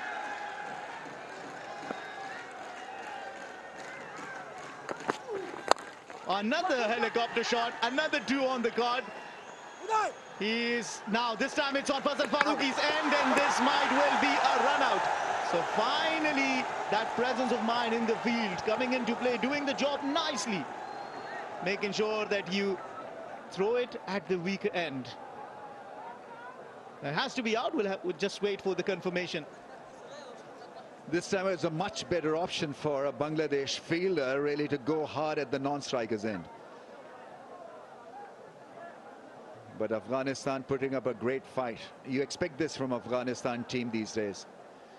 235 for the loss of 9. I think it'll be given as out again on the replay. Yeah, now let's have a look at Fazal Farooqi. He's still holding his bat in at the non-striker end, waiting. And what are you waiting for? See, these are small things that can really bring that big change, and that is the reason why he's not even in the frame. Now, imagine if he had already started running, this will have been a comfortable 2. But for some other day, Afghanistan have taken 5 runs off this over, and they're all out for 235, meaning when Bangladesh come to chase this down, they will need to score 236 against a strong bowling unit of Afghanistan led by Rashid Khan and Fazal Farooqi to register their first win playing in ODI in Sharjah after 29 years. Yeah, I mean, innings of 2 halves. The top order did not function until Hashmatullah and Nabi came together as a pair. 27 from Kharote in the end. A fantastic comeback and a turnaround for Afghanistan with the bat. 235 they got in the end. Let's go downstairs to Jonathan Trott. Let's hear his thoughts. Jonathan, thanks so much for joining us. First innings that really was an innings of 2 halves. You were in early trouble. Are you pleased with the way in which you fought back? Absolutely, yeah. If you'd given us that after 10 overs, I think we were 4 down after 10 overs, would have been in your hand off. So very pleased the way they played. I thought Mohammed Nabi, the way that he played, and the partnership that himself and the captain put together is what got us to hopefully what is a defendable target. But we're going to have to bowl really well and field just as well. What is it about Mohammed Nabi? Which way can he just continue to do it? He's 39 years of age. How good is he? Well, let's. How about we talk after the game, because he still has to bowl. So it's a true credit to a guy who looks after himself, trains really hard, a talented guy, but makes the most of his talent and is still turning out here at his age for his country and dominating international cricket at times. So. Still halfway. We've given ourselves a good chance, but we've got to play well. The captain's anchor role in that partnership was just as critical. It's something he does very well in this format. Yeah, for sure. And we would have liked their partnership to have gone on a little bit more, but wasn't to be. And you know, we thought that he played well. There's lots of areas still that we need to work on with our batting, and hopefully we get it right. Finally, just very quickly, will 235 be enough for you? I hope so. Okay, Jonathan, very best of luck. Thank you for talking to us. Thank you. It's been a good bowling display from the Bangladesh bowlers. Mustafizur and Taskeen for the first time, 2 Bangladesh bowlers taking 4 wickets each. But Miraj has been economical for his 30 wicket-less. Rishad couldn't get a wicket as well. And Shariful taking just 1 wicket. With 1 run out, Afghanistan were all out for 235. So the target for Bangladesh to win the first of these 3 ODIs is 236 of 50 overs. Join us shortly when we come back for the chase.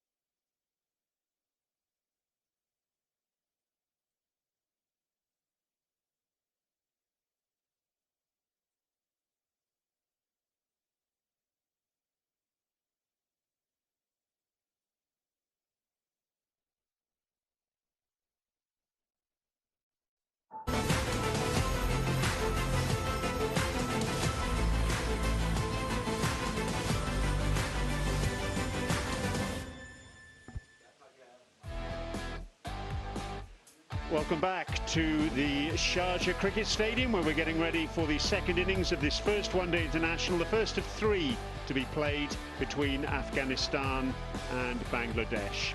Afghanistan, they won the toss and decided to bat.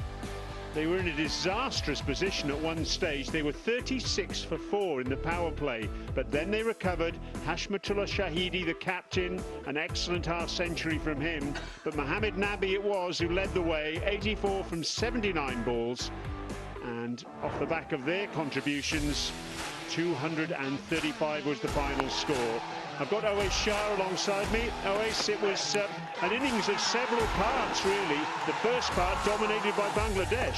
Certainly was dominated by Bangladesh. The seamers, interestingly enough, picked up the wickets. There were 8 wickets taken by the 2 seamers, Mustafizur and Taskin, 4 wickets apiece, nicking off some of the top order batsmen. And of course, after that partnership you mentioned, the captain and of course Nabi showing his experience, putting together a formidable partnership of 100+, which I felt was the real turning point and getting that momentum back towards Afghanistan after they had lost early wickets to end up at 235 from 49.4 overs. Yes, it's only the second time Afghanistan have added 200 runs to the total after losing 4 wickets in the first 10 overs. The other instance was against Sri Lanka earlier this year in Palakkale, when they went from 27 for 4 to 339 for 6. And Mohammad Nabi there, that was his half-century. And he was part of that recovery against Sri Lanka. Hashmatullah with his 50, and then that was a nothing shot really to get out against Mustafiza. That was Rashid Khan's dismissal. Nabi continued to hit. He loves hitting sixes, he really does. He's got over 50 of them on this ground alone in international cricket. But that was a top edge. And that was the end of his innings. 4 fours, 3 sixes. And then when Ghazanfur fell, next delivery, it was almost the end. A couple of good blows from Nangiala Karote, right at the back end, the left-hander. But the last wicket to go down was that of Faisal Haq Faruqi. A run out. And in the end, Afghanistan were 2 balls short of using their full 50 overs. There's the partnership statistics, and that key partnership between Hashmatullah and Mohammad Nabi really got Afghanistan back on track. And if anything, they might be a little bit disappointed they didn't get up to 250. There's the bowling, and again, confirmation, as Owais Shah mentioned, of Taskin and Mustafiza, the 2 seamers, so effective. But Bangladesh, they just allowed the game to drift a little bit after they'd reduced Afghanistan to 71 for 5, and I'm sure they'll be sitting in the dressing room and reflecting on the fact that perhaps Afghanistan have got more than maybe they should have got at one stage. Hashmatullah talking to his players, making it absolutely clear what he wants from them.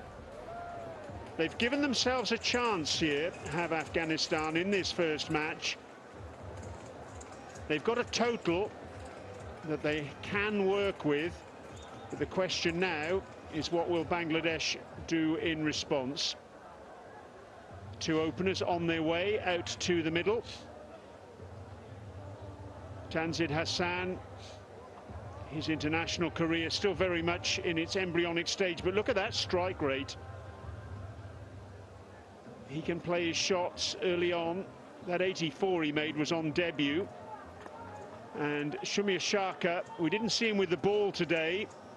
That best of 169, that was against New Zealand in New Zealand, and again a highly impressive strike rate. So these 2 batters aren't going to die wondering, that's for sure. They're going to play their shots, and it's a good time to do so, Owais Shah, because in the first 10 overs the ball will come onto the bat, you would anticipate. A hard new ball at each end, but they're going to be tested here. Faisal Haq Faruqi, the left-arm seamer, he is a master with the new ball. He certainly is a master, and watch out for how he controls that ball through the air, because there'll definitely be a little bit of swing on offer this in this Sharjah evening. And I think it'll be a really good contest between bat and ball. Are you ready? 10, 9, 8, 7, 6, 5, 4, 3, 2, 1. Let's go!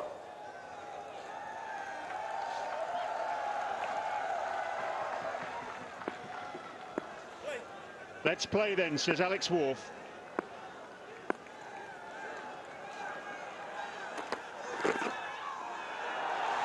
Half stop by the keeper, that's Ikram Ali Kale. Now he's come in behind the stumps as a substitute fielder, because earlier on, Ramanullah Gurbas, we saw him having some injury issue before he was dismissed, and he is not on the field for this Bangladesh innings.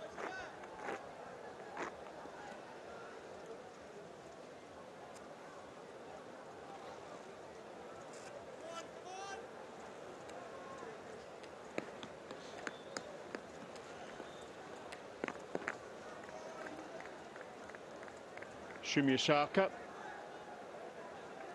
on strike now.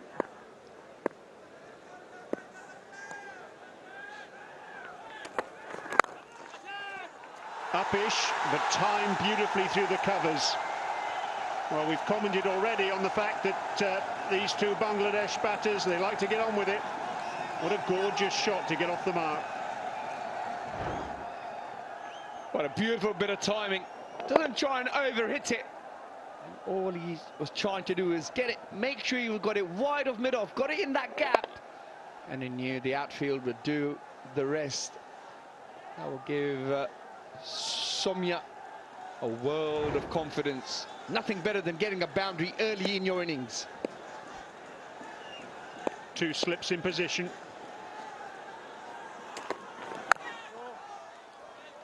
You know, for the series we've seen here recently, either side of the summer that Afghanistan have played, against South Africa in September and against Ireland in March, this man swung the ball prodigiously, Faisal Haq Faruqi, in the first couple of overs, and then when it stopped swinging, he'd go round the wicket, change the angle.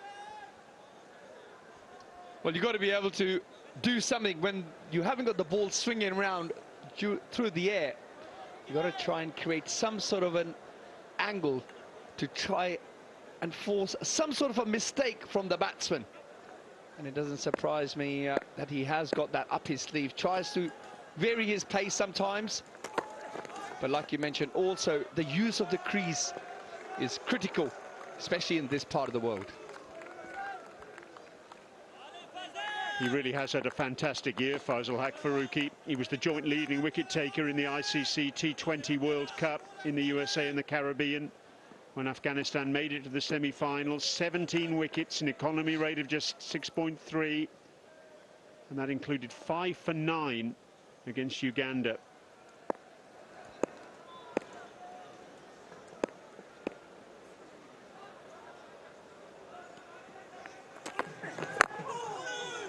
Goodness me, how has that missed the stumps? It's just run down the face of the bat and bounced over off stump. Pretty skinny. He is through the air. He's got a pretty relaxed run up, and then it all explodes right as he approaches the stumps. Boy, oh boy, that was very close indeed. Somya trying to make sure he plays the ball late.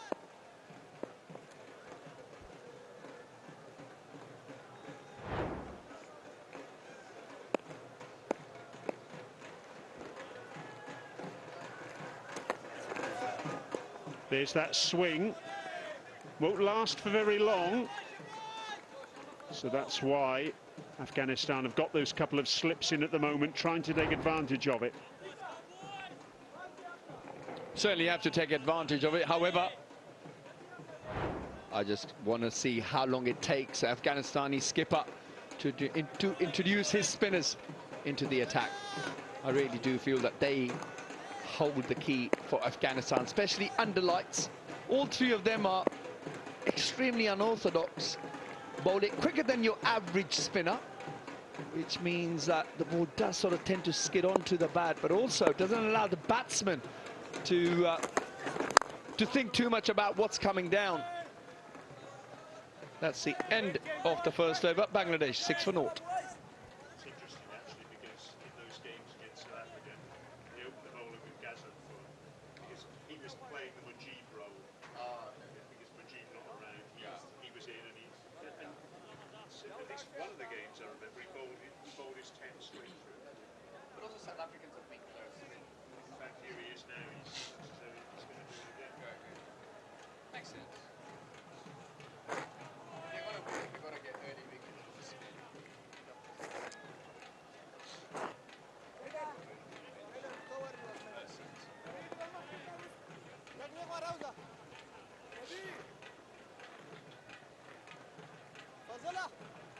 So just the 1 over gone so far in this innings. And Afghanistan doing what they did against South Africa in September with Gazanfar opening the bowling, playing the role that Mujib has played for so long. Mystery spinner with the new ball. Yeah, it'll be interesting how these two tackle the flight and goal of Gazanfar. Here he is, Gurbaz sitting out.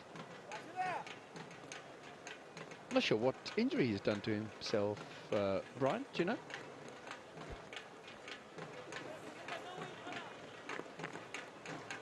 Yeah, we haven't received any clarification on that.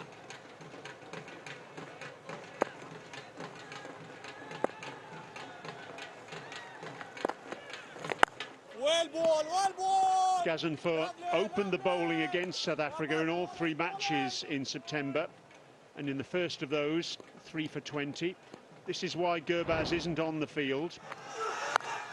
This was the last ball of the first over, jogging through, and indicated that he had some sort of issue. He was treated by the physiotherapist, completed his innings, which didn't last very long, and we haven't seen him since. Yeah, there wasn't any obvious time or particular point in his when he was running that he had done something, but clearly he has. And of course was treated by the physio, and of course sitting out and not being able to keep in this innings now.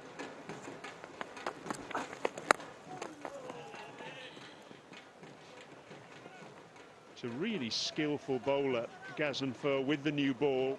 It's not an easy art to perfect as a spinner. Well, I'm not sure how much purchase he's going to get off the track at the moment. The ball's, of course, brand new. At the moment, all he's probably trying to do is skid it on with the arm, both wicket to wicket, and try and see if he can force a mistake from the batsman.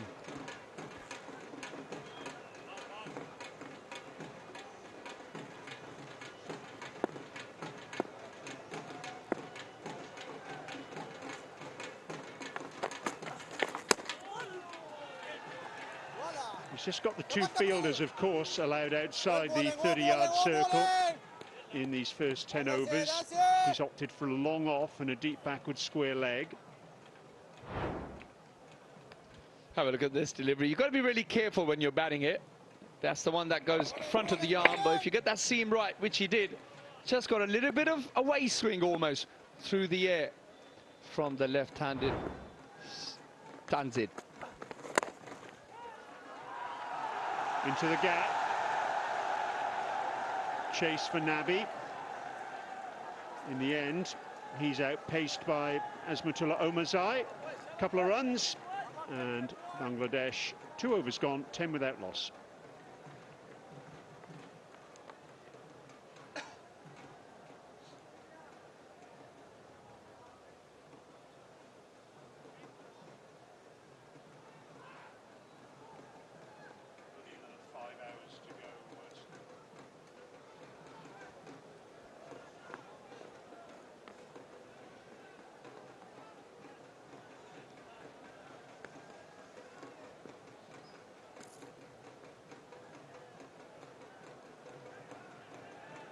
Really good atmosphere here at the Sharjah Cricket Stadium this evening. The 300th men's international match hosted at this venue. One of the slips has come out now for Faisal Haq Farooqi. It's gone to short cover. That's Nabi.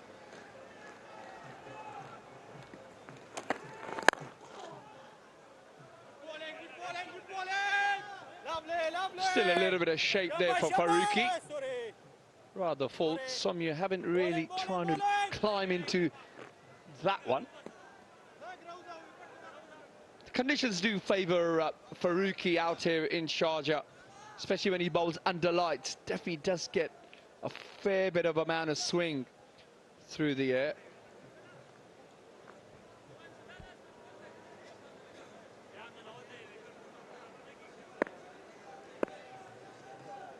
It's the swing he gets from over the wicket. Less swing round the wicket, and the reason he goes round the wicket is generally because the ball stops swinging. So that graphic tells its own story there, really. 2 new balls in one-day international cricket, 1 from each end, so the prevalence of reverse swing later in the innings tends to be reduced because of that fact.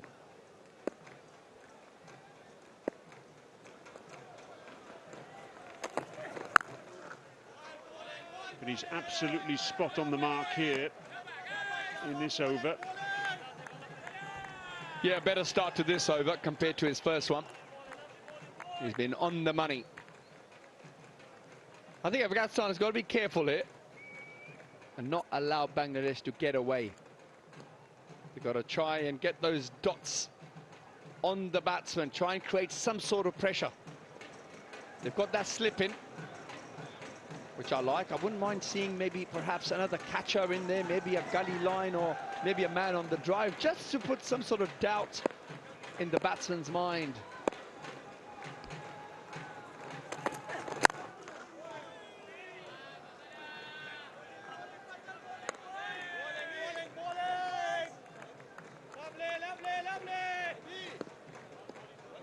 There's a lot of rattle out there at the moment from the Afghanistan fielders. A lot of noise, a lot of chirp, a lot of encouragement.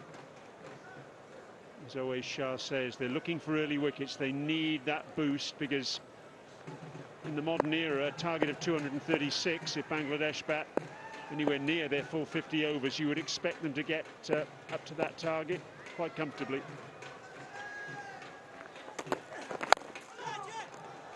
Well, that's exactly what Oais Shah was mentioning a little earlier.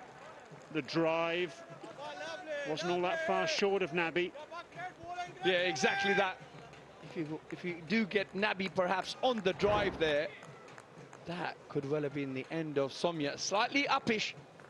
The reason for that was because the fact that the ball does tend to sometimes skid on and sometimes just sit in the deck a little bit. So it is a little bit difficult for the batsman to trust the bounce and just throw their hands through it.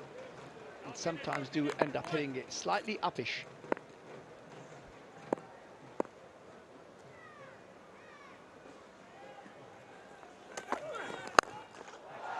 Well, he's thrown his hands at that, Shumir Shaka, and the ball's plugged. And the batters have just taken 2. End of the over, 3 gone, 12 without loss.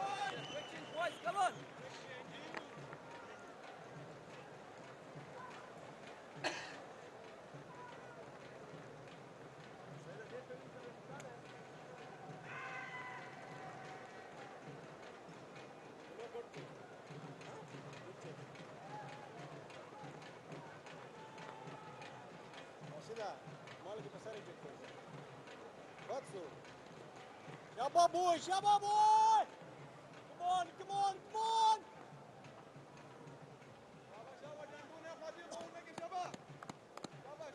Come on, come This on, is bowling! how Afghanistan reached their 235 half centuries for Nabi and the captain Hashmatullah Shahidi.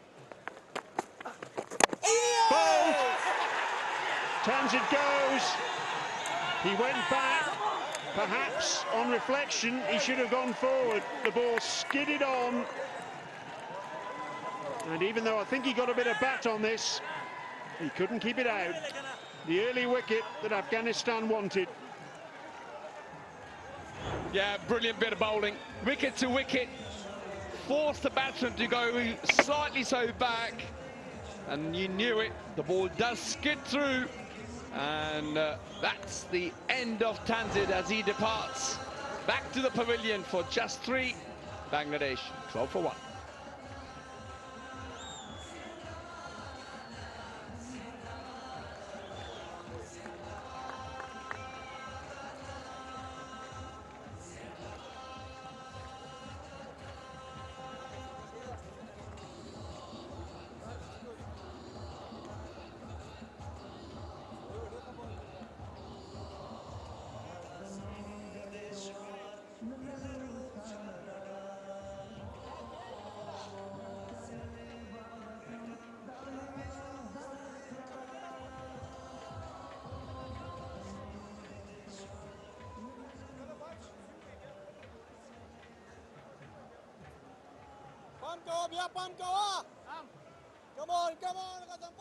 So Afghanistan wanted an early wicket and they've got it, and that brings Najmul Hussain Shantu, the captain, to the crease.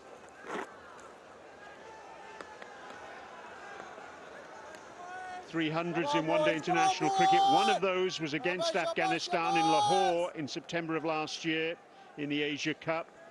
On that occasion, he was batting at number 4. Well stopped, well stopped. That was 104. His best score, 122 not out, and this is the reason he's here. Yeah, have a look at that. The ball just goes straight on with the arm. And although the batsman did go back, he knew he was in trouble because the ball does tend to skid on a fair bit here at Sharjah. Line and length is absolutely immaculate at the moment from Ghazanfar. Bowling, bowling, bowling. Come on, come on. 2 minutes, boy.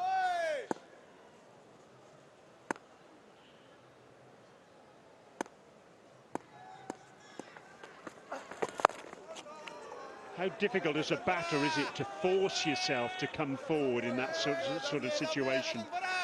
Yeah, it really is challenging because your mind's geared to as soon as you see the length, and if you think it's just short of a length, you tend to go back just to allow yourself that little bit of time to make a decision. However, I think on this pitch it will be a cardinal sin to go back because you know you could well be in trouble if you miss the ball. Bowling, bowling, bowling. You've got to almost make sure, perhaps adapt your stance. That's something I did. I almost had a wider stance than normal, which meant that I could not go back. The only way I could move was forward. Good bowling, Ghazanfar. Lovely, lovely, lovely. 2 different releases here for Ghazanfar. That's the orthodox off spinner on the left of screen. And there's the carom ball. Little flick with the middle finger. Yeah, sort of flicks it, but he doesn't get many revs on his carom ball. Almost tends to try and swing the ball away from the left-hander. That's another over gone. Bangladesh 12 for 1.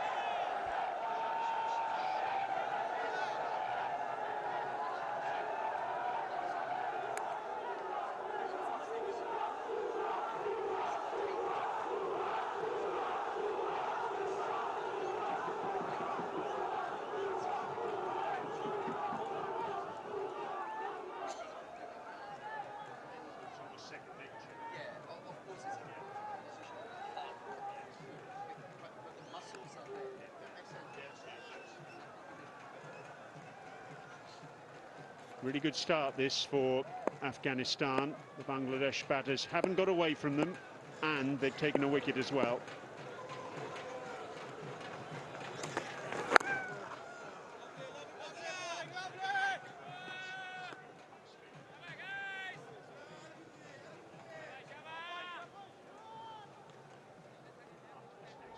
Somya taking his time, looking pretty much in control and pouncing on anything full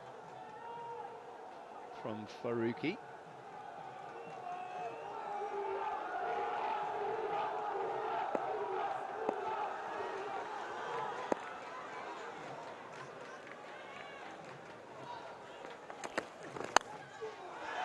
He's thrown the bat at that, Shumya Sharkat. And once again, fortune favours the brave. If you're going to swing, swing hard. Yep, there we go. He threw everything at it and manages to get that thick nick for a boundary. Would have had his heart in his mouth for a second because he knows there's a slip in place. However, it was nowhere near the man standing at slip. So 4 more to Somya, and Bangladesh move on to 16 for 1.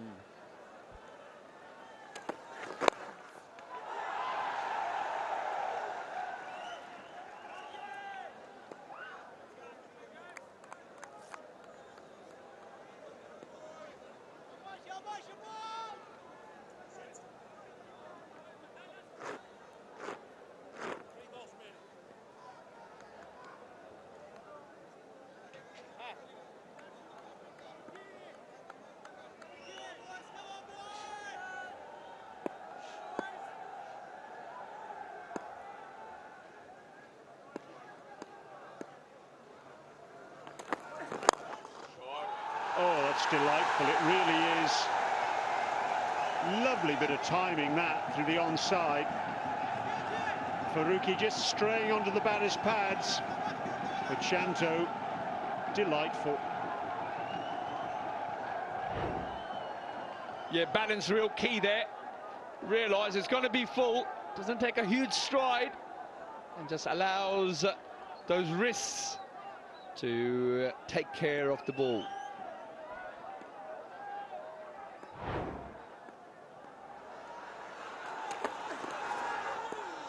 Good comeback by Faisal Haq Faruqi. Actually did him a bit of a disservice there with that last delivery. I reckon Shanto took that off about off stump, but it was just with the angle coming in, left arm over the wicket, that allowed him to play that shot. Yeah, it did, but international batsmen, as soon as you get too full, it doesn't really matter what line it is. They're so good at it nowadays. Geez, I mean, those days of playing in the V are gone. I mean, they're flicking balls nowadays from off stump through mid wicket all day long.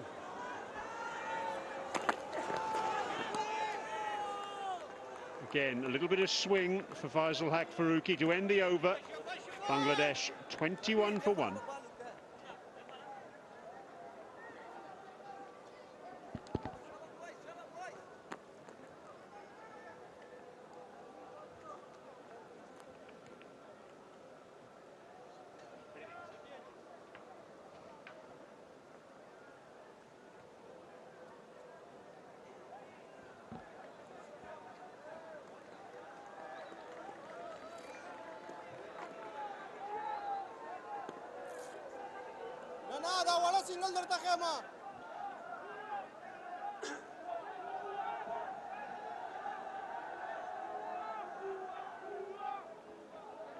Bangladesh 21 for 1.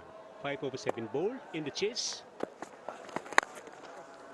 Gazenford to continue with slip in position in the commentary box. I'm Devendra. With me is legendary caller from Pakistan, Ramesh Raja.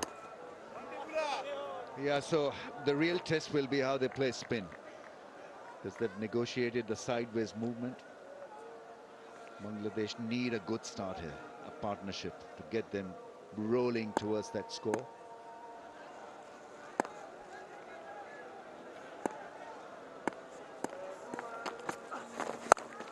Great given.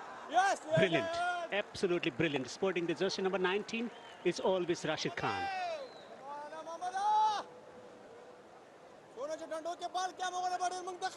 It's a great advert for not only Afghanistan cricket but world cricket, the way he plays the game. A willing worker, always does well for Afghanistan. Tremendous strike force. I remember having chat with him just before the ICC T20 World Cup in West Indies. What are you thinking about? What are your chances of reaching the semi-finals? He said 100%. It's about mindset. What a character. What a champion. He's been dominating the world cricket everywhere, in Australia, in India, in Pakistan. Nicely bowled. And also nurturing the players, young players coming through the ranks like Gajanfar. Come on.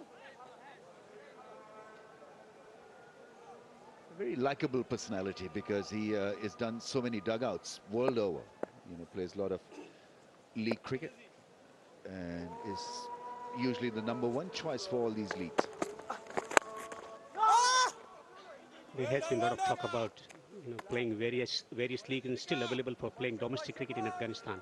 He participated in Sharjah Cricket League. Despite injury, he played inside Afghanistan to inspire the young generation to pick up the cricket. At the same time, wanted to compete with the young players. Bowling. Tremendous character. He is to Afghanistan what Sachin Tendulkar used to be for India.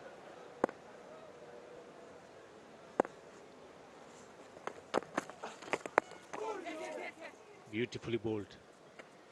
Runs coming in singles, 6 overs gone, 24 for 1, Bangladesh.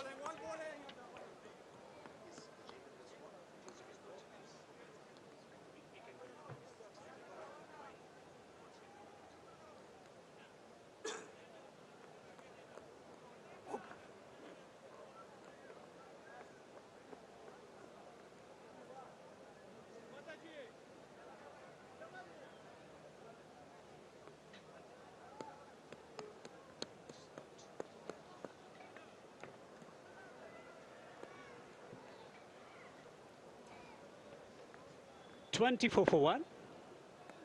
Farooq is searching for wicket. In general, he takes wickets with a new ball. In the air, over the top. Should run away to the boundary for 4. Risky, but a boundary nonetheless. Yeah, he's a massively attractive player to watch, especially through the offside. Gifted as far as timing is concerned, but every now and then he lets himself down after settling into the act. He throws his wicket away. A couple of lovely shots through the offside. This was delectable. Lazy elegance, as they say, on that occasion from the left-hander. Talking about lazy elegance, earlier used to be right-handed batter and decided to become a left-hand batter because he wanted to emulate the likes of Saurav Ganguly and Brian Charles Lara. So he's been in and out of the game for quite some time for Bangladesh, played a significant part in those impressive victories against South Africa, Pakistan and India in 2016. So nice, he's found his line. Fazal Farooqi can be devastating, especially with the new ball. His forte is swing. He doesn't have a lot of pace, but he's got a big heart. And he does the job up front for Afghanistan. That allows the spinners to come in and do their act.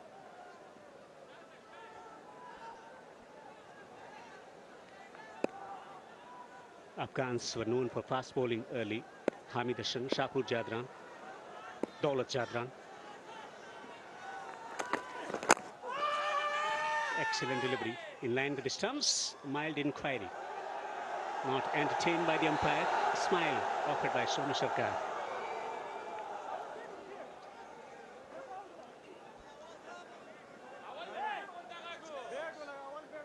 Well, he felt that there was pad before the bat. That's why the bowler appeared to be excitable, enthused.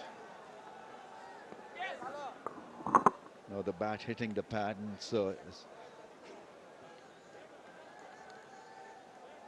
close, but not close enough.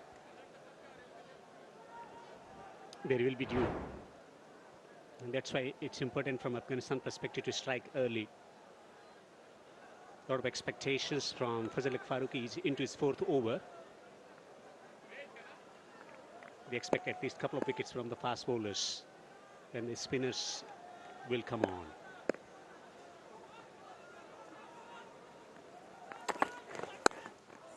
Plays it late. Just a single. So they're playing with 4 spinners. Nabi Rashid Karote. Karote has been instrumental in changing the course of the actions in many tough matches here at the Sharjah Cricket Stadium. Played a good cameo today as well to finish the innings. And Gajanfar, what a find in the absence of Mujibur Rahman, who is nursing his injury, right finger flanks sprain. Afghanistan would hope that he would be back before the Champions Trophy.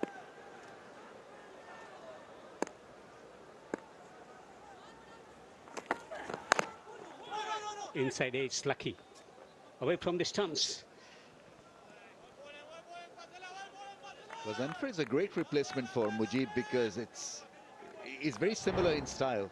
Off cutters and leg cutters at pace. He's pretty tall as well. Big inside edge, perilously close to the stumps.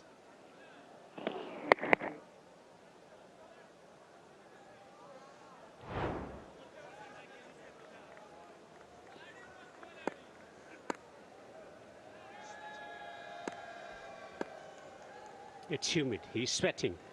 Also the possibility of dew. What's an offer of the last delivery of the over? Clipped it to the man at mid-wicket. Dot ball to finish the over. A boundary coming from it. 7 gone, 29 for 1.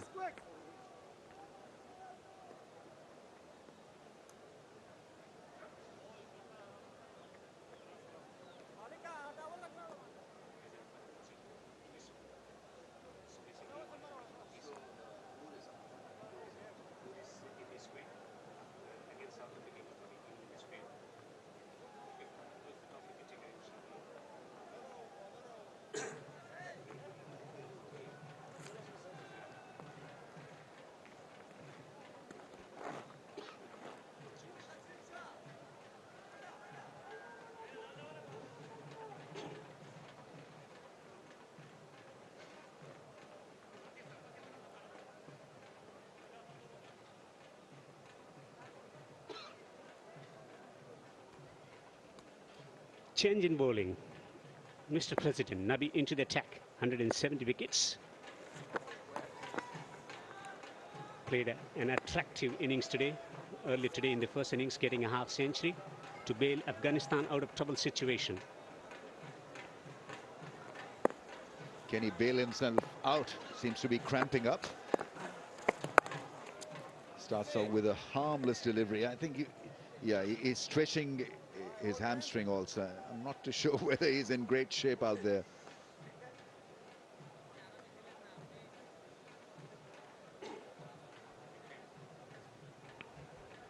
Could be cramped because he spent a lot of time in the afternoon, hot afternoon, humid afternoon, running between the wickets. He's an aging cricketer, the father of Afghanistan cricket.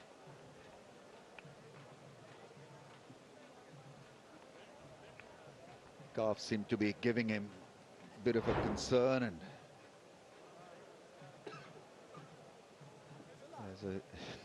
not a typical Nabi fireball. He absolutely hurls them into the stumps, into the wicket.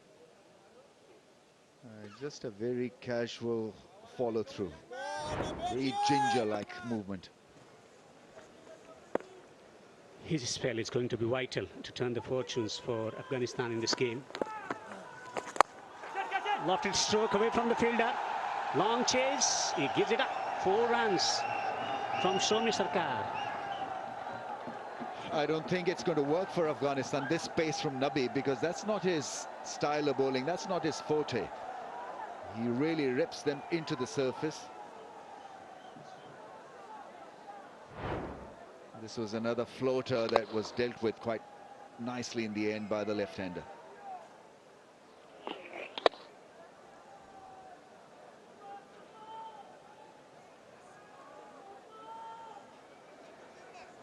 Wants to probably come in because of the left-hander's angle. A couple of floaters really will not do Afghanistan a lot of good. They need Nabi to be in a better physical condition. He's taken his cap from the umpire. Obviously, it's going to be a very, very short stint. Just 2 balls and he's off.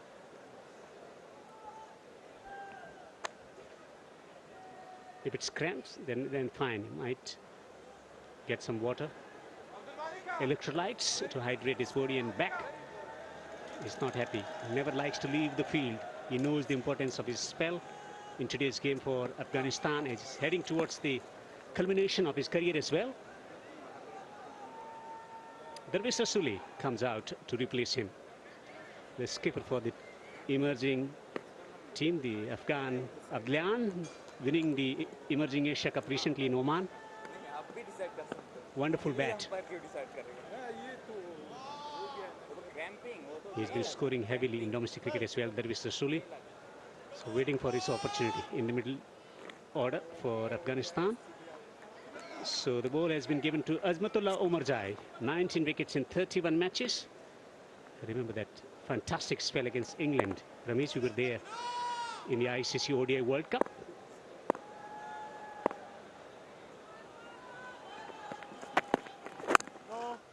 He's a very fine all-round cricketer. Bats in the top order, bowls well, good pace, good variation, movement off the surface.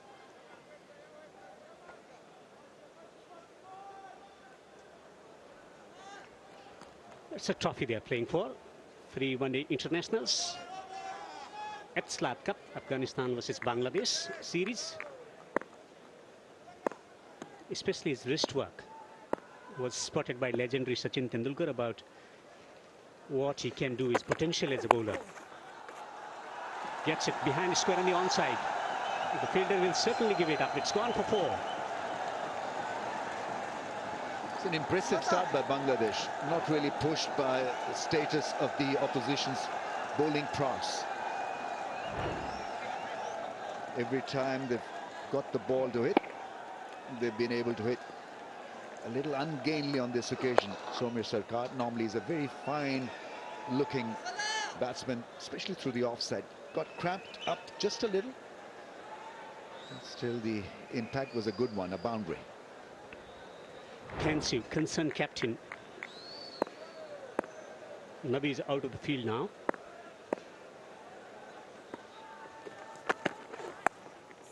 Off the edge, just a single. Also, they have to keep in mind the possibility of Duke setting in later in the innings. A lot of expectation about taking wickets with a new ball, and that's been the story. That's been the success story of Afghanistan cricket here at the Sharjah Cricket Stadium.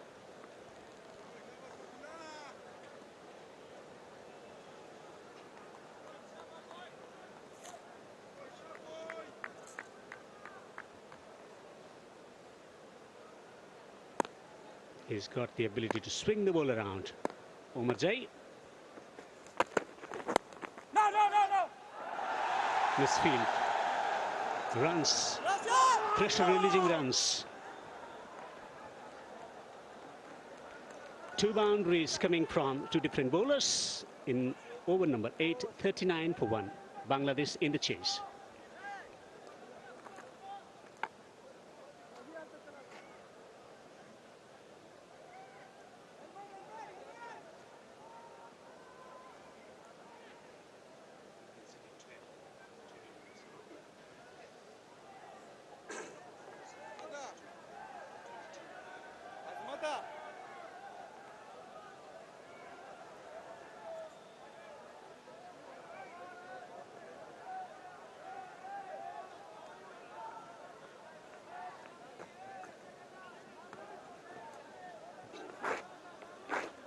.39 for 1. Faruqi going for 22 in 4 overs. Ghazan for 1 for 7. Impressive. Ghazan to bowl from the pavilion end.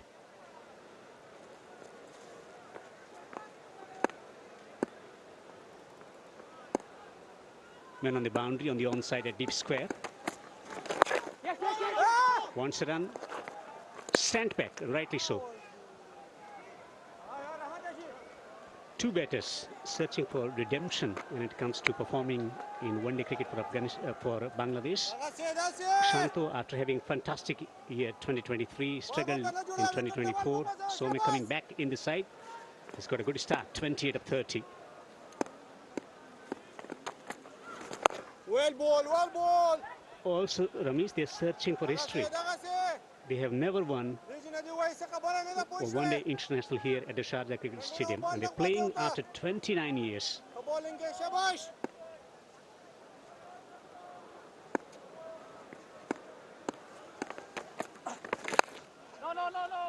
The sample size is pretty low. I mean, just 5 ODIs in 29 years. That is 29 years ago. It's hardly played ODI cricket here in Sharjah, Bangladesh.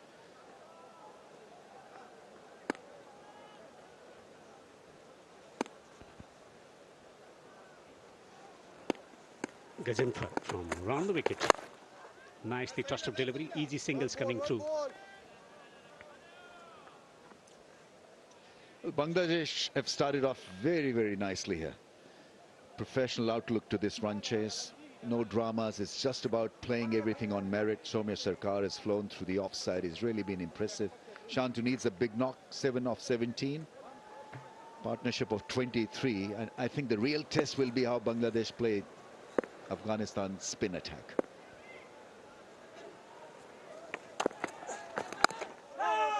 Well, they've got lots of experience playing on the spin-friendly pitches in Bangladesh against high-quality spinners as well, also playing test match cricket, so the batters are conditioned. It's about summoning up those skills because they haven't played one-day internationals since March 2024. It's been a long period.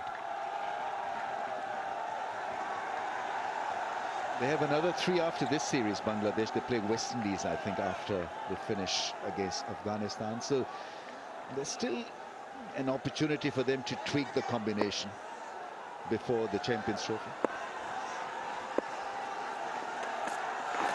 Free hit on offer. Wants to run another wide. Wild throw. It's all happening here at Sharjah. Another wide. It means the free hit will remain.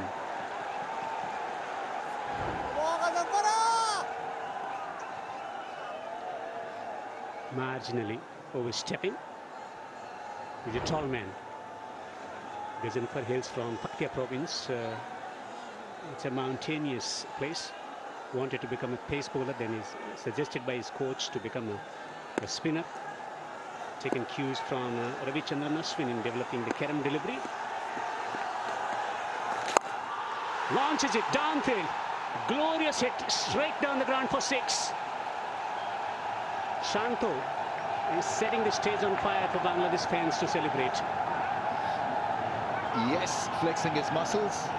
Bangladesh's skipper hitting it very, very sweetly and neatly for a 6.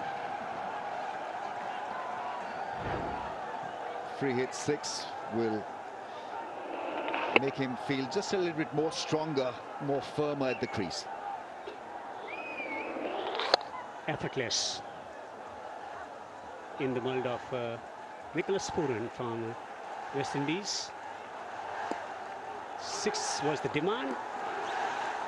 It's fulfilled already in this over. Crowd is getting behind the batter. Nicely turned away on the onside. He's found the gap. He's played it so fine. He picks up another boundary. They're mounting pressure on Afghanistan. Bangladesh 50 up, 53 for 1 to the delight of the Bangladeshi spectators here. 9 overs gone, 53 for 1.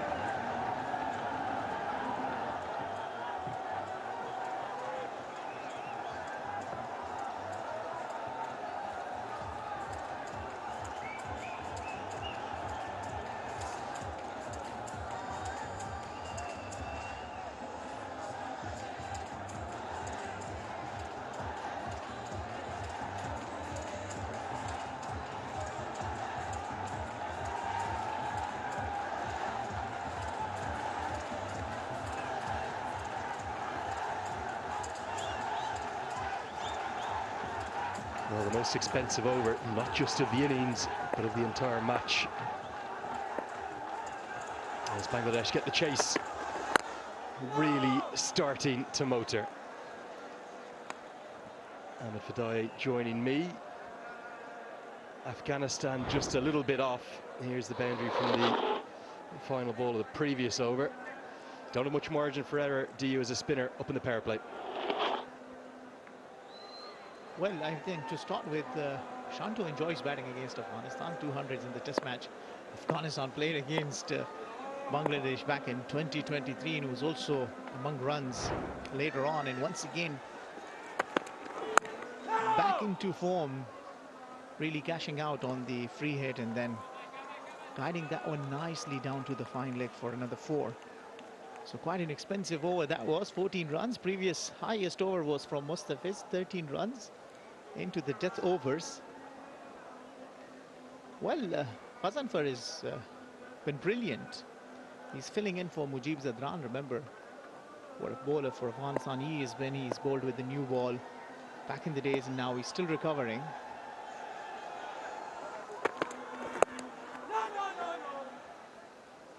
There's still plenty of time for Afghanistan to get back into this game. We still haven't even seen Rashid Khan get the ball yet, and we would imagine that he'll have a big impact. But have we just seen a few signs maybe that you win the toss and you bat first? Was it definitely the right decision? You also have to look at how Afghanistan gave away their wickets. It was also to do with the poor shot selections as well. But then again, it's a tricky call, isn't it? Sometimes you win the toss and then you really get the reading wrong, and all of a sudden you find yourself into some trouble. You're right, with Dew coming in, batting second, it will come out nicely onto the bat because there will be more moisture on the surface then. We've also generally seen a bit of a trend in recent times. First game of the series, you go on with a bowl first. But I think what it spoke volumes about for me, Hashmatullah Shahidi's decision to bat first, was how much cricket they've played here at Sharjah. And they were aware that they feel as though they know the conditions better, and they know that actually 230, 240, even if you only get that here, with Afghanistan's bowling attack, that is very defendable. If you're an Afghan fan watching on back home in Kabul right now, you might be thinking, oh, well, this game is drifting away from us. There's a lot of twists and turns yet in this first one-day international. Well, you got it right. It's a little bit early to tell. But Bangladesh have certainly put on a very good start, and especially for Shomia Sarkar. The man in the frame, Rashid Khan, you indicated earlier, will be very vital if Afghanistan are to win the first match. Well, with this, the power play is done, and Bangladesh finishes it off nicely for 54 for 1.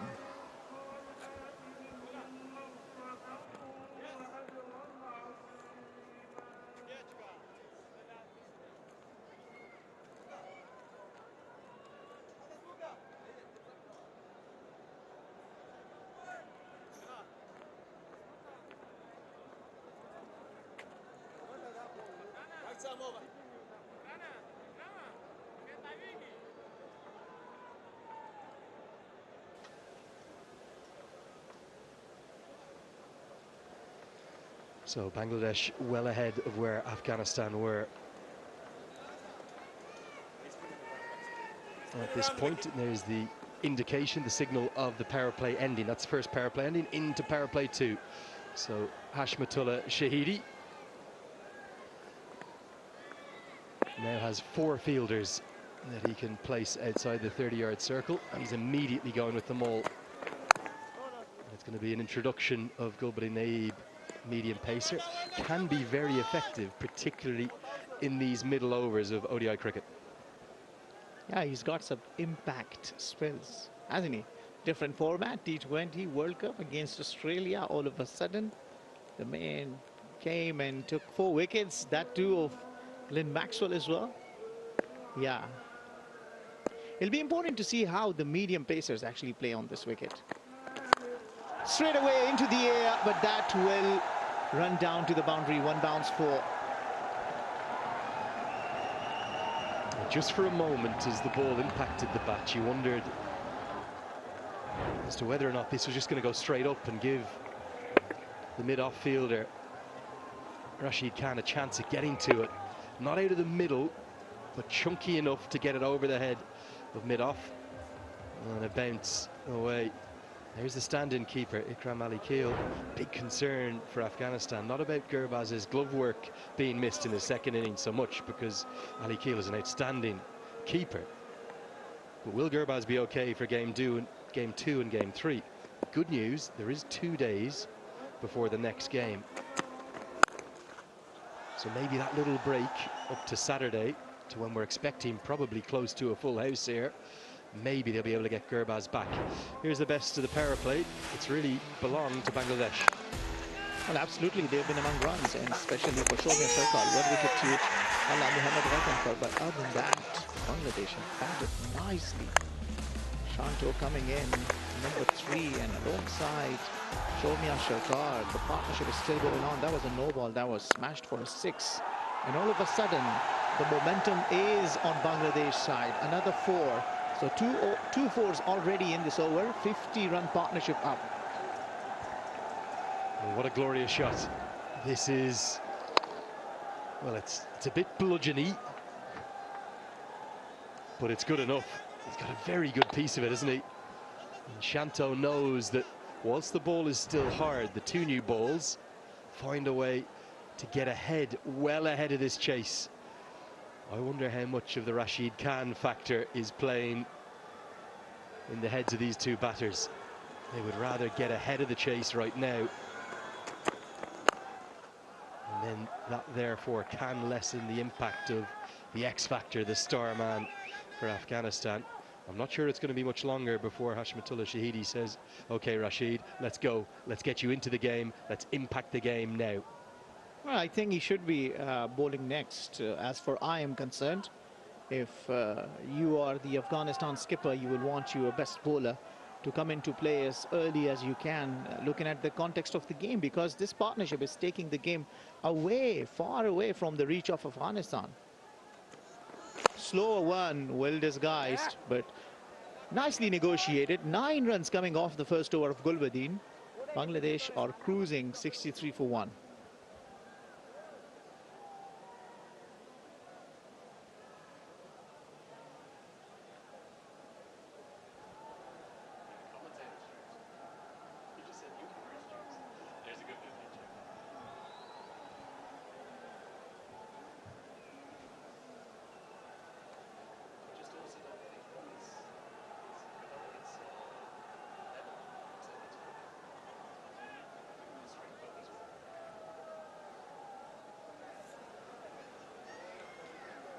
Well, a historic series, this one, on a day to be celebrated at the Sharjah Cricket Stadium.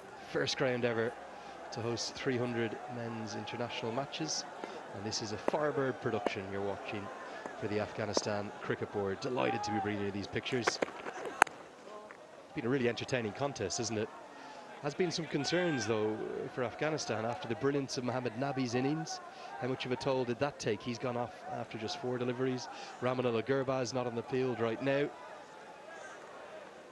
Lots of questions for Hashmatullah Shahidi to answer. Yeah, especially Mohammad Nabi, looking at he could be handy with the ball, and usually with the due factor coming in, the skipper looks at Mohammad Nabi getting him bowled out early in the early overs. So yeah, his overs can be crucial. But it's also important that you as the bowlers, for instance, get to bowl with more discipline. I believe the Afghanistan bowlers have also given away a lot of runs to the Bangladesh batters, taking nothing away from the Bangladesh batters in the way they have been executing themselves. But it's also that they have been bowling more towards the pads, down the leg side, giving away a lot of free runs. And on the top of them, if you are bowling no balls, that's just a cherry on the top. Fizz today among the wickets. He's got 11 times 4 for or more than 4 wickets. Mustafizur Rahman, really a skillful artist of his art. Mustafizur Rahman.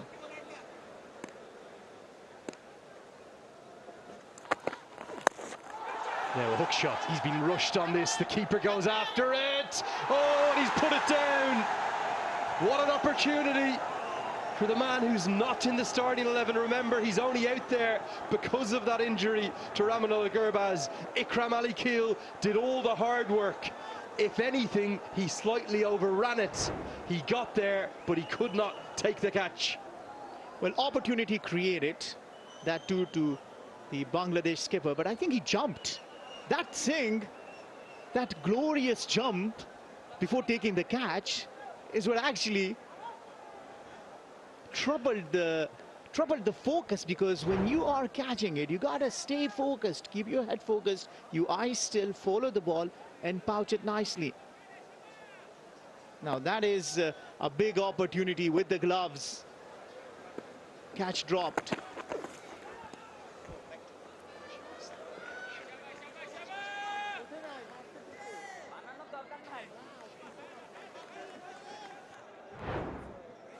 Well, one more look. You're spot on, aren't you, Ahmed? It almost leapt into the air. Didn't need to. Now look at the reaction. I'll tell you who's the best poker player of those three. It's Jonathan Trott. You could not tell in any way. What about the other men in that shot? Yeah, I think you're right. The poker face also. But the biting of the nail tells you the story. He didn't like it for sure. Now asking for a leg before wicket, not to be probably pitching outside the leg stump, but they're still coming together, asking the question if they should take the review or not. Remember, there are reviews available. The skipper can take it if he may want. There are 4, 3, 2, yeah, taken. Okay, let's go upstairs and see if this pitched in line as the first port of call.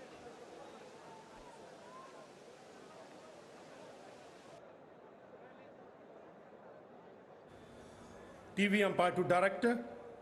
We have a player review for LBW. Original decision is not out. I have checked the feet. It's a fair delivery. Front on, please.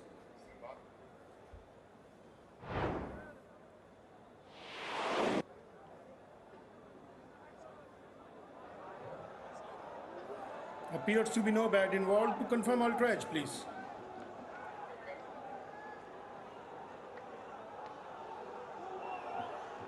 Keep rolling, keep rolling, keep rolling. I can see gap between ball and bat. Satisfied, no bat involved. Go for ball tracking when ready, please. Original decision not out. Pitching outside leg. Can you go back on field, please? Ahmed, stay with your original not out decision. You are on screen. Make a signal, please. Well, great use of the technology. Really good decision from Ahmed Shah-Durrani, and Hassan Raza, the third umpire, does everything right immediately. You always just felt it pitched outside leg, didn't you? I'm not even sure it was definitely going to go on and hit the stumps either. Not a lot going for it, that one, I'm afraid, Ahmed. You know, you get blinded because of the opportunity missed. And then is it's in the air. Chance it is, and it's taken. And it's that man, Fazal Faruqi, down at fine leg. And Afghanistan, they strike back. There's always going to be a twist and turn between these two. Shomia Sharkar, he's got to 33. He's just given it away. Yeah, once again, a good use of short pitch delivery. Earlier it was Shanto who survived, but this time around, Fazal Faruqi pouching it nicely, making sure that there's no connection with the rope. Azmatullah Omarzai looks pumped up, and why not? It hurts when the opportunity is missed. They'll feel better to send back a very dangerous looking Shomia Sarkar. Bangladesh are 65 for 2.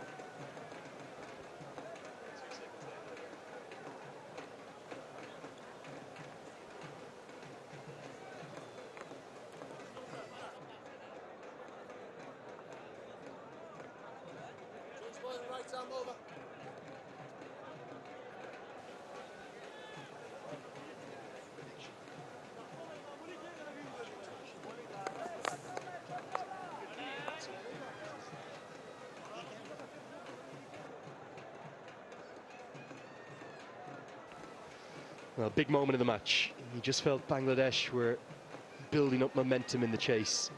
And in comes, well, he's still a young man, but he's a very experienced one. Fine all-round cricketer. Seems to get better and better and better. Mehdi Hassan Miraz, and that's across all the formats as well. Got a new role up the order, up at number 4, if you will. A kind of tailor-made replacement for Shakib Al Hassan in due course, whenever Shakib finally calls time on everything. I was just about to make a prediction to you, Ahmed, because there's no Nabi right now, and because there's 2 left-handers at the crease, or there was, we might have seen a wild card like a Hashmatullah Shahidi, but inside edge. With the right-hander at the crease, although he's at the non-striker's end, in comes Rashid Khan immediately. Big moment this wicket, and it goes to Ormatai. Yeah, see, you missed your opportunity. You should have made that prediction. Then I could have come to you and say, listen, you didn't get it right. Yeah, no, but I think it's good to have brought Rashid Khan. Afghanistan need to put pressure. I'm a little surprised why Mehdi Hasan Miraj has been brought as number 4. Why not Tawheed Al-Goy? But it probably might be that Mehdi has been not bad against Afghanistan. Let's have a look at the wicket. The short pitch delivery doing the trick for Afghanistan. And what a good catch. This is how you take it. Keep your eye on the ball. Follow it nicely right into your hands.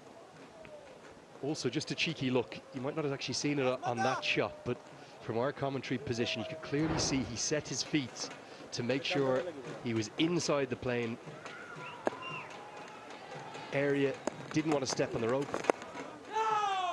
And now Rashid Khan has the right-hander that he would love to bowl to. And all of a sudden, the matchup is a good one.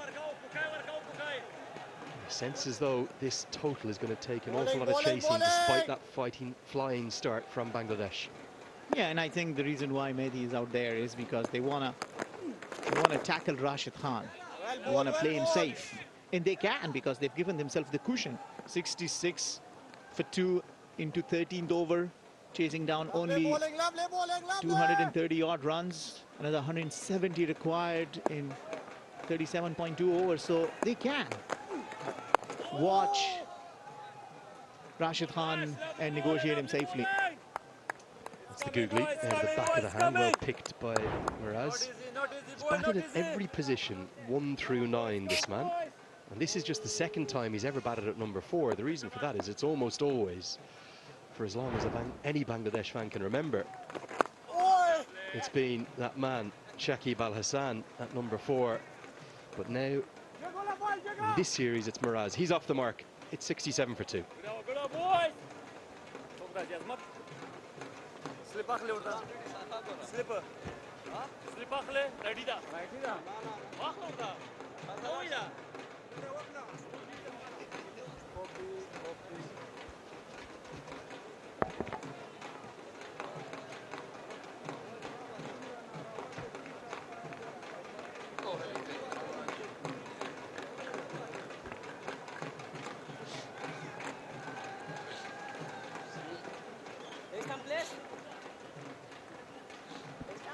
So Bangladesh need 169 runs in 37 overs. They've given themselves a great chance here. Very good opening burst from Shoumya Sarkar.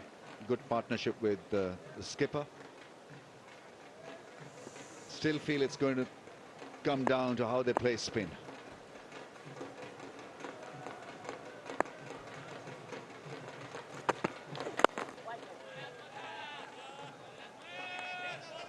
Looking at how they played Rashid, I think the idea is not to allow him any breakthroughs, not giving wickets. Just try to play as sensibly as possible and look to attack from the other end. Well, that seems to be the tactic, and I think I agree with that. You wouldn't want Rashid Khan to be picking up wickets along his spell. We all know he's a phenomenal bowler. His control on line and length is immaculate, so you don't allow him to get his tail up. Just go at perhaps 3 runs and over. If you can tick along at those sort of rate against Rashid Khan, and then, like you mentioned, Ramiz, attack at the other end, that would be the way. I tell you what, not be the way. Has that been a dropped catch? It looked like it carried. Absolutely it did. Well, his calves were cramping up earlier on. Well, that was a definite drop. Is that Mohammad Nabi? It is Nabi. Is his hands cramping up now? That should have been taken. Well, that could well be costly. You get rid of Mehdi there, all of a sudden, 67 for 3. And the momentum back towards Afghanistan. However, Miraz Mehdi survives. Bangladesh 67 for 2. And like you mentioned earlier, Ramiz, Somyu in particular has given that lovely start to Bangladesh in pursuit of this chase. They're trying to slice the ball off the front foot rather than playing it through mid-off. There you see him just opening the face of the blade, and that really should have been taken. He's in the slip because of his quality as a slip catcher. Chance grasped.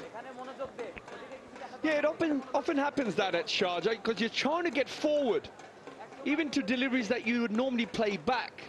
You're trying to tell yourself, no, get forward, because of that lack of bounce in the pitch here. And in doing so, sometimes you realize that the ball is not quite there to drive, but you still throw your hands at it, hence resulting in an edge. And unfortunately this time, Nabi flooring the opportunity.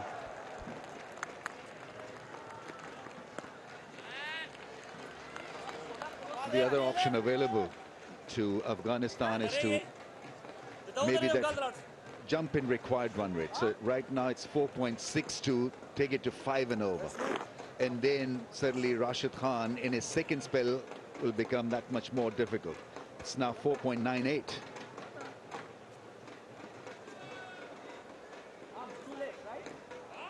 So that'll be interesting how they cope with that scoreboard pressure.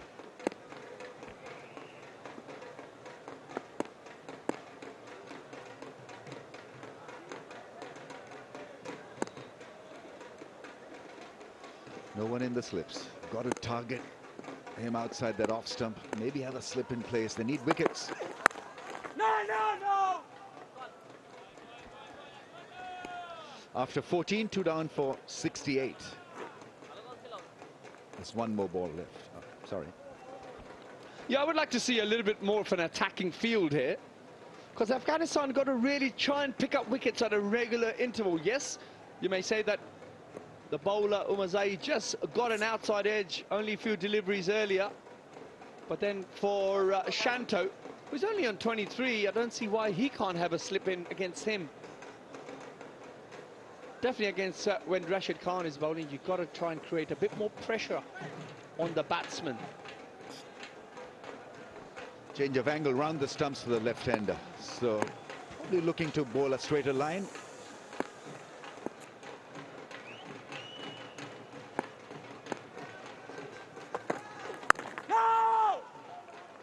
Defends well, and after 14, 2 down for 68.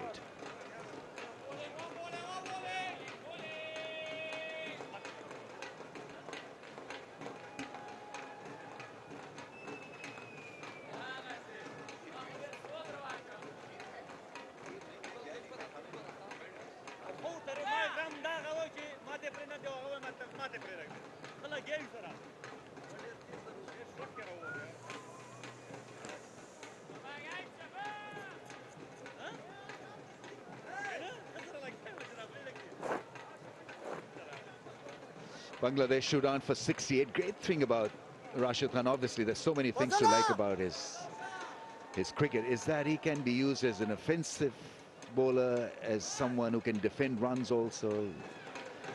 Very good against the top order. In a run saving situation, he could absolutely ace it. Well, of course, he's a treat to have as any captain. You can use him in a defensive or an offensive role, and that's the beauty of Rashid Khan. I mean, he really is a class act, not just with the ball. That's what impresses me about this young man. He's a phenomenal bowler, but then also he is trying his best to improve his batting all the time. And we all know he's a natural athlete in the field, a complete cricketer.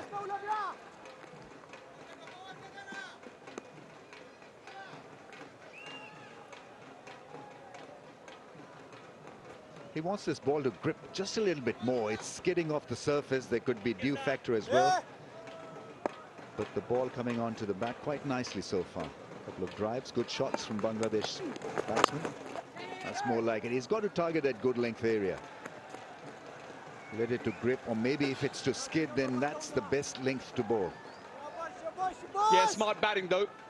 The batsman recognizing good line in length. Not looking to just defend, but also trying to rotate the strike. Not allowing the pressure to be built on them against Rashid Khan. Gets it past the infield for a couple of runs. That's good batting. Picked up the length very early. Yeah, he's looking quite good, Shanto. Good footwork was the key there. Just a slight press forward and then jumps back into position to pull the ball wide of mid-wicket. 73 for 2, Bangladesh. Oh, beautifully bowled. Slower in pace. I don't know whether there was got behind or not.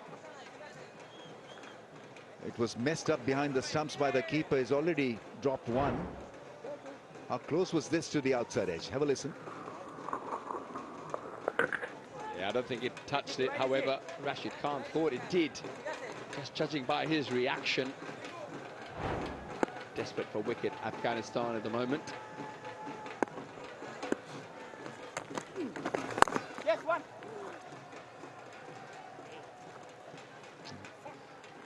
Right, 15 overs have been bowled. It's 2 down for 74. We'll have a little break here for drinks.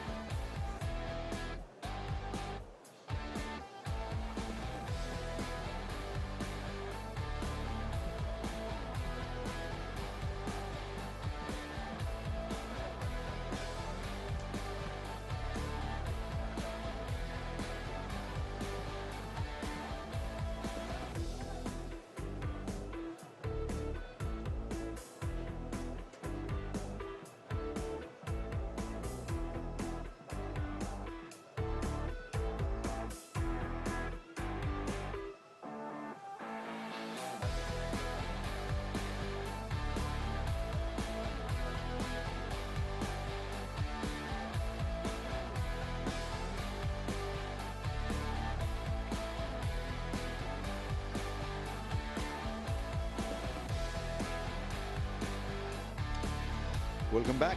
74 for the loss of 2. Bangladesh started the innings very impressively. Soumya Sarkar was on song, hitting the ball sweetly, especially through the offside.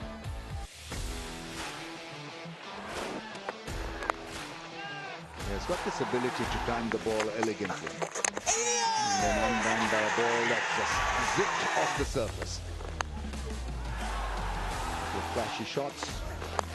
Then a flick through mid-wicket to warm the hearts of the fans, and quite a few Bangladeshi fans out here to watch this contest. This was Shantu of a free ball or free hit was put away for 6. A very good, decent partnership that allowed Bangladesh to settle down. This was a catch that should have been taken by the keeper. And Another bouncer attempted, and this one was caught just by the boundary rope. Nabi there in the slips, dropping the right-hander Miraz. And so a few hits and miss for Afghanistan in the field. 235 is a good score in the end. They were really in trouble when 4 wickets had gone down. What about in the first 30 runs? Then Nabi played a great innings.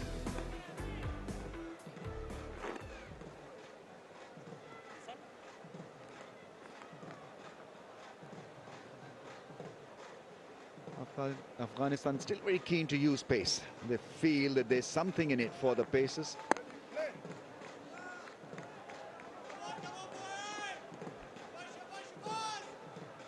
Well, 8 wickets in their innings went to 2 seamers, Mustafizur and of course Taskin. So perhaps they're trying to take a leaf out of Bangladesh's book and allow their seamers to have a longer spell and see if they can pick up 1 or 2 wickets and try and stem the flow of runs here for Bangladesh.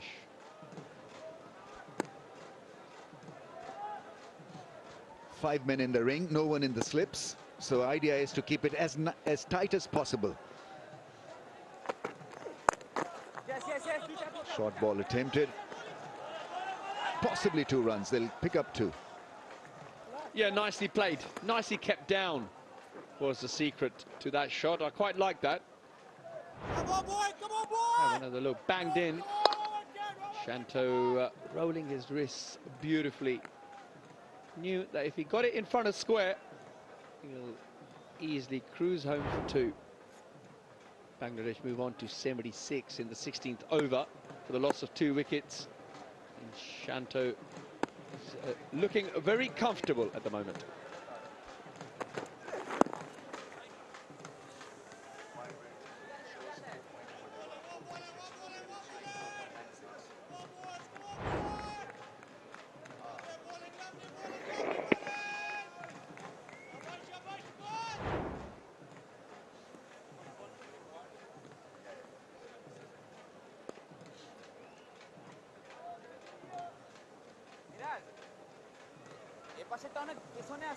So the plan here from Afghanistan, it appears, from a distance, is to keep things tight from the Pacers end and let Rashid then worry about the wicket-taking option.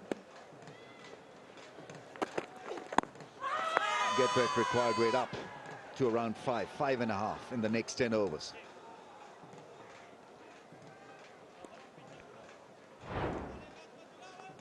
Have another look at this stifled appeal. I think the bowler recognising the fact that it pitched outside leg stump. They did waste a review earlier.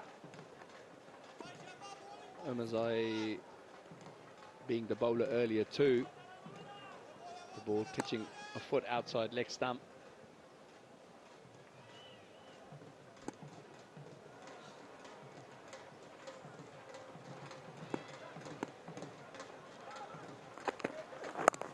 No!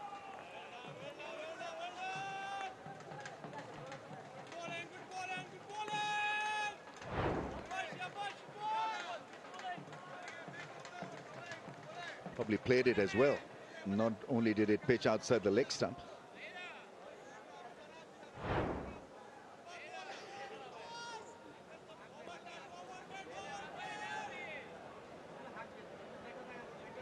Good to see someone's digging a hole.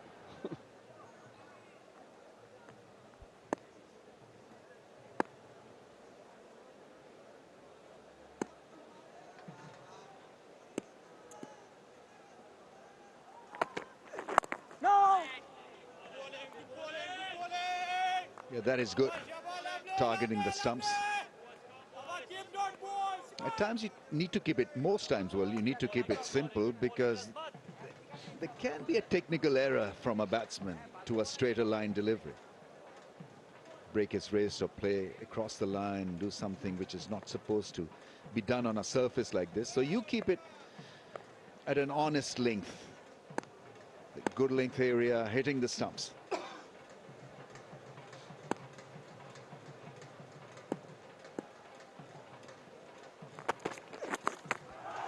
that's whack for 6. Magnificently played in the slot, and he really gave it his mighty full. 2 down for 82.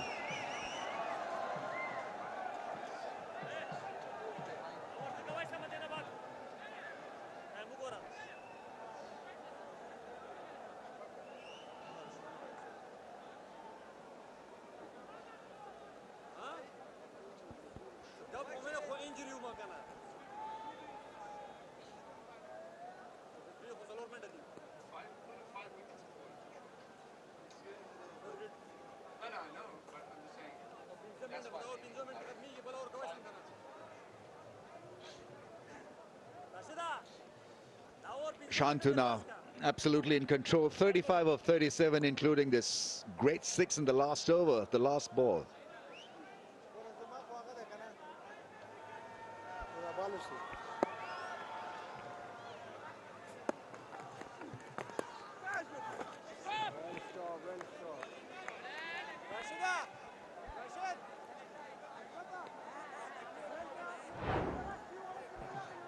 Well, this was a 6 earlier.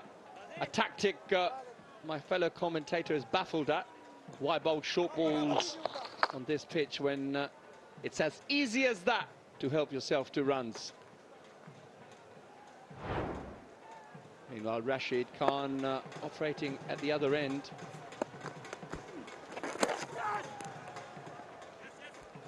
Yeah, Ramiz, it's an interesting tactic, isn't it? Trying to bowl short balls on this pitch. I know in Afghanistan's innings, 8 wickets fell to seamers. And I know they picked up a few wickets off the short ball. I wonder if that's the reason why they've opted for that tactic. Yeah, I mean, right now the idea is to help develop a strategy, a theme which can help Afghanistan win this contest. So right now I think being sensible regarding your line and length is the way to go, because there'll always be a Rashid Khan or another spinner that'll be looking to dominate from the other end. So if you're not picking up a wicket, you've got to make sure that you're quite precise with your 6 balls that you want to bowl. Oh, that's gone through. Gulbadin this time in the slips. You've got to be very, very smart in the slips when you're facing up to the challenge of a Rashid Khan delivery. He's quick through the air, it's difficult to predict.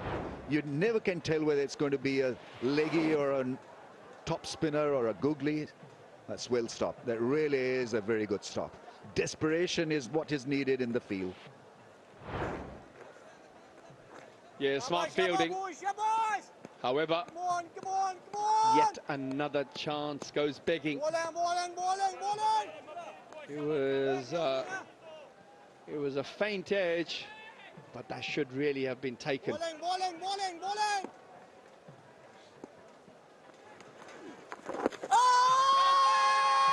Strong appeal. Is that out? Rashid Khan feels that he's got a case.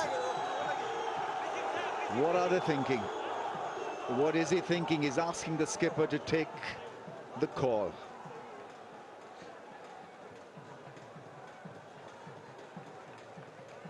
Has he asked for it?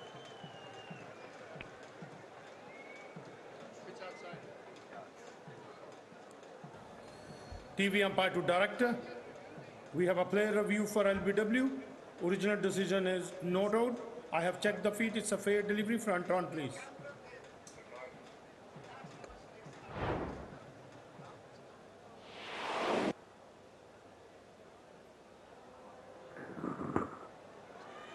Ball is close to the bat. To confirm ultra edge, please.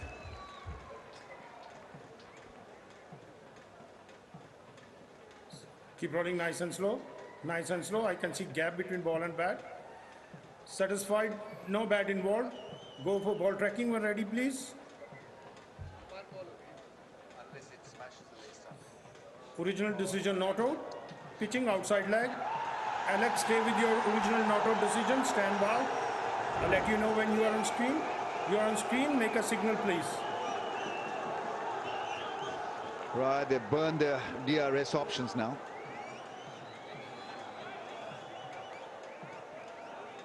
More out of desperation than anything. Rashid Khan just following through, feeling that he's got the batsman leg before, not realizing that the ball had pitched outside the leg.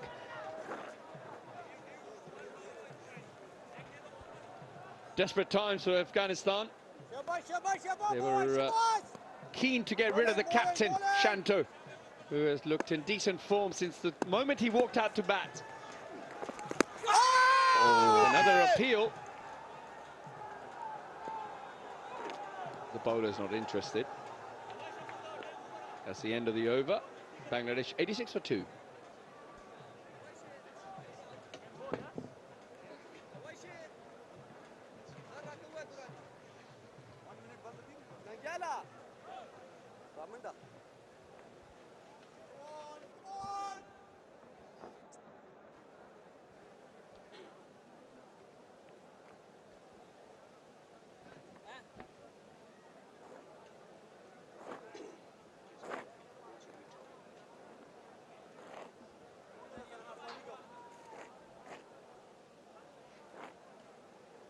Catches win matches, right? And in here for Afghanistan, not only it is that they have shelled the opportunities, also in the process, I think they got carried away and got to their reviews burned. Right off the catch that was dropped, Azmatullah Omarzai took a review where it looked very clearly having pitched outside the legs. I mean, even this one for Rashid Khan, I think, was evident there was pitching outside the leg stump. Well, Nangyal Kharote has been now brought into the attack. He's bowling with the left arm. He bowls quick. This could be an opportunity, but had to have been picked first. Quick run. Well, Kharote's spell is going to be crucial in determining the fate of this game. From Afghanistan perspective, this has been a happy hunting ground for Kharote. His performances against Ireland, against South Africa, turned the matches on their heads, the way he bowled. That's actually spot on. He's bowled brilliantly. We saw him in Oman. He wasn't as effective as a bowler there. Probably you'll think that maybe he likes bowling on this surface where the ball just stops a little bit, just a little bit. The way he bowls, he usually bowls wicket to the pads and sometimes fires them quicker. Trying the sweep shot, I think that is one way to go about the business when the ball is keeping low. It's not very often you see desperation setting in for Afghans. They got 4 world-class spin bowlers. There's tremendous talent in the spin department to change the things for Afghanistan. Too far down the leg side. Another extra conceded. It's also very crucial for Afghanistan to get together as a team and say, all right, whatever has happened. Let's start focusing on the game from here, because there's still a long way to go. 148 runs are still there for Bangladesh to register a history in 29 years that they are coming here and playing one-day international cricket to register a win. And they really need it, because for some time after that big win against Pakistan in the test match, and that too in Pakistan, fortunately, haven't had really good outing, especially against South Africa. Losing to South Africa in Bangladesh. It's not very often you see right on your home turf. You kind of boss the rules. So they really want that momentum.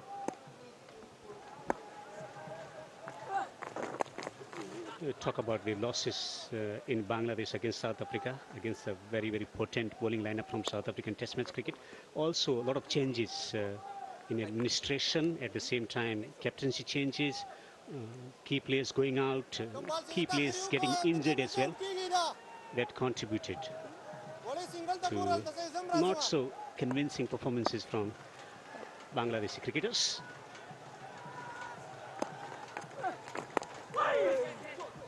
Continue to attack with the fielder in the slip.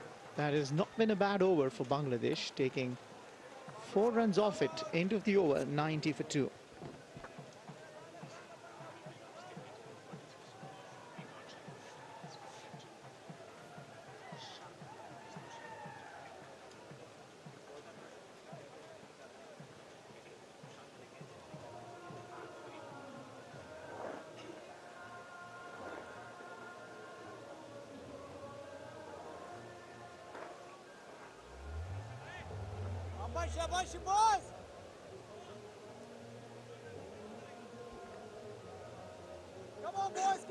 Well, seven bowlers been used by Afghanistan, more too of the desperation to take wickets, because when you have only 230 odd runs to defend, there's one way and only, and it is to take wickets. A little bit of a sloppy work, pushes it for 2, and they complete it nicely. So Afghanistan will have to regroup and think about the catch. With wickets, you develop that momentum, and that too for Rashid Khan. We saw a couple of chances been shelled. Imagine if he is among wickets, he can be really lethal. We just recently saw his fiver. This combination of Rashid and Karote, how well they perform. Can they take out a couple of wickets here for Afghanistan to turn the things around? Because at the moment, two batters looking secure at the crease, which is not a good sign for Afghanistan. But we know the quality that Afghanistan possesses in spin department, particularly Rashid Khan. Nicely driven. Another easy single accrued. Yeah, well, talking about the quality of the bowling that Afghanistan has, you should not forget that these two batters out in the middle also have a nick of batting against Afghanistan. Mehdi Hasan Miraj has done it a couple of times, and Shanto too, in that tour of Afghanistan in Bangladesh. He was phenomenal with the bat, and once again, he's back in the form. 37 to him now. Building up nicely, putting together a good partnership of 29 runs. Yes, they were given opportunities, but who cares? They're still out in the middle. Afghanistan, they need a wicket. Rashid Khan, can he provide them with the breakthrough? Nicely tucked. He's waiting at the crease. He's making sure that he's milking the ball into the gap on the onside, cutting those fine angles to collect singles. Yeah, and I think about Rashid Khan, it is that the teams have done their homework and they play him as a googly bowler. Know that he doesn't bowl leg spinners so often. And milking him for runs, just a single and 2. On the top of some support with the fielders not given opportunities to him. End of over number 19, 95 for 2.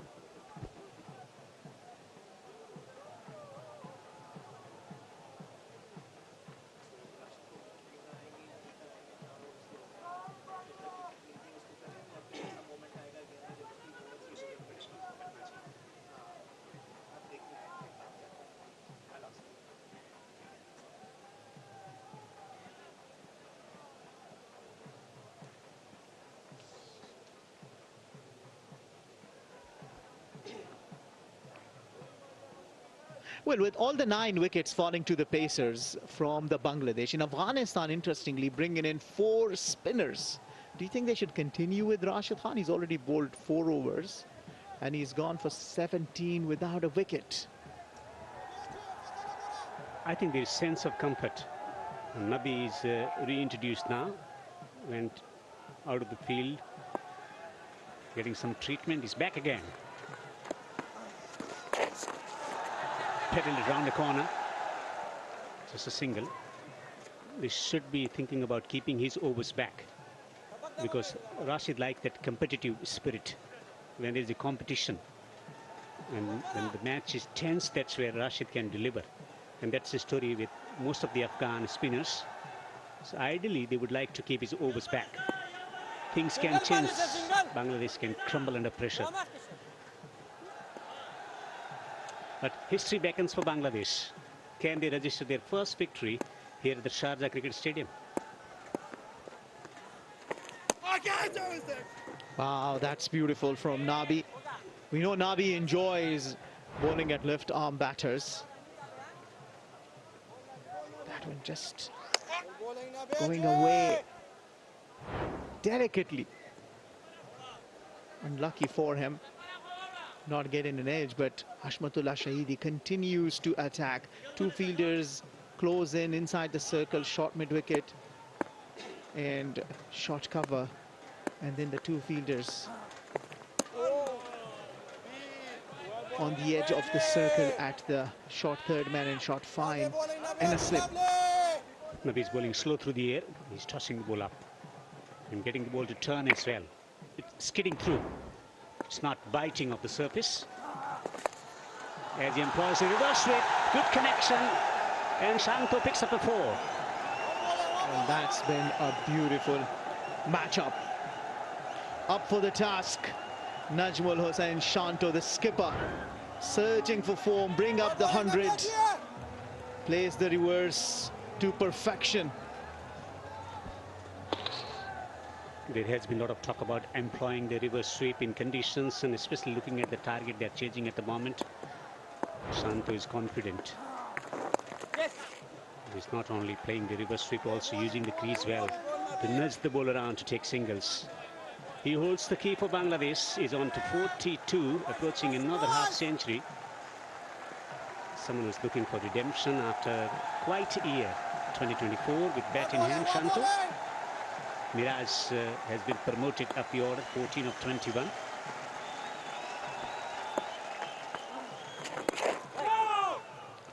Well, safely negotiated.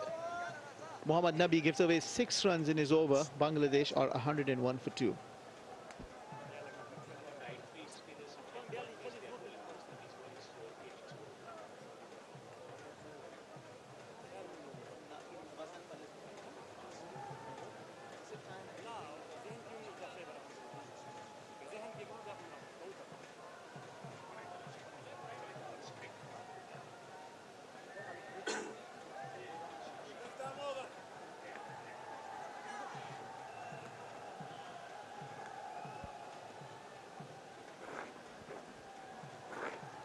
Well, Nangyal Kharote will continue. In his solitary over, he gave away 4 runs. I think he bowled well. And the skipper will certainly be looking at him to see if he can give him the breakthrough, because Afghanistan will need to break this partnership. 36 runs so far. This can take the game away from Afghanistan. Yeah, it's still a big chase. But another 50 runs from here. And I think Bangladesh will feel the comfort of having won their first one in Sharjah, in the iconic stadium of Sharjah. Hits him on the pad. Was there an inside edge? He's bowling quick, 96 km/h. Nabi was bowling around 82. At this stage, Afghanistan were tottering around 72 for 5.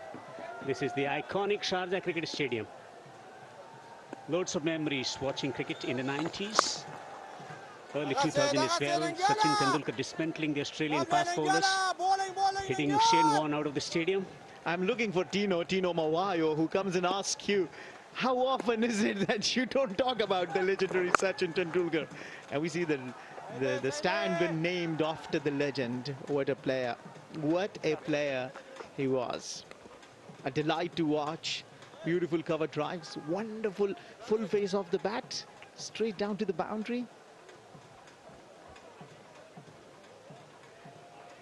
Many centuries, match-winning centuries, particularly against Australia. Wasim Akram, Waqar Yunis, Saeed Anwar, Saeed Afridi, Sean Pollock. Many legendary players performed well. They lit up the one-day format of the game in particular, 253 one-days already played on this ground. The contribution of Sharjah Cricket Stadium in popularizing the one-day cricket has been monumental. Nicely tucked away. Easy singles coming through. 21 overs bowled. It's 103 for 2, Bangladesh.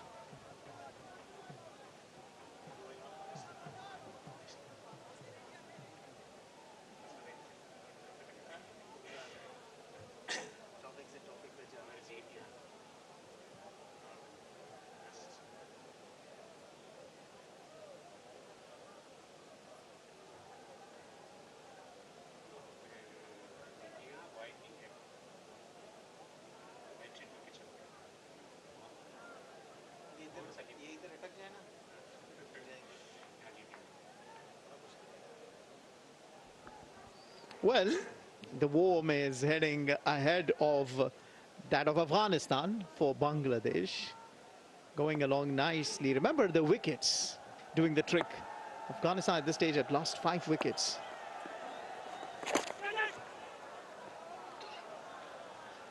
Well, Ikram Ali Khair has certainly been struggling a little bit behind the wickets today. And then he's getting more purchase from the surface as well. He's bowling slow through the air, 80 km/h. He's getting the ball to turn. Miraj has off-stump guard. Now we can fire one in as well.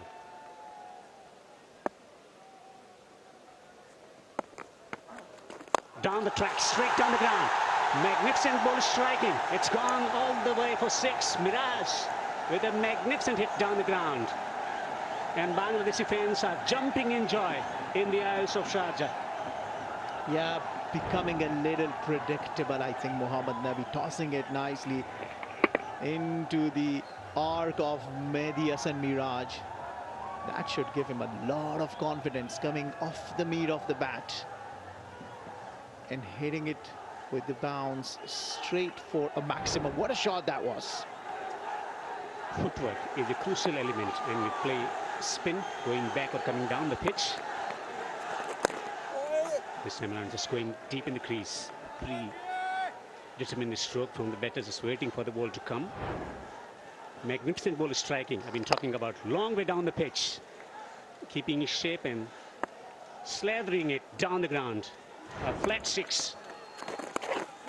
And he's using the angles really well, playing with the tide, taking singles. Bangladesh putting pressure on Afghanistan.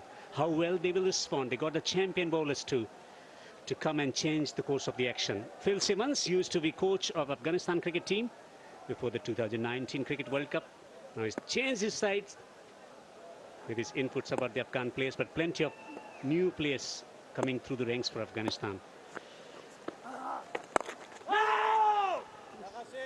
Yeah, but it's good to see Bangladesh playing with the intent, making sure they keep the scoreboard at check. The run rate right now is above 5. The required is under 5, and they will want to keep it under 5, because imagine if this goes above 5, it could be a little bit tricky as far the chase under pressure is concerned. Remember, they don't anymore have the services of experienced Shakib Al Hasan in this ODI. So his experience really matters. End of the over, 110 for 2. I think he's still got one more ball to bowl. Am I getting a little excited?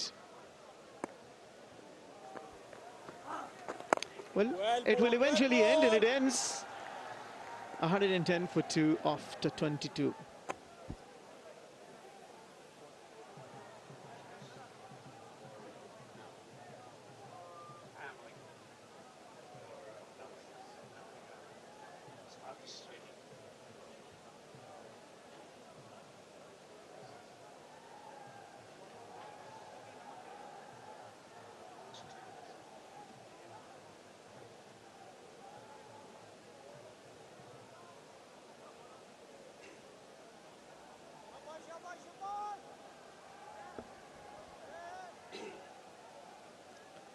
Afghanistan looking for wicket. Bangladesh going along nicely. It's been a well-constructed partnership of 46 of 64 between Mehdi Hasan Miraj and Shanto. They both have a history of playing Afghanistan bowlers nicely and doing it once again here out in the middle. Afghanistan skipper have used 7 bowlers so far, searching for that breakthrough. Well, the pace of the pitch has improved. No wonder it's just skidding through, it's not turning sharply. That's why they've been able to make those adjustments of coming down the pitch, jumping down the track, or going deep in the crease and playing almost from the stumps. He's trying to attack the stumps. He's not getting the ball to grip. Short cover in position. Well, short extra cover and short mid wicket.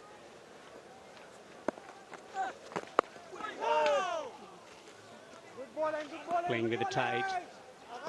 Sort of chirp going around the bat.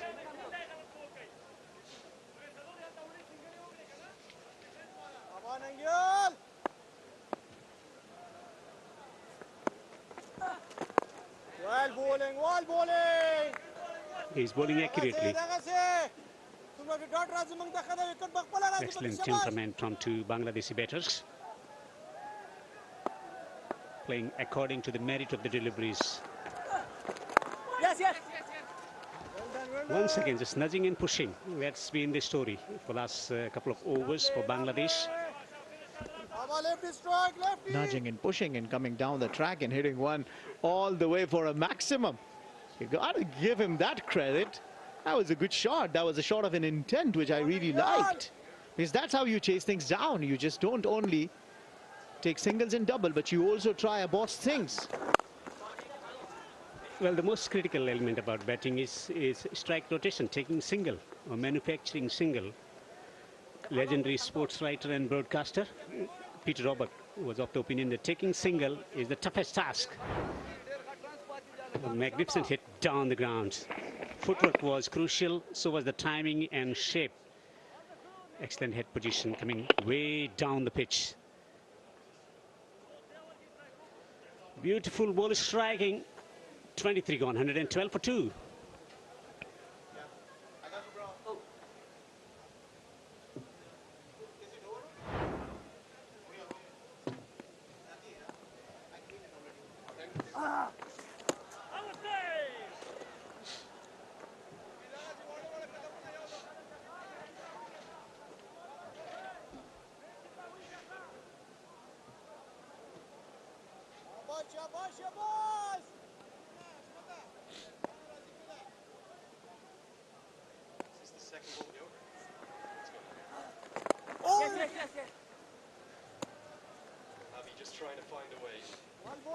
Well, Mohamed Nabi just trying to find a way.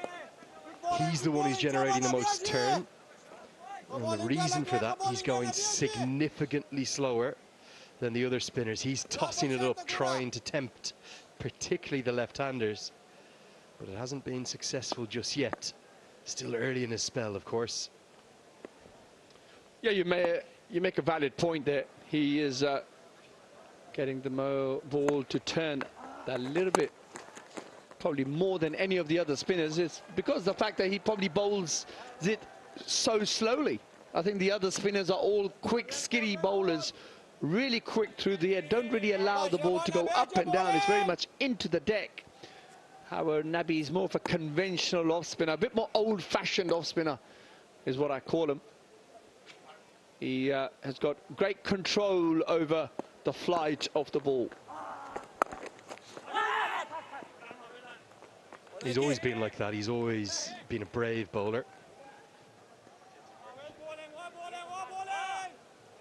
That single from the last ball actually brought up the 50 partnership. It's been a really good fight back. Now Miraz has had real fortune.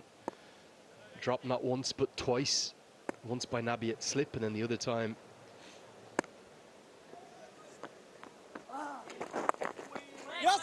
by Gulbari Naib at slip. But he's done his job, and the captain anchoring things really nicely. Yeah, fielding's been a little bit sloppy for my liking. 2 key catches going down. Miraz dropped early when he came to the wicket by Nabi at slip off the bowling of Umar Zai. And of course, Rashid Khan creating a chance. But the catch was not taken. 24 overs gone. Bangladesh 115 for 2.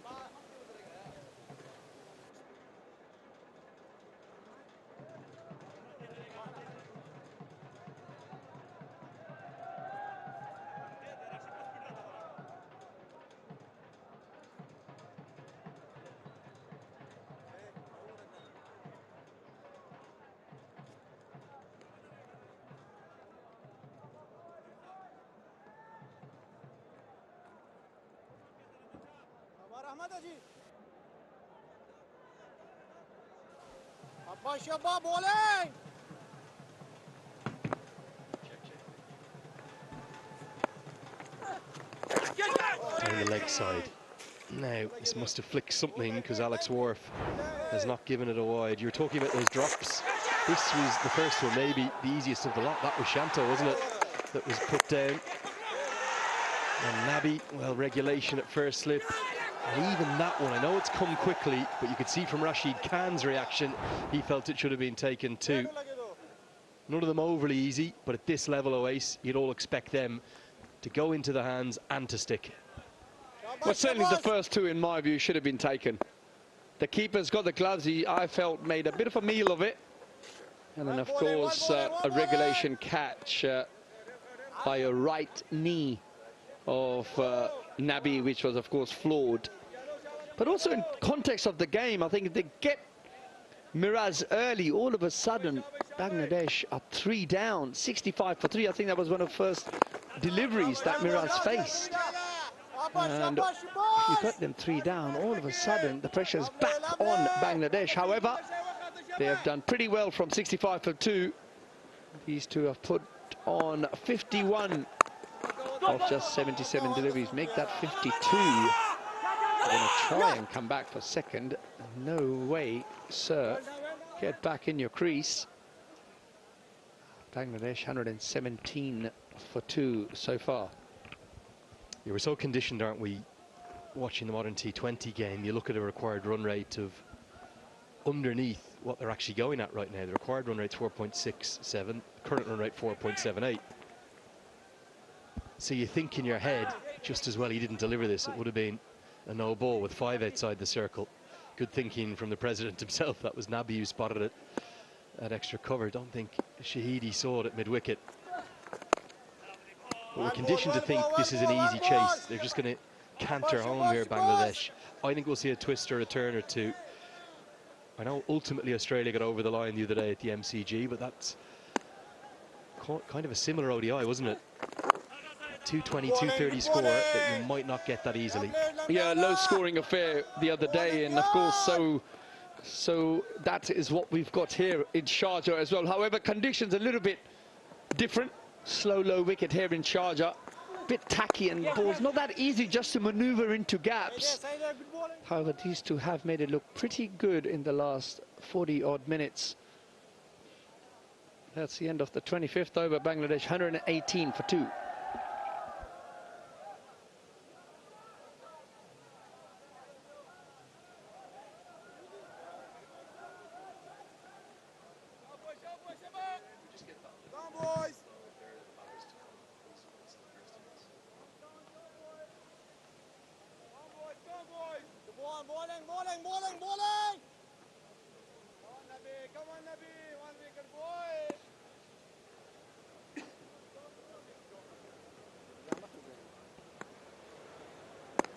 That's the state of play at the halfway stage of this chase.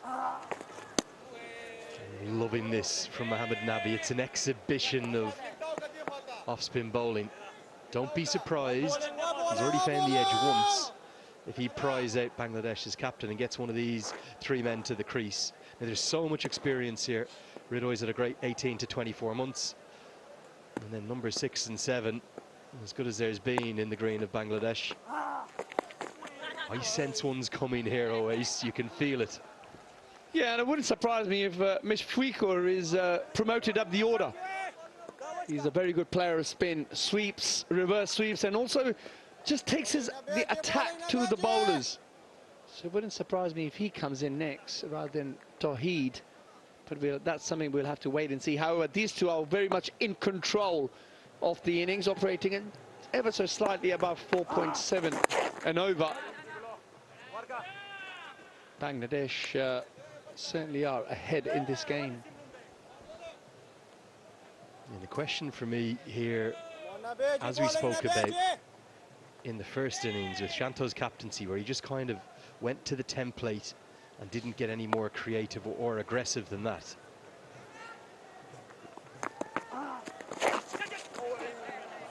Is will Shahidi change something? Will he say, okay, hold on, we know Miraz isn't scoring fluently, let's get an extra man, or who knows, maybe even one under the helmet, in to put pressure on number 4.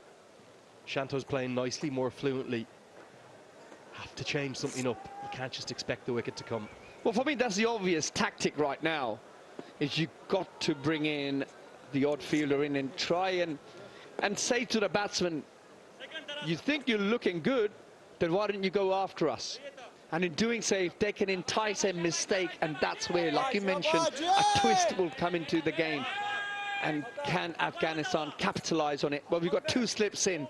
that's the change they've made.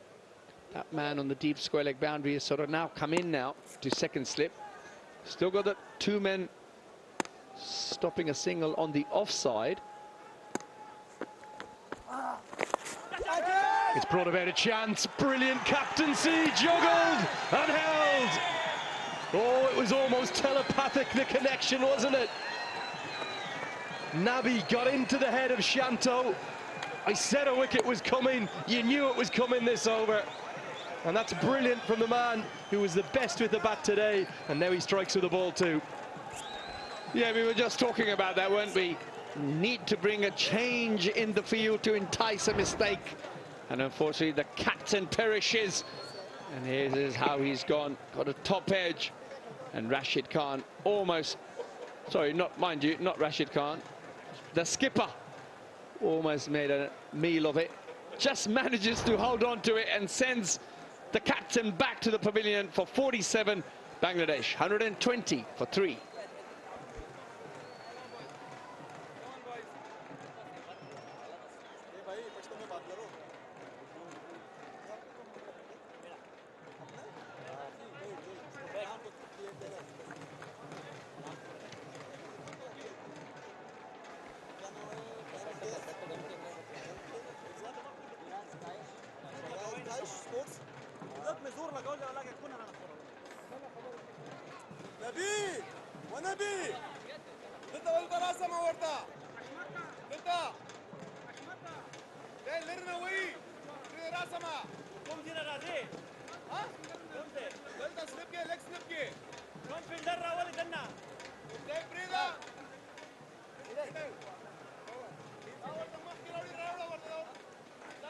What a brilliant moment in the game.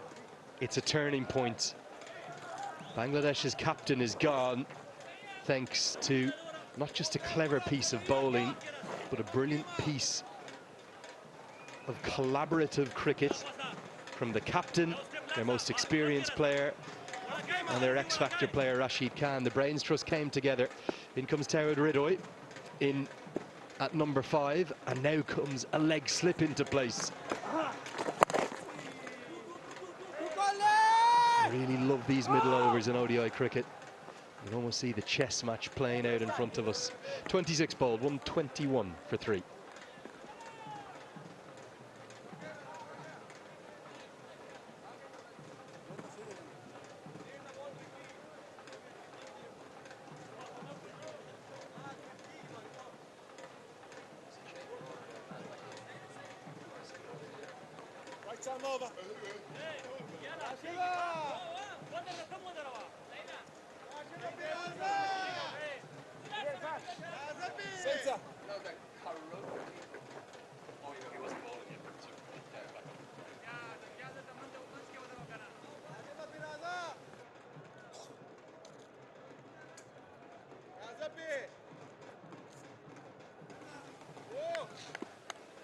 Now, change of bowling. They've got the wicket, so back comes Rashid Khan. Now, Awais, talk me through this. This is quite brilliant, isn't it? We saw a long conflab between the experienced players. Rahmat Shah came in to Mohammad Nabi. They had a word with Shahidi. They got Rashid Khan into second slip. Now, that's not where the ball has gone, but it's almost the mind game. It's brought Shanto into a different mindset. He's played across the line, and it's got the wicket. Yeah, the game was dictating that, wasn't it? Where I think the batsmen were very comfortable cruising along, and something had to give. I reckon that was the discussion. Let's make a change. Let's make the batsmen do something a little bit different. And that's exactly what happened. Shanto goes for that sweep and manages to gift his wicket to Nabi. So smart bit of bowling, good bit of cricket, and like you mentioned, Lenny, it's exactly what the doctor ordered. We can assure you we have no earpiece out to the Afghan team. You could just sense it though, couldn't you? You could feel that firstly Nabi was on the brink of breaking the game open. Secondly, they had to win a mental battle. It wasn't a technical battle against Shanto, it was a mental one. And that's the brilliance of the ODI format. 3 different power plays, and they're all very different, aren't they? You have to innovate in these middle overs, whether it's with bat or with ball, or with your strategies as captain to change the game. They needed that wicket desperately, and it brings the game back more towards a 50-50 right now.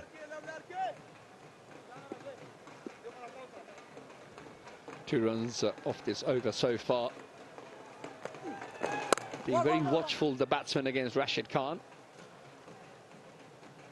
Looks like their tactic is not to let him get a wicket. That's the end of the 27th over. Bangladesh are 1-2-4 for 3.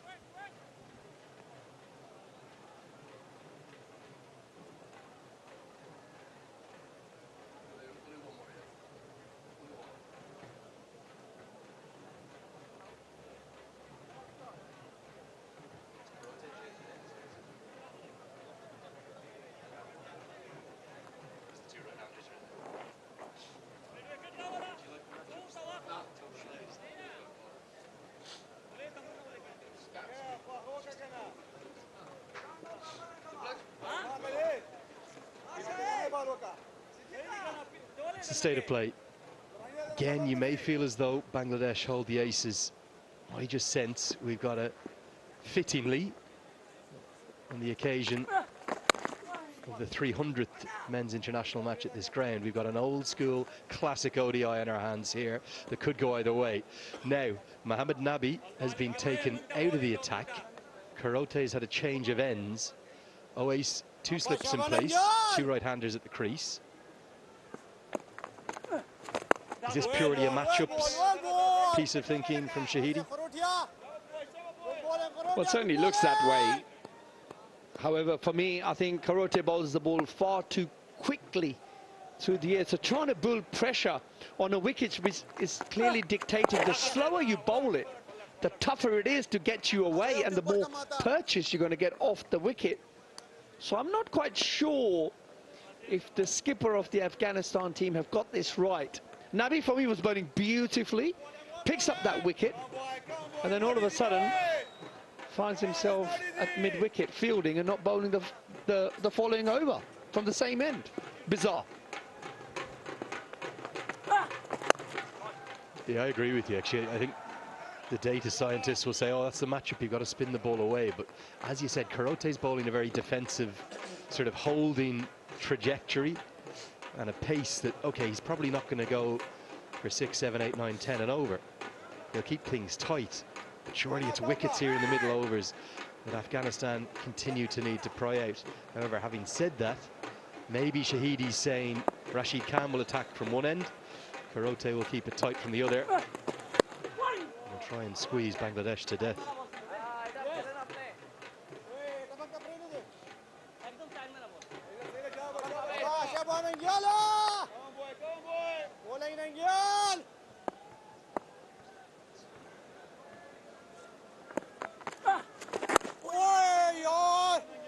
Pressure just starting to build a little bit on Mehdi Hassan Miraz. 28 bowled, 127 for 3.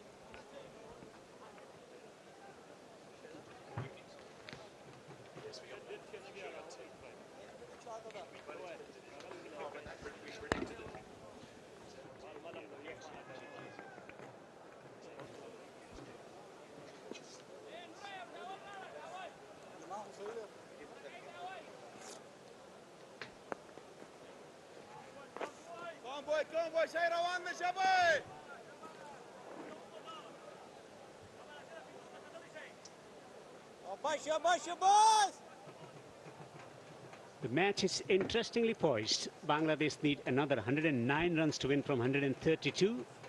Afghanistan just getting the wicket. Rashid to continue. Lovely tossed-up delivery. There's a sense of urgency amongst the Afghans. In the commentary box, I'm Devendra. With me is Farid Fidai. Both Afghans. Yeah, I just have to complete your name. Ikram Ali Khair thinking that this might have come off the boot, so let's try and catch it and ask for a wicket. So, Devinder Kumar Barakzai, that was. But yeah, the match is poising nicely. And it was a good move to bring in Rashid Khan back into the attack. I will actually want Allah Muhammad Ghazanfar to come and bowl a couple of overs as well. He's the mystery spinner and he's only bowled 4 overs. He's already taken a wicket. The thing that Afghanistan want to do is not to allow for this partnership to flourish and grow. That's already made 8 runs for Bangladesh. However, this is a very, very crucial stage of the game. They should not give away another wicket. Maybe 40-odd runs and they could feel that they can win this match. Huge appeal from Rashid Khan. Not entertained. They have burned both the reviews. Afghanistan, they cannot take the review. Yeah, that's what he was saying. It was out, but Alex Wharf is unmoved. Yeah, let's have a look. It's interesting. It's the googly Rashid Khan bowls, and I think it's close call, isn't it?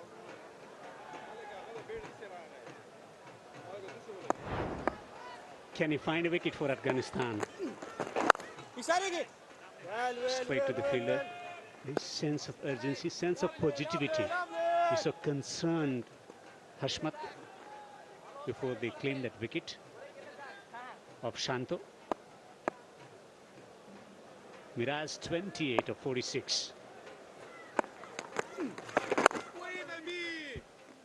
Again, straight to the field.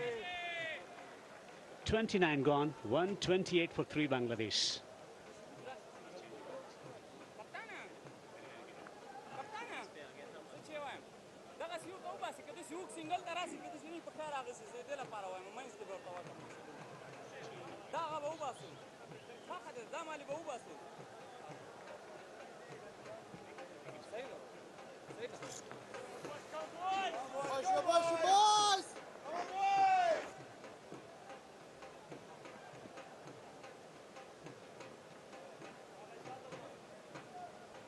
Two crucial partnerships between Shanto and Soumya, 53 of 55, and Shanto and Miraj, 55 of 87, negating that early threat from Fazil Farouk in particular. At this stage, Afghans were 120 for 5. The biggest concern for Afghanistan is that they're getting the singles easily. Yeah, important thing is that you restrict the opposition and not give him singles and put pressure on him. Not to forget that it has already been 47 balls since the last boundary was hit. So there is pressure building after the loss of wicket. There's a bit of a pressure that you can tell building up there, and the required run rate has now jumped above 5. It's a matter of time. If it is around 5.5 and 6, could be tricky. It's been 48 deliveries since the boundary was hit. Gets it fine. That's a single. Head by signal. I wasn't doing the counting, I guess. 49 deliveries since the last boundary was hit now. Let's see if it is 50 balls since last boundary, is it? And it is. A half century. But I like the approach regardless. I mean, they know the importance of staying at the wicket. They know that if you have wicket down the order, you can always cash it out. Mushfiq is yet to come and bat. There's a long history. Bangladesh versus Afghanistan. So they know how to exert pressure on Bangladesh. If you remember that match in the ICC T20 World Cup in Caribbean nations. Defending is a small total in a very, very tense environment. Was that 115? The ticket to semi-final for Afghanistan? History. Where is Gulbuddin Naib?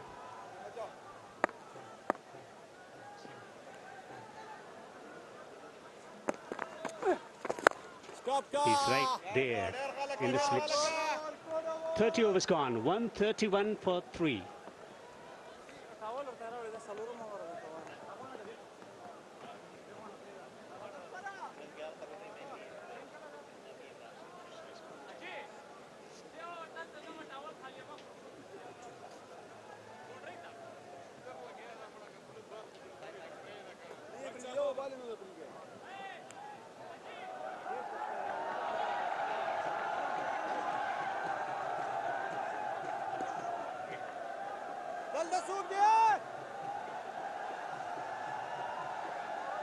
In last 10 overs, getting just 30 runs. Gradual decline in scoring rate for Bangladesh. Afghans staging a comeback. Good, accurate bowling, good discipline. Captain brings on Gazanfar into the attack. A trump card, 1 for 21 in 4 overs. Very close to the body and stumps to cut. And they will keep asking themselves this question: what if we had reviews? Because there was some sort of a sound that he heard, but maybe it was falling into the gloves. Well, the eyes, the asking eyes from Ala Mohammad Ghazanfar will tell you. They think that maybe there was something onto it. But this is a good move to bring in Ala Mohammad Ghazanfar, because Tawheed Ridoy and Mehdi Hasan Miraj have not seen much of him. They've played a lot of cricket against the likes of Rashid Khan, Mujib Zadran, Muhammad Nabi. But it's good to bring a new variation. And we know Ala Mohammad Ghazanfar, for the height factor that he has, he can create the bounce. He's also got good sliders, a carom ball that he bowls nicely. And he attacks the stumps and also reads the mind of the batter. He varies his pace nicely, so shoots the quicker ones and also bowls a slower one. The off break and carom delivery. There's a discernible change in pace. Off break at the 98 km/h, 89. The carom delivery. Top edge. Fielder takes the catch. Amazing catch from Azmatullah Omarzai. He's pumped up. Captain introducing Ghazanfar, and he has broken through. Afghanistan is striking at the key moment. Well, survived Mehdi Hasan Miraj a couple of times, but this time around, what a catch that was. Azmatullah Omarzai may be making a statement to his teammates, Muhammad Nabi and Gulbadin Naib. Again, a carom ball. Remember, this is a slower one, so he didn't get the timing right on it. Nothing wrong about the execution, but couldn't get it right. And the top edge, and a wonderful catch taken from Azmatullah Omarzai. Departs Mehdi Hasan Miraj after making 28. Bangladesh are 132 for 4.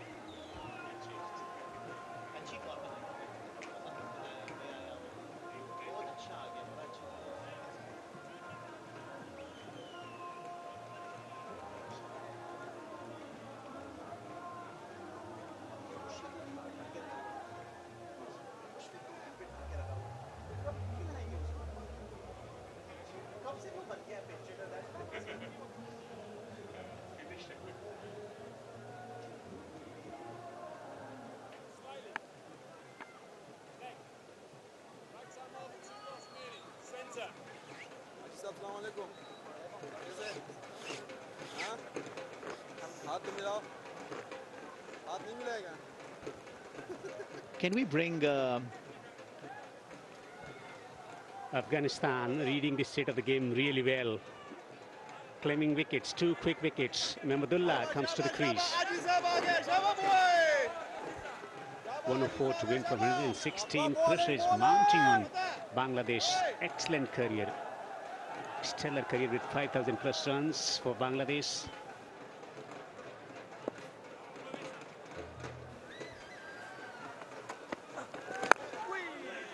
There has been a talk about introduction, captaincy from Ashmat to introduce Ghazanfar with a carom delivery. Slow through the air, getting the top edge, and Azmat was always in the business. Great commitment, great concentration, brilliant take. Well, everything has been right about it. First, to start with the ball, the way he bowled it away from his reach, varying the pace, bowling it a little slower, and then the catch. Now, that was a good change by the skipper, Hashmatullah Shahid. He talks about the experience for so many years now that he has been leading the side. End of the over, number 31, 133 for 4.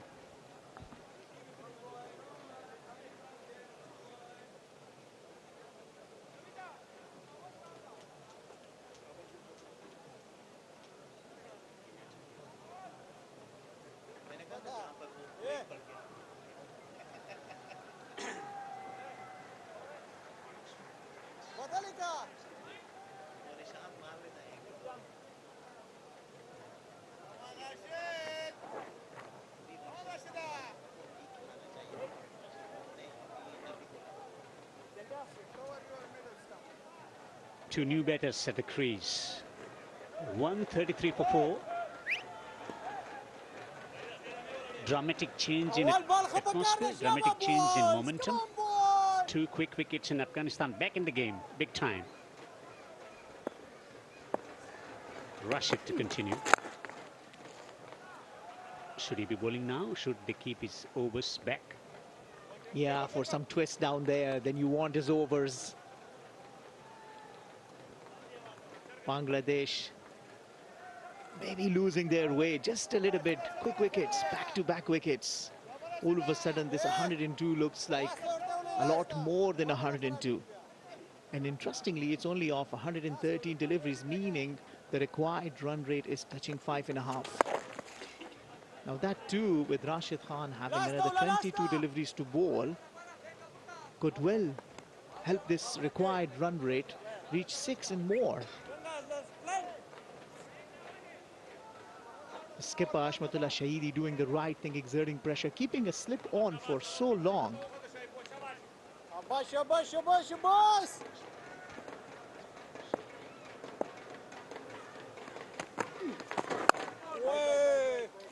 Brilliant captaincy and good response from the bowlers as well.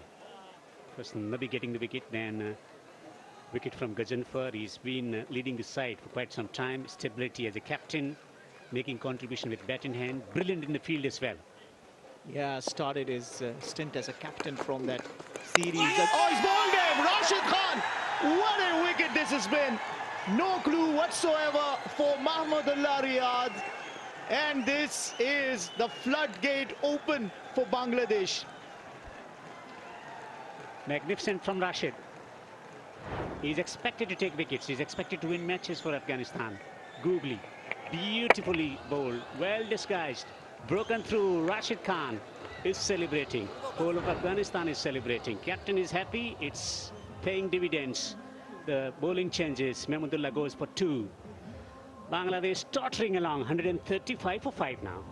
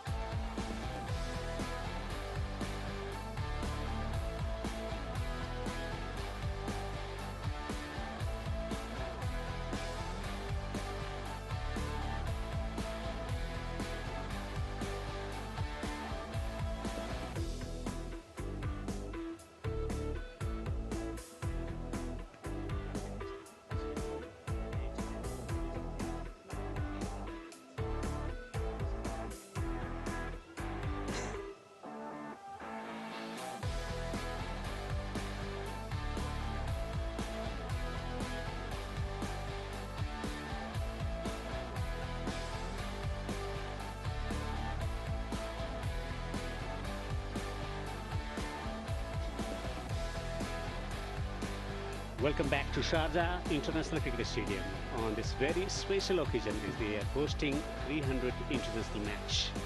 That's a story for Bangladesh. After a bit of stability in the middle stage of the innings, they're faltering along. 135 for 5. Spinners dominating the chart here, the Afghan spinners. Wicket fall, given for beautifully bowled. He's known for his ability to take early wickets. Then Azmat coming along. Well disguised shot delivery. Mr. President in action. Brilliant captaincy, brilliant catching. And with the Karam delivery, with an outstanding, outrageous catch from Azmatullah. And Rashid, he always takes wickets. With a special delivery, googly getting the wicket. And Rashid has now dismissed Mahmudullah 8 times in international cricket, more than any other bowler in the history of the game. Yeah, and I have a confession to make. I thought that maybe Rashid's over could be handy later.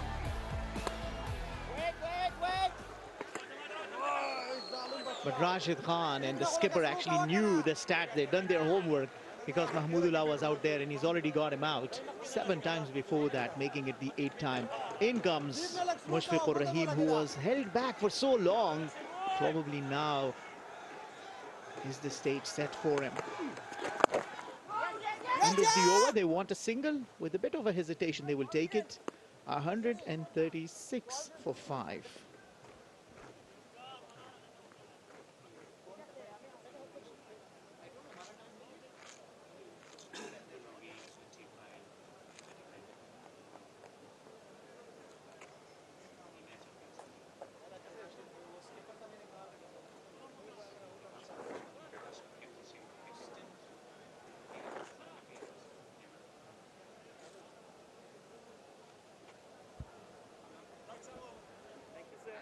Bowling, bowling, bowling, bowling! Come on, boys, come on, boys! Hey, one more turn! A Firebird production for Afghanistan Cricket Board. It's going global. Such is the beauty of Afghanistan cricket. 136 for 5. Mushfiqur Rahim, the wicketkeeper batter with loads of experience in the middle. Beautifully bowled, magnificent delivery from Allah Mohammad. He's amazing. He's winning the match for Afghanistan. A cracking delivery to get the most experienced batter out. Afghans, they're delighted. They're winning this game. But for all the weight Mushfiqur had to do, come down to bat and meets a carom ball that he didn't read, goes away. Great glove work, quick work by Ikram Ali Khail, and the Cristiano Ronaldo style, sort of a style, comes into play. Some soccer celebrations out here in the cricket field. Mushfiqur Rahim departs after making only 1 run, and Bangladesh are in some trouble now. 136 for 6.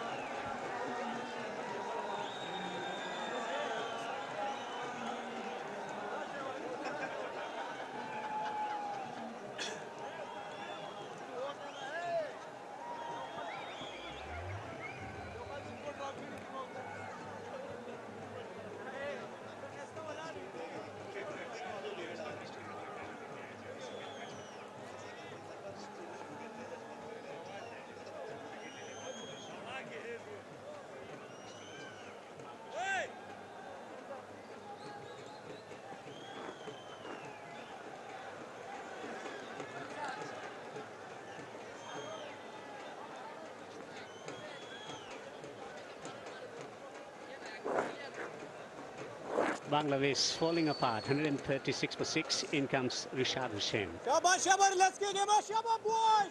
Good one, Amazing from Allah Mohammad. 3 for 23 into his 6th over. Brilliant captaincy from Hashmat. 48, his best score for the capabilities with bat in hand. 2 slips now. Wants a run, will take a run. Marvelous, great captaincy and brilliant bowling from Allah Mohammad. Yeah, absolutely superb captaincy. Rashid Khan first, bowling a googly. Mahmudullah Riyad didn't see the deviation. That was 18 centimeters. And then Allah Muhammad Ghazan for a carom ball and quick glove work by Ikram Ali Khail. Tawheed Rizoi doing the right thing, taking the strike, running it hard and making sure that he faces the remainder of the over.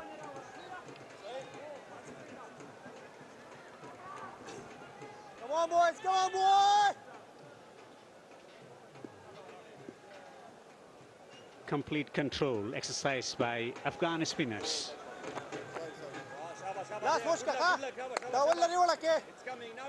It's not very often this wicket loses wicket in form of stun. Last time he was out stumped in an ODI was in 2015. It's ball that is coming back into the batter, taking wickets. One that goes away taking wickets, not a straight ball. Bit of hesitation, two fielders in position as he takes a single.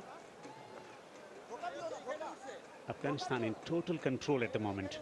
Yeah, a bit of uncharacteristic. As for the batting order for Mushfiqur Rahim is concerned, I was waiting and waiting and waiting to have him come in. I mean, the coach will have his plans, but I was wondering why he's been held so long. And then coming down, you shuffle the batting order, and this is what happened. Something that hadn't happened since 2015 had to have happened in 2024. In 9 years, it is now that he has again been out stumped. Probably didn't read the ball, and maybe the pressure building, trying to score quick runs. But a very crucial breakthrough for Afghanistan. Oh, this is well boarded. He's getting out. That is another wicket. They will ask for the review. And review has been taken.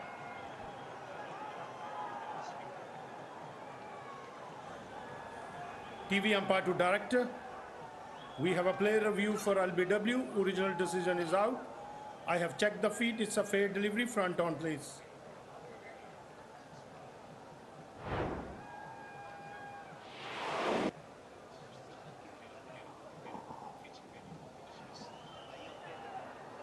Ball is close to the bat to confirm ultra edge, please.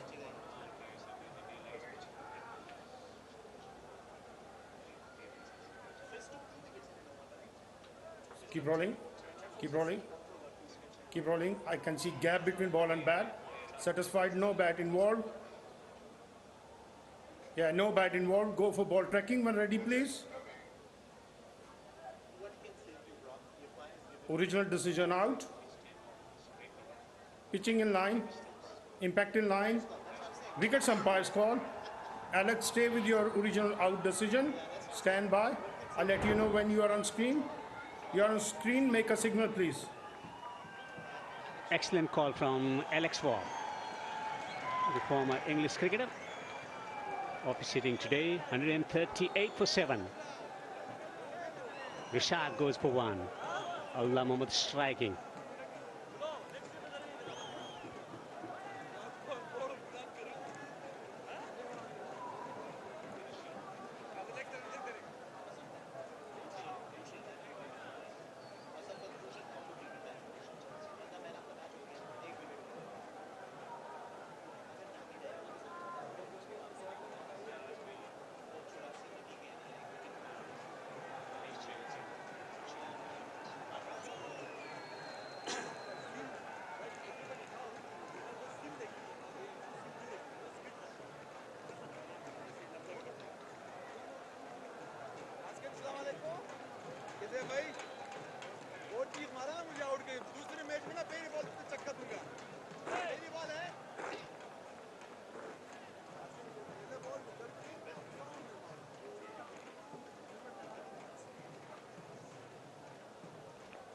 $138 for 7.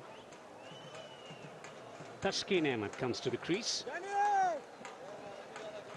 Earlier there was Rashid Khan. Then came Mujib, and now new sensation in Allah Mohammad Tashkeen Ahmed. 21 being his best. So got man at the slip, leg slip, forward short leg. What's an offer? Magnificent delivery. Allah Mohammad shining brightly here at the Sharjah Cricket Stadium. A new sensation, a new hero for Afghanistan. They continue to dominate. 5-wicket haul for Allah Mohammad Ghaznfar here at the Sharjah Cricket Stadium. He's wreaking havoc. He has been absolutely sensational. Another Kerem delivery, breaching the defense, rattling the Shams and Afghans, rattling the hearts of Bangladeshi fans. Well, Ala Mohammad Ghazanfar completes his fiver, and what a way to bring it on. Sends back Taskeen Ahmed without bothering the scorers. 138 for 8 Bangladesh.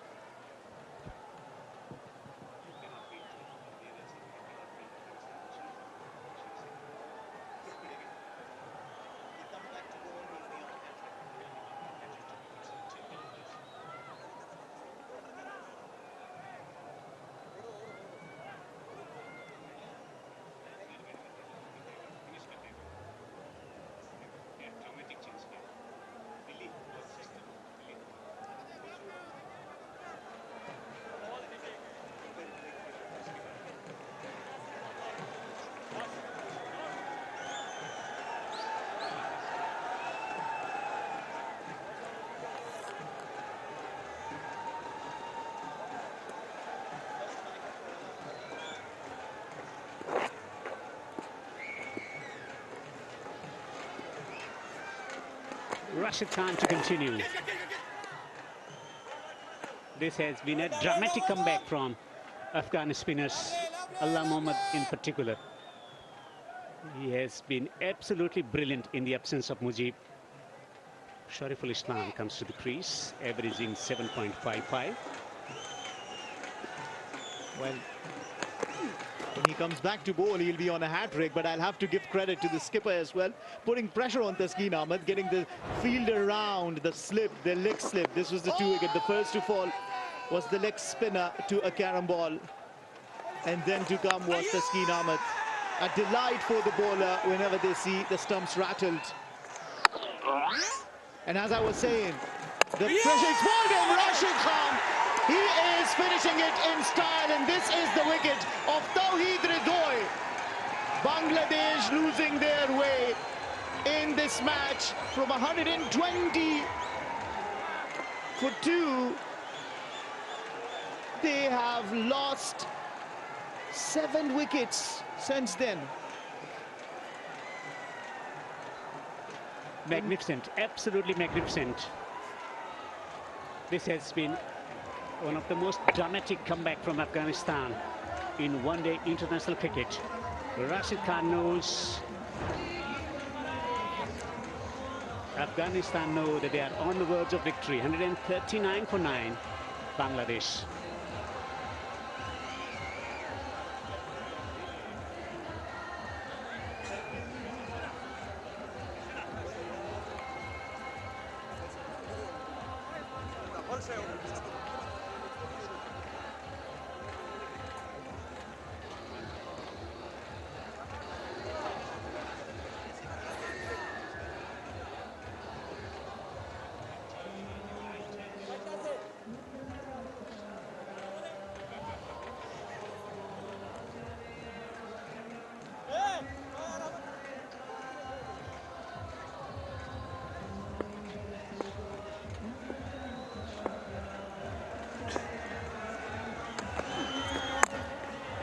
Playing almost from the stumps. So much belief in the bowling lineup, and also the bowling changes from captain Hashmat Mustafizur Rahman, who was brilliant with the ball in hand today. He knows how to take wickets with the googly once again, striking the timber. Shane McDermott, the fielding coach, Gurbaz celebrates, Hashmat celebrates, Rashid celebrates, and the passionate fans of Afghan. Launches it downfield. Firm strike. Just a single. They're waiting for the formality now. Yeah, absolutely. A very strong comeback by the Afghanistan bowlers, led the way by the young Ala Mohammad Ghazanfar. Tells you heaps about the work that is done at the domestic level in Afghanistan. So much hard work is put there to bring such talent on the show. Ala Mohammad Ghazanfar first doing wonders in the Emerging Asia Cup, and this time around getting a fifer. For the first time, he didn't even have a four-fer, turning it into a fifer. Mind you, if they survive this over from Rashid Khan. Next over that he comes to bowl in, he will be on a hat-trick. Can that young lad, Ala Muhammad Ghazanfar, get his first hat-trick? Well, in domestic cricket, he plays under the captainship of Hashmat, so he knows his capabilities. He has trust in his ability to bowl in high-pressure situations, and he has delivered once again, living up to the promise. Brilliant bowling performance from Allah Mohammad. Can Rashid Khan strike? So Allah Mohammad will have the opportunity to take a hat-trick here at Sharjah. 142 for 9 Bangladesh.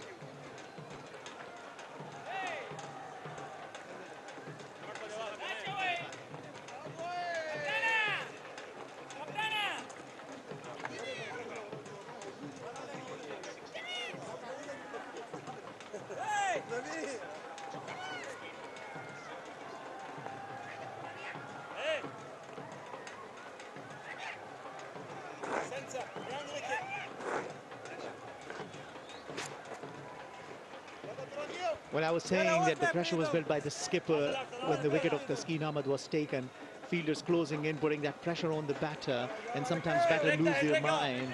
And adding to that, the beauty of Ala Muhammad Ghazanfar. He first got the leg spinner out plumbing DW, and then Taskin Ahmed not able to read that count. So what will that be?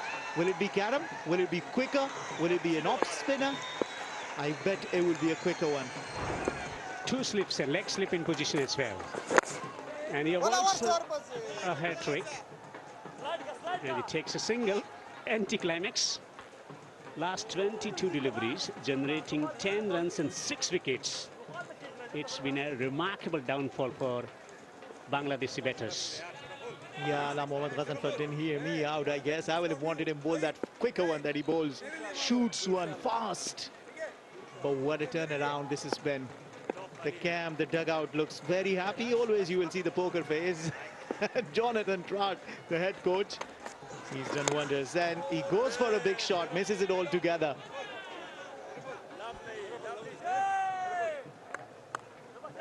Mixing up his pace nicely, bowling those variations, the Karam deliveries, the leg spinning deliveries, the off spinners. Can he finish the job for Afghanistan? This has been a commendable performance from young Allah Mohammad. Knocks him over! Rightly so! Yesterday, today and tomorrow, Afghanistan cricket continuing to script history. Sharjah Cricket Stadium is a fortress. They managed to beat South Africa. And the wait continues for Bangladesh. It's been 29 years and more to register a solitary victory here at the Sharjah Cricket Stadium from that position of strength of 120 for 2 to 143 all out. Credit should be given to quality of spin, great captaincy, brilliant teamwork. This has been amazing come from behind victory for Afghanistan. A young star is born, hails from the Paktia province. Wanted to become a fast bowler. His coach suggested him to bowl spin. Taken inspiration from Ravi Chandran Ashwin. Is thriving big time for Afghanistan. The coaching staff is happy. Jonathan Trott, he still does not react. Well, a remarkable turnaround this for Afghanistan. 236 is what they were defending, and they have defended it nicely. He finishes it with 6 for 26 in only 6.3 overs. Changes the complexion of the game altogether. And these are the best figures in Bangladesh versus Afghanistan ODIs. What a player, what a wonderful player on this very special occasion. Taking 6 for 26, 3 for 20 versus South Africa, and taking 1 for 38 versus South Africa. What a brilliant start to a career. Afghanistan finding replacement for Mujib, continuing to produce wonderful spinners. There's a factory of spin bowlers in Afghanistan, and they have been delivering on big stage. They know how to perform in pressure situations. Amazing performance once again. Congratulations, Afghanistan. Bangladesh, the story continues, the wait continues, the trouble continues, the pain continues. Will they stage the comeback in 2 days' time?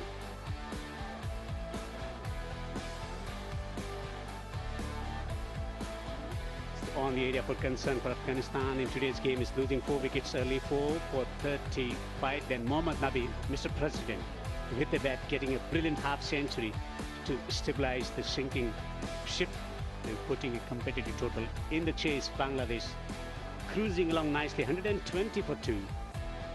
Then Afghan spinners came on the scene, Allah Mohammad in particular, and destroyed Bangladeshi lineup with its variations, with its mystery. And the bowler has been congratulated by one of the greats of Afghanistan cricket, Amir Hassan. Brilliant, absolutely brilliant procession of wickets. 33 from the blade of Soumya and Shantu. When both of them were batting, it looked like that Bangladesh winning this game, but since their departure, Rashid and Gajanfar inflicting massive wounds to the Bangladesh batters. Bangladesh all out for 143. Bowling has been magnificent. Spinners in particular, outstanding. Amazing from Allah Mohammad Gajanfar. 6.3 overs, read it again, 6.3 overs, 1 maiden, 6 for 26. Remarkable figures.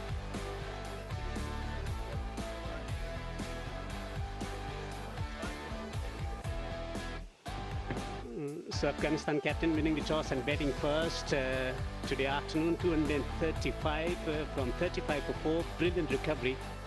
Mohammad Nabi with a brilliant half-century, 84. Hashmat also contributing 52 of 97. Taskin 4 for 53, 4 for 58 for Mustafizur.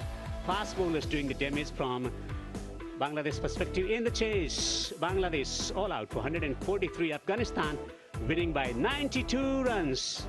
We take a short break, then we come back. Post-match analysis and presentation to follow.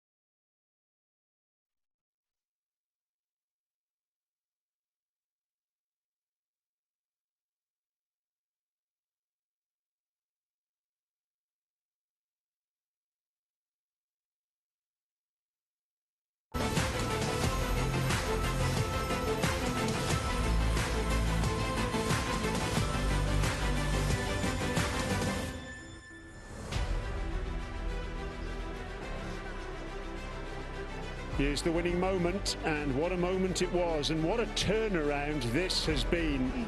Absolutely incredible, really, because Bangladesh were 120 for 2, and they seem to be going oh so nicely, and then all of a sudden the spin of Gajanfar and Rashid Khan ripped them to shreds.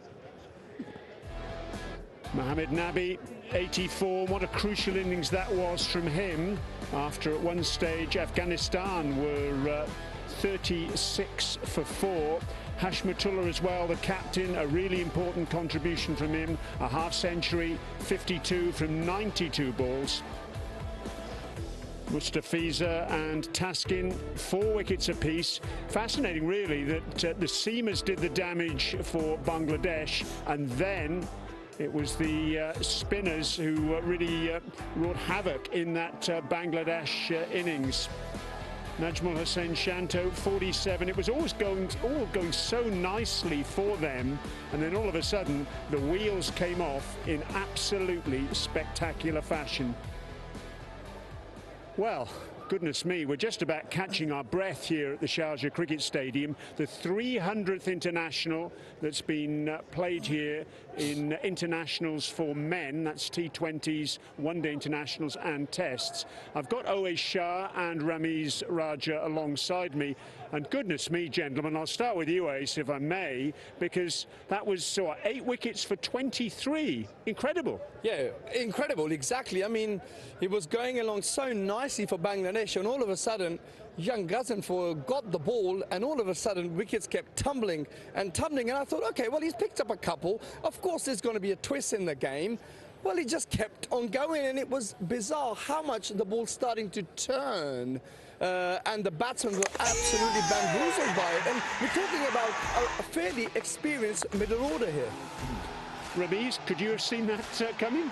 Yes, because this is an all too familiar kind of a setup by Afghanistan. You see, they don't really function that well most times with the frontline batsmen. Then the middle order comes to their rescue, and then Rashid and Nabi will provide them with impetus, get them to a competitive score, and then they unleash the superlative, the superb spin bowling department. It was just unstoppable stuff from them. What went wrong, though, for Bangladesh's batters? Because once a collapse like that starts, it's very difficult to stop, isn't it? You see, with the mystery spin, you've got to read it off the hand. And I think they're just not good enough. And it was all about, you see, when you're chasing a score, it's important that you develop partnerships. We didn't see that after that. Shanto and who was playing with him? Shumi Shaka and then Mehdi Hassan. Yeah. So that was the crunch really in the end, because they couldn't pick up the spin off the hand, and it was always going to be that contest. Bangladesh's spin versus,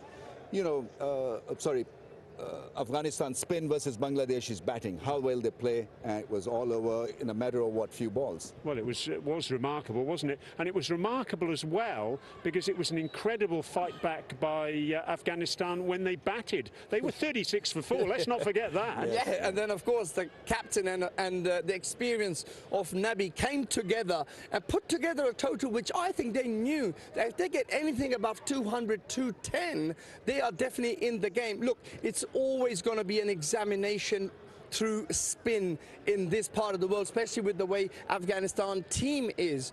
How they're going to react from here is going to be hard work, because like Rami said, you've got to read it out of the hand, mystery spin, because all of their bowlers tend to bowl fairly quickly and you don't have much time to read the revs of the ball.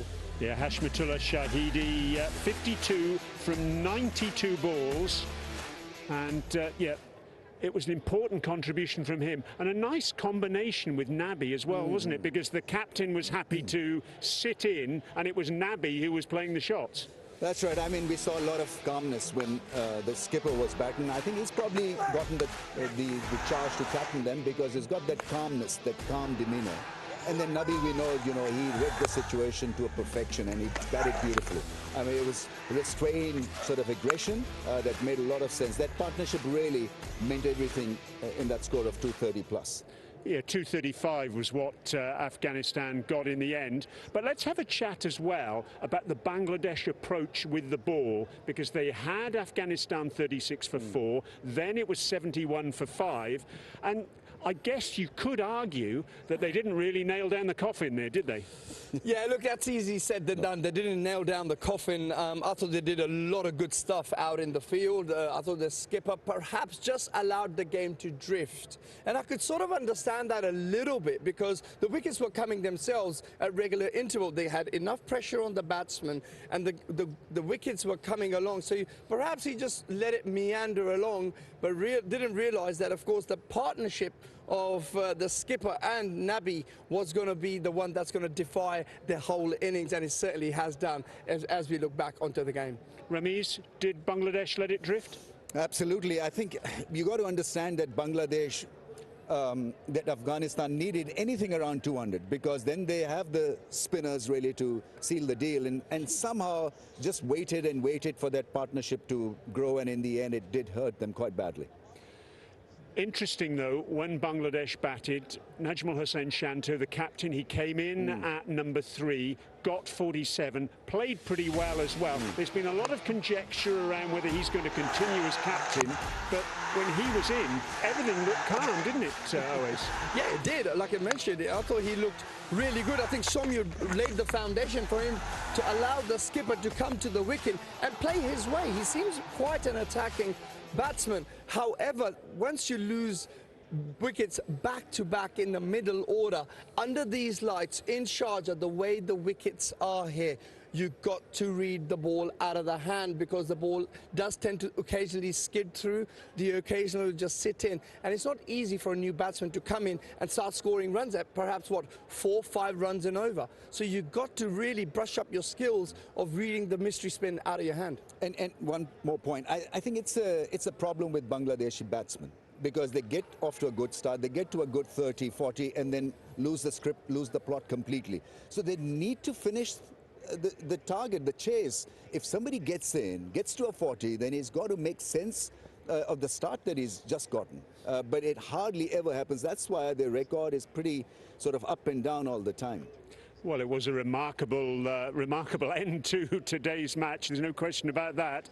But let's now go over to Andrew Leonard, because he's going to take us through the presentation ceremony.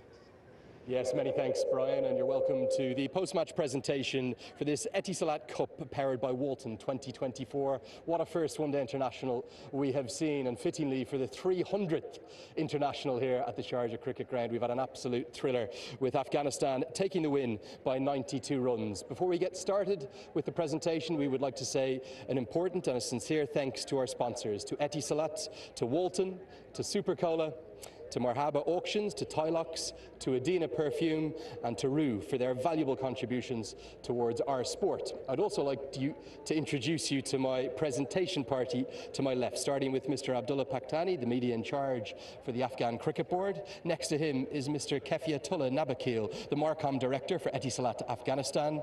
Then next to him is Mr. Akbar Pakhtian, the Commercial Manager for the ACB. Next to him is the investment partner for Marhaba Auctions, that's Mr. Abdullah. And finally, we've got Mr. Saeed Badshah, the owner for Adina Platform. Gentlemen, you're all very welcome. Great to see you all and great to have you with us. We've got plenty of awards too for this historic occasion. We're going to start with the most sixes of the match check. That's going to be presented by Mr. Saeed Badshah. It'll be a check for 50,000 Afghani, and it goes, well, to the President himself. He's hit 3 sixes today, he's played a fine innings. It goes to Mohammed Nabi. So Mohammed Nabi will receive his check for 50,000 Afghani for Mr. Saeed Badshah. An outstanding innings, a crucial rearguard, as always, from the former captain of Afghanistan. Now it's time for our stylish player of the match. This is going to be a check also for 50,000 Afghani. That'll be presented by Mr. Abdullah. He played a crucial hand of 52 off 92 balls, and he put on a very important and valuable century partnership with Mohammed Nabi. The stylish player of the match, it's the captain of Afghanistan, Hashmatullah Shahidi.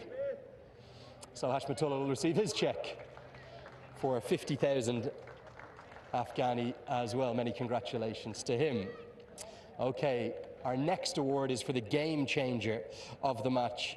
And it wasn't just for his performance with the bat, where he batted so well, the top scorer of the entire game, but he also picked up that critical wicket of the opposition captain, Najmul Hossain Shanto, a clever piece of bowling, foxing Bangladesh's captain into a sweep shot. So this is going to be presented by Mr. Akbar Pakhtian, and the game changer of the match is going to receive a check for 50,000 Afghani. Again, it's Mohammed Nabi. Mohammed Nabi is going to come up, if we can find Mohammed Nabi. Might be collected by Hashmatullah Shahidi. And then the big award that we've got to come is going to be the player of the match check. And that is going to be, well, obviously presented by Mr. Kefiatullah Nabi Keel. So Kefiatullah, if you could step up there, and alongside the cheque for 50,000 Afghani, the trophy will be presented by Mr. Abdullah Pakhtani. So that's going to go for his 6 for 26, career best figures. Big round of applause. It's Mohammed Ghazanfar. And now he'll be presented with his trophy as well. That'll be presented by Mr. Abdullah Pakhtani. And I'd like to call then upon Ala Mohammed Ghazanfar to come up and join me for a bit of a chat. Up you come. You can answer in Pashtun, it's no problem. Congratulations. How happy are you?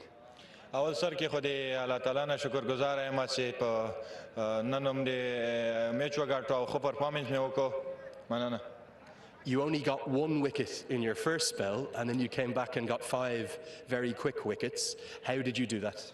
سر کې چې زه رالم نو ډېر ښه ریدم مې ولګېد او یو مې آوټ کړو بیا یو 2 بوله غلط رانه وسو بیا چې کله بولینګ نه ما سټاپ سو ځان سره مې سوچ وکړ چې انشاءالله خپل سکلز به ښه جي کې استعمالوي او انشاءالله ټیم لپاره به میچ ګټې هغه اوس بیرته رالم سټرانګ رالم او ښه ایفرټ مې وکړ میچ مې ټیم لپاره په نوم کړو. Amazing fans, aren't they?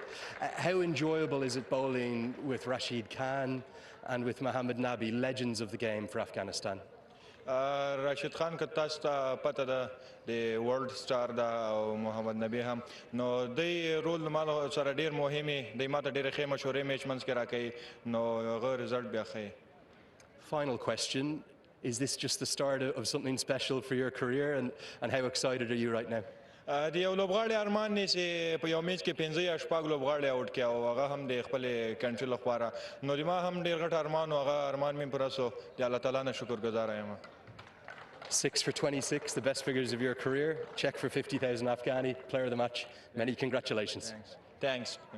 Okay, a very talented young man who we're going to see a lot more of in the future. That's Ala Mohammed Ghazanfar, the player of the match. Okay, time to speak to both captains. We'll start with the captain of Bangladesh, that is Najmul Hussain Shanto.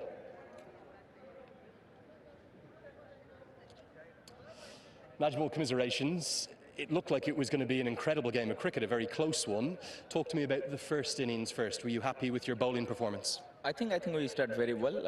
First 15-20 overs we bowled really well, but in the middle we didn't execute our plan, and the way Nabi batted, I think he batted brilliantly.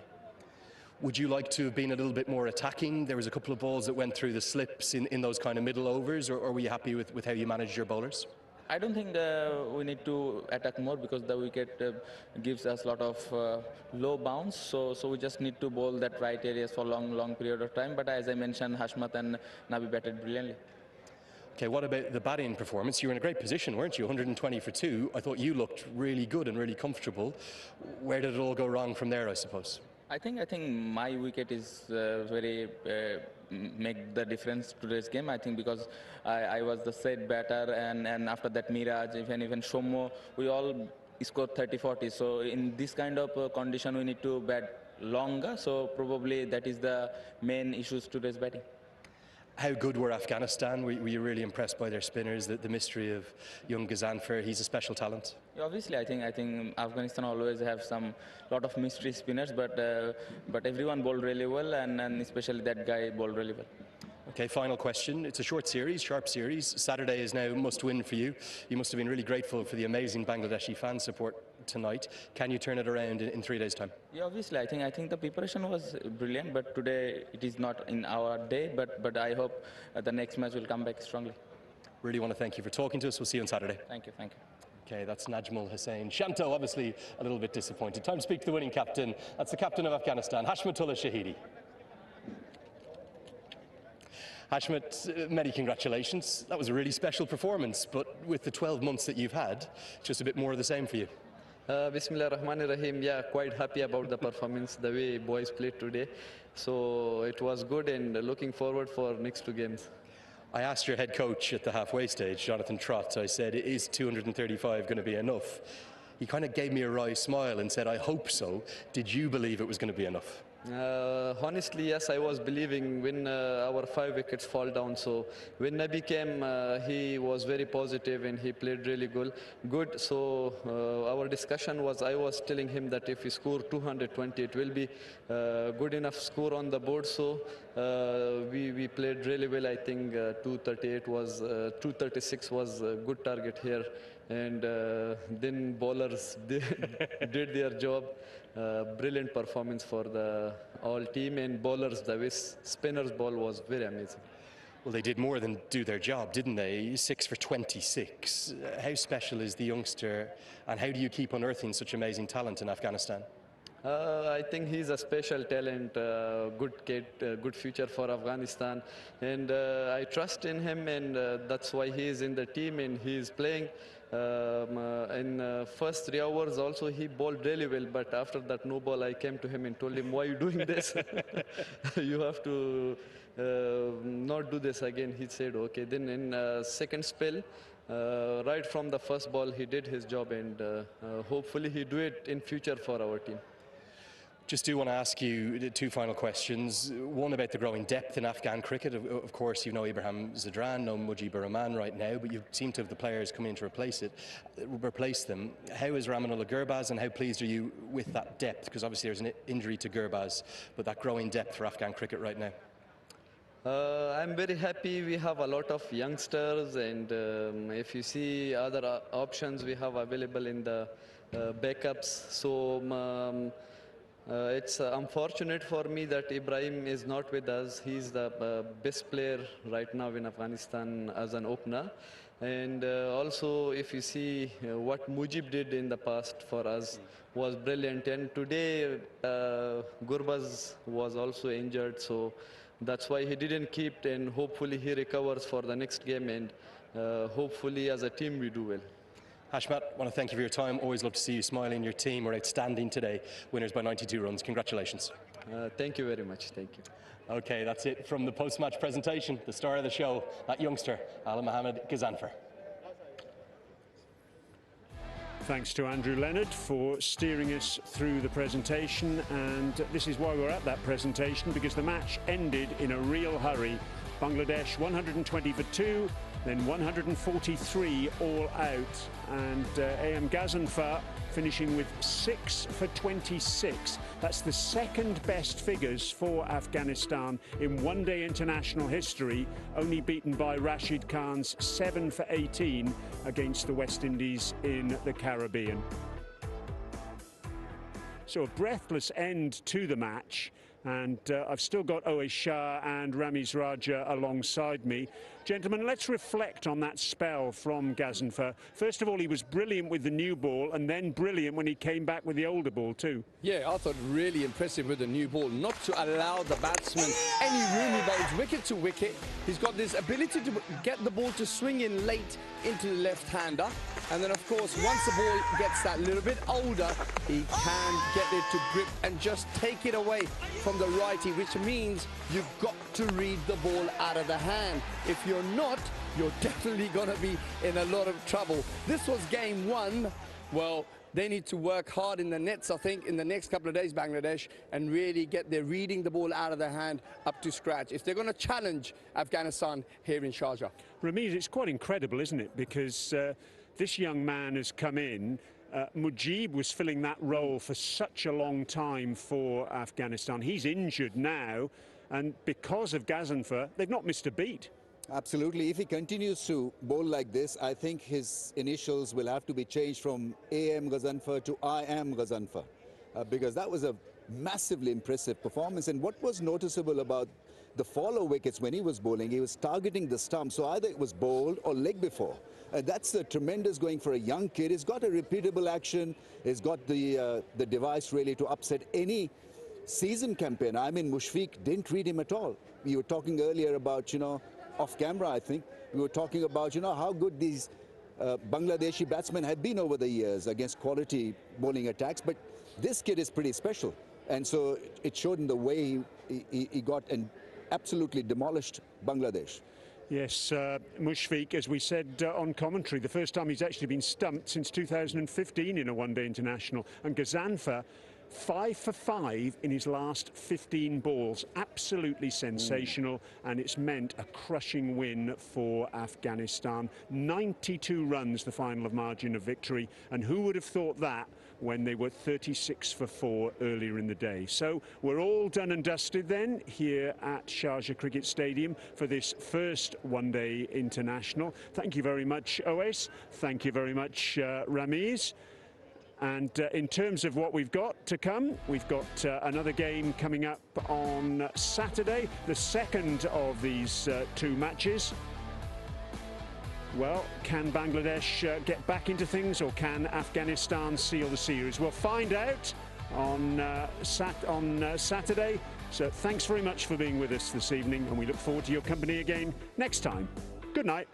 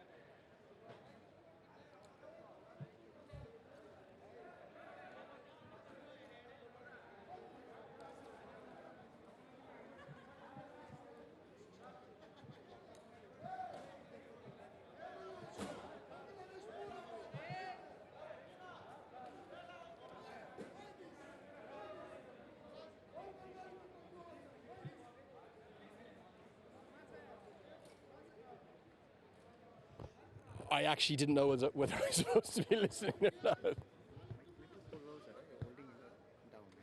Say it again. Hold the mic a little closer. Yeah, all good. Yeah.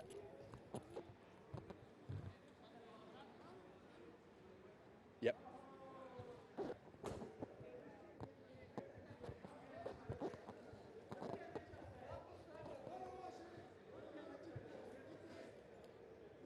So I'm kind of talking over your vision here.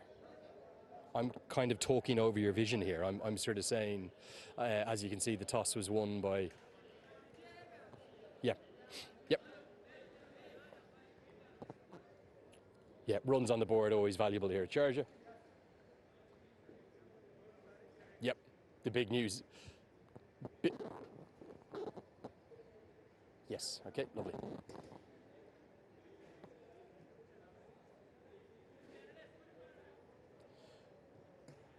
what's my intro line? Is it like welcome to the highlights or something here? Or no, at the very start. That's it. Yep. This is the first ever ODI series between these two sides in the UAE. It's a yeah. So give a bit of that.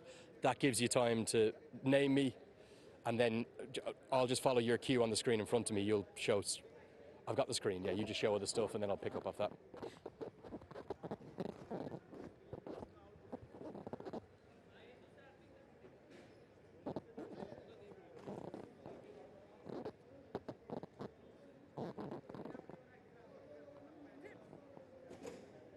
The first one-day international between Afghanistan and Bangladesh here at the Sharjah Cricket Stadium. Yeah, the first ever ODI series between these two sides here at the Sharjah Cricket Stadium. Special day for this ground too, as it becomes the first cricket venue anywhere in the world to host 300 men's internationals. We saw Afghanistan win the toss, and they decided to have a bat first. The reason for that, usually a good idea here at Sharjah, to get runs on the board, and then with that spin attack of Afghanistan, try and defend whatever total they could get.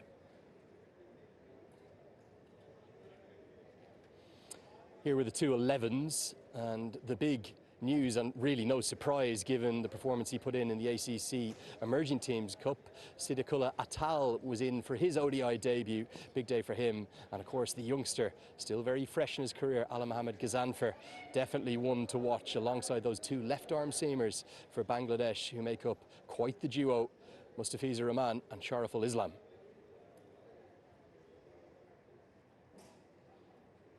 So the first inning highlights are coming to you now with Brian Murgatroyd and Ramiz Raja.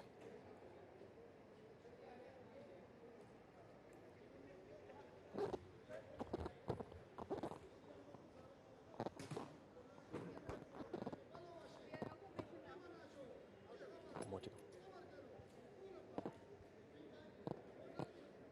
So I just again talk over these cards with you. Yep. Thank you. Check, check.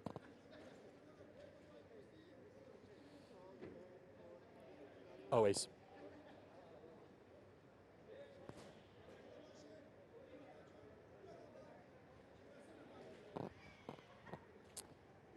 Target was 236, correct?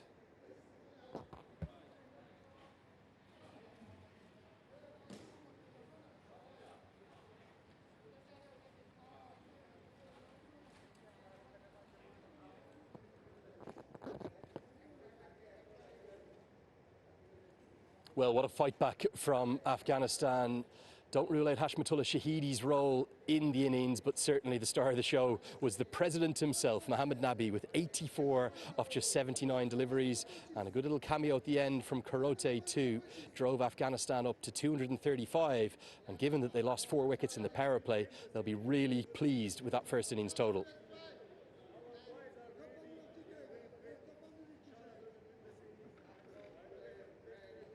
The stars with the ball for Bangladesh were the two left-arm seamers, Taskin Ahmed.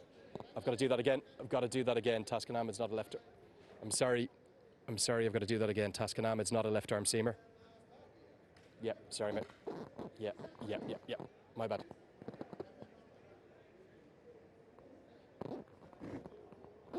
I can hear myself, funnily.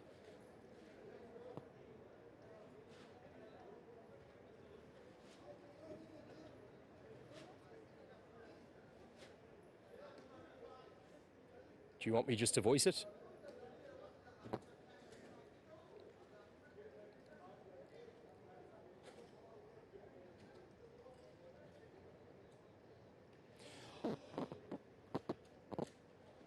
$236 to win. Yep.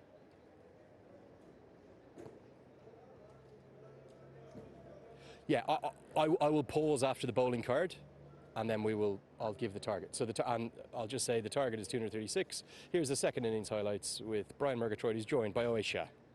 Yep.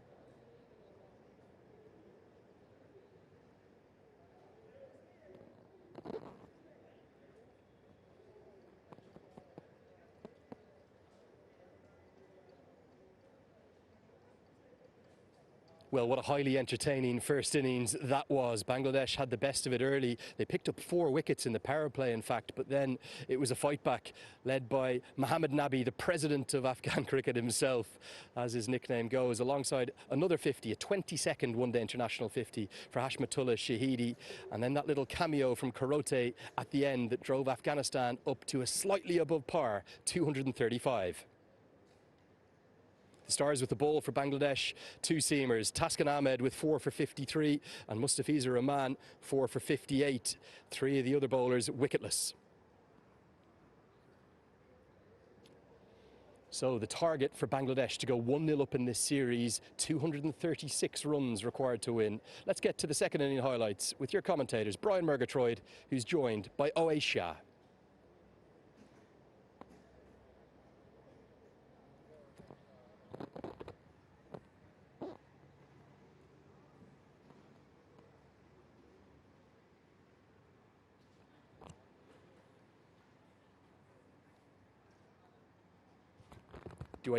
Do I date that other game on Saturday?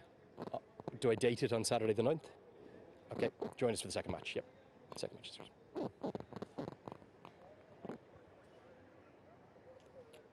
Last one.